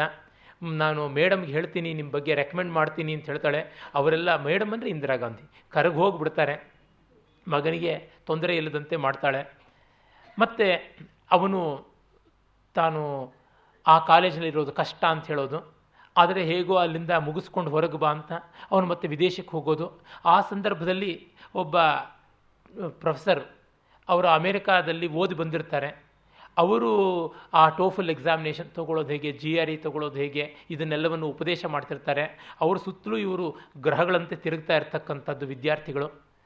ಈಗ ವಿದೇಶಕ್ಕೆ ಹೋಗೋದು ತುಂಬ ಅಗ್ಗವಾಗಿಬಿಟ್ಟಿದೆ. ಡೀಲೂಡ್ ಬಾಕ್ಸ್ಗಳು ಒಂದು ಶತಮಾನದಿಂದಲೂ ಹೋಗ್ತಾ ಇವೆ ಬರ್ತಾ ಇವೆ ದಿವಸ, ಅದೇನು ದೊಡ್ಡ ಸಂಗತಿ ಅಲ್ಲ. ಆದರೆ ವಿದ್ಯಾರ್ಥಿಗಳು ವಿದೇಶಕ್ಕೆ ಹೋಗಿ ಓದುವುದು ದೊಡ್ಡ ಸಂಗತಿ ಏನೂ ಅಲ್ಲ. ಅಯ್ಯೋ ಅದು ಕಂಡದ್ದೇನೇ ಹೌದು ಅಂತಾಗಿದೆ. ಆದರೆ ನಾನು ವಿದ್ಯಾರ್ಥಿಯಾಗಿದ್ದಾಗ ಸರಿಸುಮಾರು ಈ ಕಾದಂಬರಿಯ ಸಂದರ್ಭದಲ್ಲಿ ಅಮೇರಿಕಾ ಅಂತ ಅನ್ನೋದು ಒಂದು ದೊಡ್ಡ ಕನಸಿನ ಗಂಟು. ಅದಕ್ಕಾಗಿ ವಿದ್ಯಾರ್ಥಿಗಳು ಮಾಡಿಕೊಳ್ತಿದ್ದ ತಯಾರಿ, ಆ ತಯಾರಿಯಲ್ಲೇ ಅವರು ಮುಕ್ಕಾಲು ಅಮೇರಿಕಾದಲ್ಲಿ ಕಾಲಿಟ್ಟಿದ್ದಾರೆ ಅಂತ ವರ್ತಿಸ್ತಾ ಇದ್ದ ರೀತಿ, ಅವನ್ನೆಲ್ಲ ನೋಡಿ ಅನುಭವಿಸಿದ ಕಾರಣ ನನಗೆ ಆ ಭಾಗಗಳು ಬಹಳ ಬಹಳ ಚೆನ್ನಾಗಿ ತಟ್ಟಿವೆ. ಅದು ಹೇಗೆ ಆಡ್ತಾ ಇದ್ದರು, ಯಾವ ರೀತಿ ವರ್ತಿಸ್ತಾ ಇದ್ರು ಅಂತ. ಅಲ್ಲಿಗೆ ಹೋದರೆ ಸಾಕು, ನನ್ನ ಫ್ರೆಂಡೇ ಒಬ್ಬ ಹೇಳಿದ್ದು, it is land of plenty, land of opportunity, land of affluence, ಇನ್ನೇನೇನೆಲ್ಲ ವಿಶೇಷಣ ಇದೆ ಎಲ್ಲ ಹೇಳಪ್ಪ, ಕಡೆಗೆ ಇಟ್ ಈಸ್ ಬರಿಯಲ್ ಲ್ಯಾಂಡ್ ಅಂತ ಬೇಕಾದರೂ ಹೇಳು, ಏನು ತೊಂದರೆ ಇಲ್ಲ ಅಂತ. ಕಾರಣ ಎಲ್ಲರೂ ಅಲ್ಲಿಗೆ ಹೋಗಬೇಕಲ್ಲ, ಅಲ್ಲಿ ಸ್ಮಶಾನಗಳು ತುಂಬ ಚೆನ್ನಾಗಿರುತ್ತವೆ. ಹೀಗೆ ಆ ಥರದ ಒಂದು ವಾತಾವರಣದಲ್ಲಿ ಅವನು ಬೆಳೆಯುವಂಥದ್ದು ಯಾವ ರೀತಿ ಅಂತ ತೋರಿಸ್ತಾರೆ.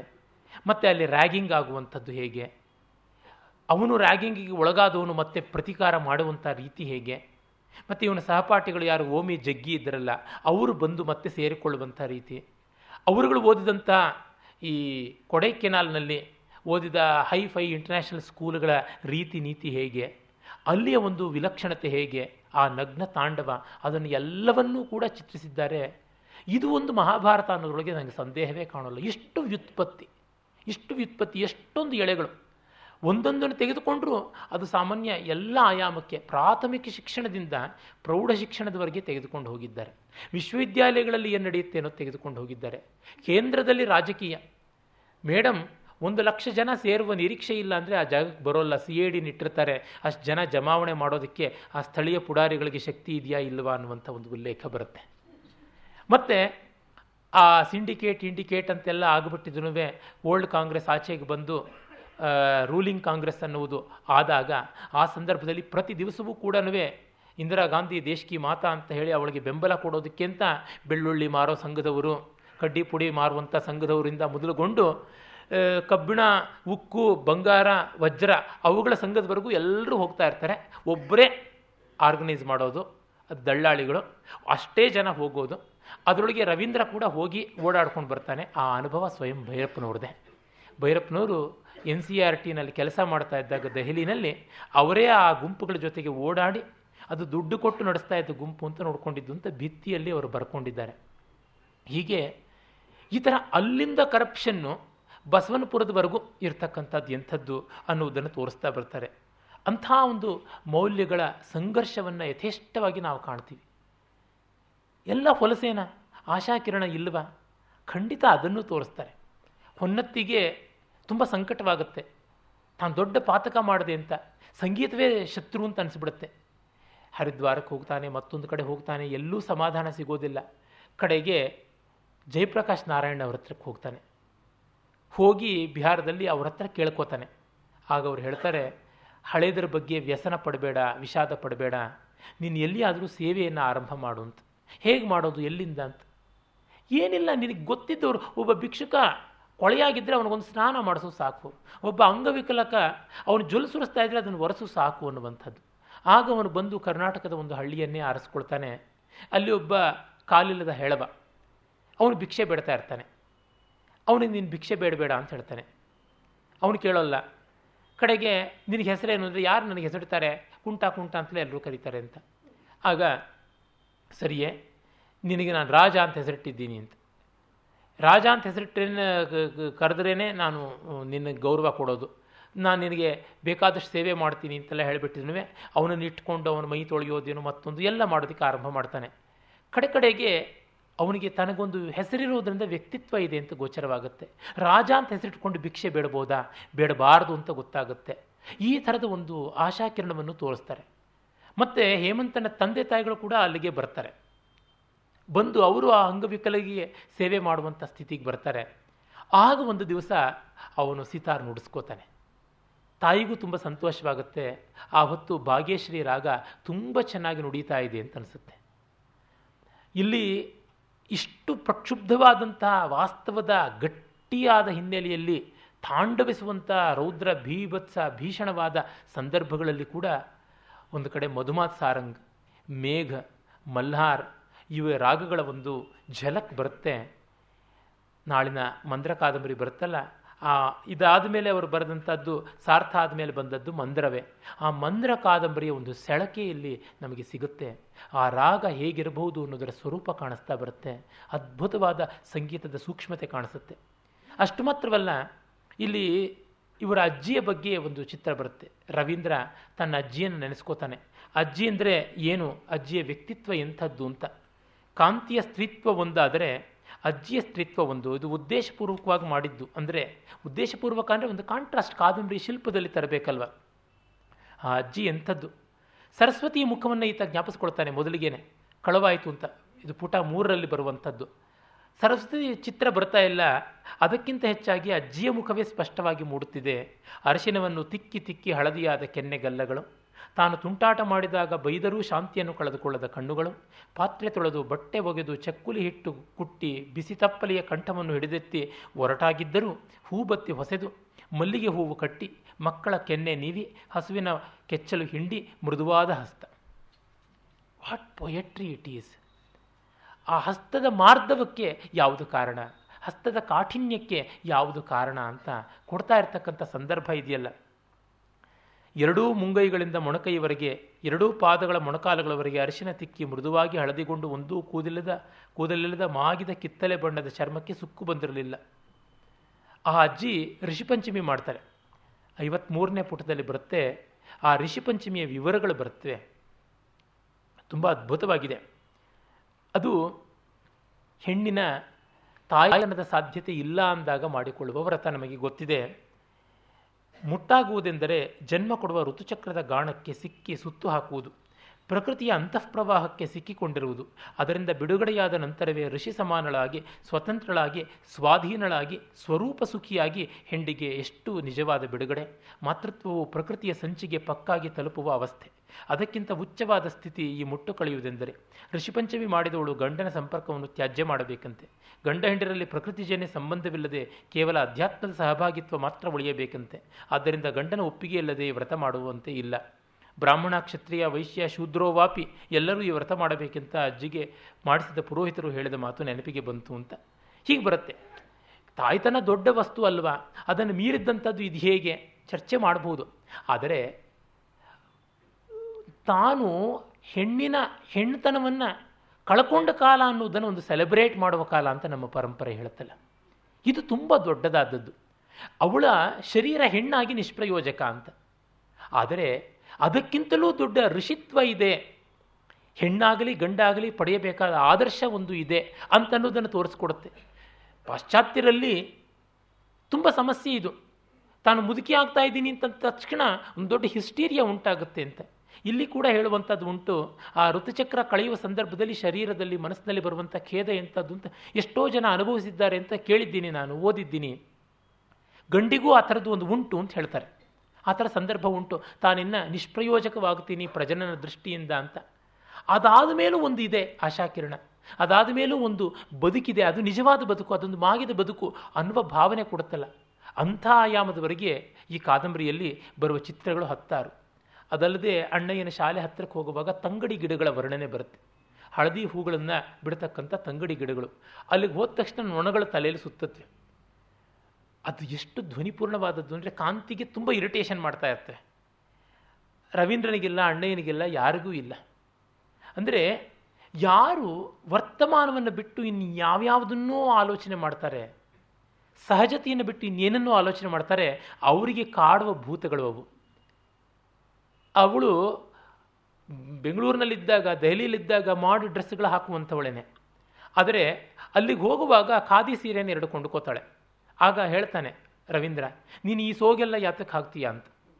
ನೀನು ಅನ್ಕರ್ಚಿಯಸ್ಸು, ನೀನು ರಿವೆಂಜ್ಫುಲ್ಲು ಅಂತೆಲ್ಲ ಅವನನ್ನು ಬೈತಾ ಇರ್ತಾಳೆ. ಅವನು ಹೇಳ್ತಾನೆ, ಅಣ್ಣಯ್ಯ ನಿನ್ನನ್ನು ಊರಿನಲ್ಲಿದ್ದಾಗ ಬಂದು ನೋಡಿದಾಗ ಇದಿಷ್ಟು ಸೋಗು ಅಂತ ಅನ್ಸುತ್ತಲ್ಲ, ನೀನು ಸಹಜವಾಗಿರು, ನಾನು ಪ್ಯಾಂಟ್ ಹಾಕ್ಕೊಂಡೇ ಹೋಗ್ತೀನಿ, ಪಂಚೆ ಏನು ಸ್ಪೆಷಲಾಗಿ ಉಟ್ಕೊಂಡು ಹೋಗೋದಿಲ್ಲ ಅಂತ. ಇದಕ್ಕೊಂದು ಪ್ರತಿವಾದ ಮಾಡ್ಬೋದು, be a Roman in Rome ಅಂತ. ಆ ಒಂದು ಸಂದರ್ಭಕ್ಕೆ ದೇವಸ್ಥಾನಕ್ಕೆ ಹೋಗುವಾಗ ಶರ್ಟು ಪ್ಯಾಂಟು ಹಾಕೋಕ್ಕೆ ಬದಲಾಗಿ ಪಂಚೆ ಉಟ್ಕೊಂಡು ಹೋಗ್ಬೋದಪ್ಪ, ಪಾರ್ಟಿಗೆ ಹೋಗುವಾಗ ಸೂಟ್ ಹಾಕ್ಕೊಂಡು ಹೋಗೋದು, ಇದ್ರೊಳಗೇನು ತಪ್ಪು ಅಂತ. ಅಂದರೆ ತಪ್ಪು ಸರಿಗಳು ಹಾಗಿರಲಿ, ಪಾರದರ್ಶಕತ್ವ ಇರಬೇಕು ಅಂತ. ಅಲ್ಲಿ ಅವಳು ಹೇಳಿದ್ದಿದ್ರೆ ಈ ವಾತಾವರಣಕ್ಕೆ ಸರಿಯಾಗುತ್ತೆ ಅಂತ ಖಾದಿ ಉಟ್ಟು ಬಂದೆ ಅಂತಂದರೆ ಸರಿಯಾಯಿತು. ನಾವು ಅಂಗಡಿ ಇಟ್ಟಿದ್ದೀವಿ ಅಂತ ಬೋರ್ಡ್ ಹಾಕಿದ್ರೆ ಸಾಕು. ಇಲ್ಲ, ನಾವು ಇಟ್ಟಿರ್ತಕ್ಕಂಥದ್ದು ಅಧ್ಯಾತ್ಮದ ಒಂದು ಕೇಂದ್ರ, ಇಲ್ಲಿ ಹಾಕುವುದೆಲ್ಲ ಕಾಣಿಕೆ ಹೊರತುನುವೆ ಫೀಸ್ ಅಲ್ಲ ಅಂತಂದರೆ, ಬಾರಲ್ಲಿ ಏನಾದ್ರು ಹೇಳ್ತಾರ ಇದು ದಿವ್ಯ ತೀರ್ಥ, ಇದನ್ನು ಅಭಿಷೇಕ ಮಾಡಿ ತಂದಿದ್ದೀವಿ ಅಂತ? ಖಂಡಿತ ಹೇಳೋದಿಲ್ಲ. ಹೋಟ್ಲಲ್ಲಿ ಹೇಳ್ತಾರ ನಾವು ದೇವಸ್ಥಾನದಲ್ಲಿ ನೈವೇದ್ಯ ಇಟ್ಟು ತಂದಿದ್ದೀವಿ ಅಂತ? ಮಾಡುವ ಕೆಲಸಕ್ಕೆ ಆ ಪಾರದರ್ಶಕತ್ವ ಬೇಕು. ಅವಳು ಕಾಂತಿ ಹೇಳ್ತಾಳೆ, ನೀನು ಪ್ರಾಮಾಣಿಕವಾಗಿಲ್ಲ, ನೀನು ಹಳೆ ಭೂತ ಹಿಡ್ಕೊಂಡಿದ್ದೀಯಾ ಅಂತ ಹೊನ್ನತ್ತಿನ ಬೇಕಾದಂತೆ ಹ್ಯಾರಾಸ್ ಮಾಡ್ತಾಳೆ. ಆದರೆ ಅವಳಿಗೆ ಅಲ್ಲಿದ್ದಂಥ ಒಂದು ಪಾರದರ್ಶಕತ್ವ, ವಿಚಾರದಲ್ಲಿದ್ದ ಪಾರದರ್ಶಕತ್ವ ಮಿಕ್ಕ ಕಡೆಯಲ್ಲಿ ಇಲ್ಲವಲ್ಲ. ಕದ್ದು ಮುಚ್ಚಿ ಆ ಬೇಲನಿಗೆ ದೇಹವನ್ನು ಲಂಚ ಕೊಡುವಾಗ ಒಂದು ಸ್ಟಾರ್ ಹೋಟೆಲ್ಗೆ ಹೋಗ್ಬಿಟ್ಟು ಏಟಾಚಿನ್ ಬೇರೆ ತೆಗೆದುಕೊಂಡು ತಾನು ಇನ್ನೆಲ್ಲಿಂದಲೋ ಬಂದಂತೆ ಸೋಗ್ ಹಾಕಿ ಹೆಸರು ಬದಲಾಯಿಸಿಕೊಂಡು ಏನೆಲ್ಲ ಕಪಟ ಮಾಡಿರ್ತಾಳೆ. ಅಂದರೆ ಪ್ರಾಮಾಣಿಕವಾಗಿರಬೇಕು ಅಂತ ಹೇಳೋದು ಎಲ್ಲ ಕಡೆಯಲ್ಲೂ ಆಗಬೇಕಲ್ವ. ಕಾಂತಿಯ ಮೂಲಕ ಹೆಣ್ಣಿಗೆ, ಆಧುನಿಕ ಹೆಣ್ಣಿಗೆ ಭೈರಪ್ಪನವರು ತುಂಬ ದೊಡ್ಡ ಅನ್ಯಾಯ ಮಾಡಿದ್ದಾರೆ ಅಂತ ಬಹಳ ದೊಡ್ಡ ಆಕ್ಷೇಪ ಉಂಟು. ಅವರ ಅಜ್ಜಿ ಥರದ ಪಾತ್ರವನ್ನೇ ಬಹಳ ಮುಖ್ಯ ಅಂತ ಭಾವಿಸಿದ್ದಾರೆ ಅಂತ. ಆದರೆ ಅದು ಹಾಗಲ್ಲ, ಅಲ್ಲಿ ಆ ಥರದ್ದು ಯಾವ ಇದೂ ಇಲ್ಲ. ಯಾಕೆಂತಂದರೆ ಇಲ್ಲಿಯೇ ಪತ್ರಿಕೋದ್ಯೋಗಿನಿ ಒಬ್ಬಳು ಬರ್ತಾಳೆ. ಅವನು ರವೀಂದ್ರ ಕ್ವಾರಿ ಇಂಡಸ್ಟ್ರಿ ಬಿಸ್ನೆಸ್ನ ಒಂದು ದೌರ್ಜನ್ಯ, ಅಮಾನವೀಯತೆಯನ್ನು ಬಯಲು ಮಾಡುವಾಗ ಅವಳು ಒಬ್ಬ ಜರ್ನಲಿಸ್ಟ್ ಬರ್ತಾಳೆ, ತರುಣಿ. ಅವಳು ಬೇಕಾದಂತೆ ಒಬ್ಬ ಫಿಲ್ಮ್ ಆ್ಯಕ್ಟರ್ ಥರ ಅವಳು ಭಿನ್ನಾಣ ಮಾಡಿಯೇ ಅಲ್ಲಿದ್ದನ್ನೆಲ್ಲ ವರದಿ ಗ್ರಹಿಸಿರ್ತಾಳೆ. ಅವಳು ಲಿಬರೇಟೆಡ್ ವುಮನ್ನೇ ಒಳ್ಳೆಯ ಅರ್ಥದಲ್ಲಿ. ಅವಳು ಎಜುಕೇಟೆಡ್, ಅವಳು ಎಂಪ್ಲಾಯ್ಡ್. ಆದರೆ ಅವಳು ತನ್ನ ಬಾಧ್ಯತೆ ಅರ್ಥಕೊಂಡು ಮಾಡಿರ್ತಾಳೆ. ಹೀಗಾಗಿ ವ್ಯಾಸಂಗ ಮಾಡಿದಂಥ ಹೆಣ್ಣುಗಳದು ಸಂಸ್ಕಾರ ಕೆಡುತ್ತೆ ಅಂತ ಏನೂ ಭೈರಪ್ಪನವರ ಇರಾದೆ ಇಲ್ಲ. ಅದು ಮಾತ್ರವಲ್ಲ, ತಲ್ವಾರ್ ಅವರ ಹೆಂಡತಿ ಒಂದು ಮಟ್ಟದ ನಿರಕ್ಷರ ಕುಕ್ಷಿಯೇ, ಇವರ ಅಜ್ಜಿ ಥರದವಳೇನೆ ಹಿನ್ನೆಲೆ ನೋಡಿದ್ರೆ. ಆದರೆ ಅವಳು ಆಡಿದ ಹಿಸ್ಟೀರಿಕಲ್ ಆದ ರೀತಿ ನೋಡಿದ್ರೆ ಎಂಥದ್ದು. ಇಂದಿರಾ ಗಾಂಧಿ ಏನು 10 ಡಾಕ್ಟರೇಟ್ ತೊಗೊಂಡವಳಲ್ಲ. ಆ ವಂಶದಲ್ಲಿ ಪ್ರಾಯಶಃ ಮೊದಲ ಗ್ರ್ಯಾಜುಯೇಟ್ ಅಂತಂದರೆ ಪ್ರಿಯಾಂಕಾನೇ ಅಂತ ಅನಿಸುತ್ತೆ. ಅಲ್ಲಿವರೆಗೂ ಯಾರು ಏನು ಹೆಸರು ಪಕ್ಕ 2 ಅಕ್ಷರ ಅಂಟಿಸ್ಕೊಂಡಂಥವ್ರು ಅಲ್ಲ. ಆದರೆ ಅವರ ವರ್ತನೆಗಳು ಬೇರೆ ಬೇರೆದಲ್ವ.